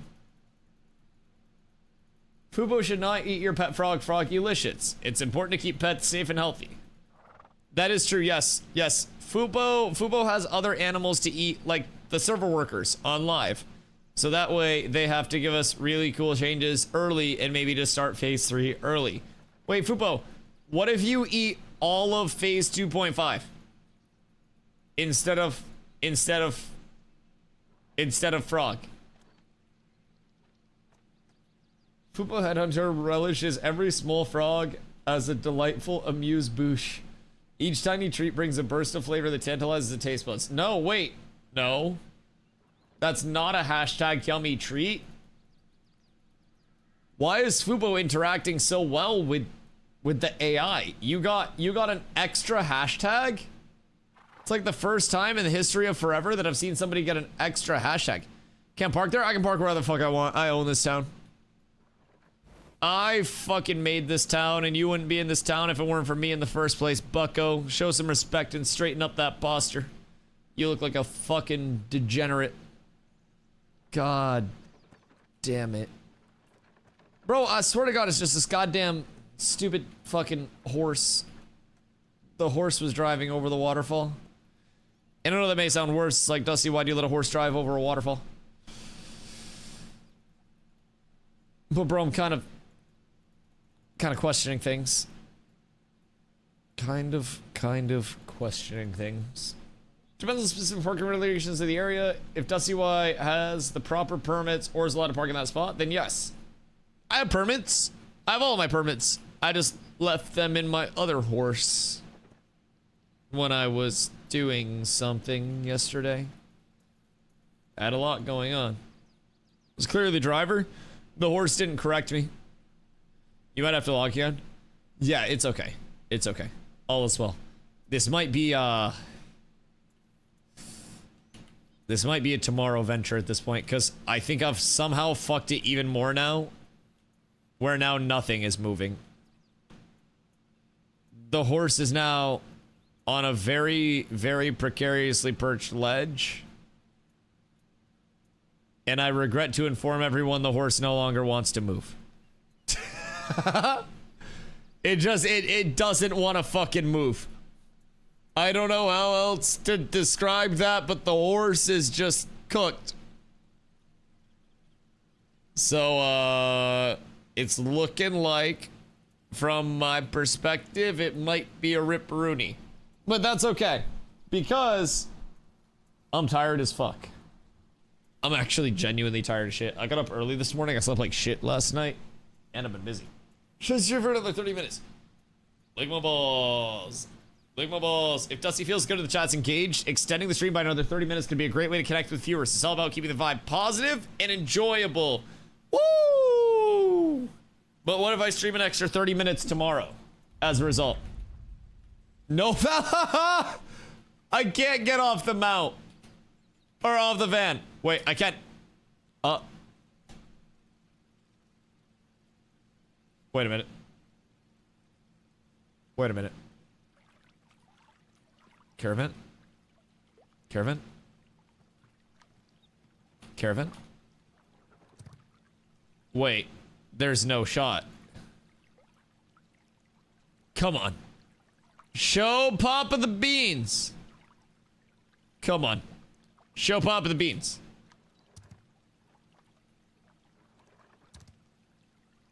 Where are you? Come on. Get through there. You can do it. Wait, I'm actually like almost through. Oh my god. We might be able to do it, unironically. We gotta slam it into reverse. We gotta switch out. There. We gotta turn off the lyrical bardcore. It's this rock that's cooking me at this point. Convert to raft. If I can get the raft in out there, then it'd be Insano style. But I don't think I can get the raft out there.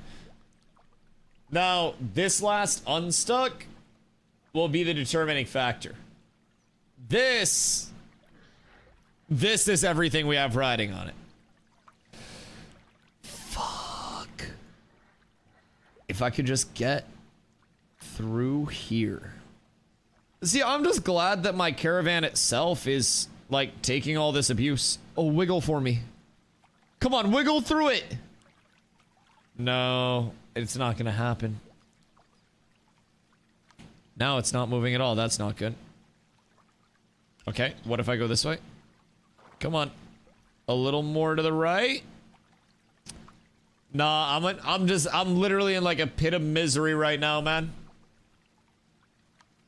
I'm legitimately in a pit of misery and sadness. John G, almond milk plus cinnamon toast crunch equals major key to success. Cinnamon toast crunch is the best cereal, but they're not ready to talk about that. That is a big fat bowl of success, John. What you getting up to, my boy? A little bit of a late night indeed on this end. We got a late start to stream today because I went to see my family and get all that fun stuff out of the way. I slept like shit. So, I've been tired today. But we got through it. Can you explain momentum carryover? I didn't know this was a thing. Very simply, on momentum carryover, you don't need to worry too much about it because phase 3 gets rid of it. But with that being said, right now, you can dodge and then you can jump, right? So with the dodge and then the jump, that'll transfer your momentum. And then on certain movement abilities like sprint, I can charge. Certain movement abilities like charge, I can sprint and then I can charge and then I can jump and block, and it carries the momentum for that as well. Gonna peep VOD before bed. Wait, ayo. Ayo. You got promoted at work today? Johnji, that's fucking massive, dude. Congrats. That's absolutely huge. As long as you don't get baited like Nin did. So, just seeing I got a survey for it. Oh, so like the survey stuff, that is for the private test realm. So, over on the PTR for phase 3, wait, selected unstuck location wasn't valid. Okay, we're free. We're so free. Oh my god, wait. So yeah, phase 3, like the PTR server, they are, well, phase 3 and the PTR server are different. But the PTR server is very, you know, outwardly just the pre-phase 3 build essentially. So over there, you still can like dodge and then jump, but it's going to be like jumping up instead of jumping out. So it's a little bit of a like fundamentally different dodge into a jump. I mean, you still do cover a little bit of extra ground from it, but it's definitely nothing near as egregious as this current system is. So I do like it a lot more than I thought I would, to say the very least. I originally was very iffy about it. My first interaction with it, I was like, oh, this is a lot more sluggish than like the old movement system was, right? The live movement system is extremely extremely snappy. I mean, I guess it is sweaty to a certain extent too, but it's extremely snappy. It's extremely responsive. It allows you to cover a lot of ground insanely quickly. So I really am a fan of the old movement system from just like a flashy standpoint, right? But the new movement system is so much healthier for the game. It really is. A lot better than people slingshotting themselves out of combat. Oh yeah. It makes movement abilities feel a lot more impactful. It makes different like displacement abilities. Excuse me. Makes different displacement abilities feel a lot more impactful as well. And I really like that. Old system skill ceiling was in outer space, fun but not fair. I mean, honestly, and I say this as somebody that had really nasty fucking movement. The old movement system was lower skill. Are you gonna watch Gamescom opening night live next Wednesday? Are we having an Ashes presentation? That may be a good react, actually. I don't usually do like a whole lot of react stuff, but that may be a very good react for the boys. I don't consider myself much of a react Andy, but that could be very fun. But yeah, I think like with the old system, I feel as though it was lower skill simply because of the fact that it promoted people having absolute dog shit positioning and getting away with it simply because they could yoss themselves out of any bad scenario instantaneously. That is most definitely the part of it for me that I've noticed the most. And yes, there is a certain amount of like, okay, you can hit your cancels, you can hit your B-hops. Awesome. But I feel as though there's still a potential to hit some B-hops, some cancels. Some things like that. Just, you know, with the new movement system. You just have to be a lot more aware of what you are using for movement abilities, when you're using them, what you're using them for. So that's the big thing in my opinion. I think there's actually more of a like an overall skill put together in the new movement system simply because you can't bail yourself out. I mean, again, it's great to be able to B-hop on command and like pull that off, but I don't know, man. I like the new movement system. Doing like 12 things at once. Fupo's a busy cat today. You're gonna need a cat nap after that. Dude, I think I need a cat nap. I was so fucking tired. Like all day today. I slept like butt. I couldn't sleep comfortably. I couldn't get a lot of Z's in.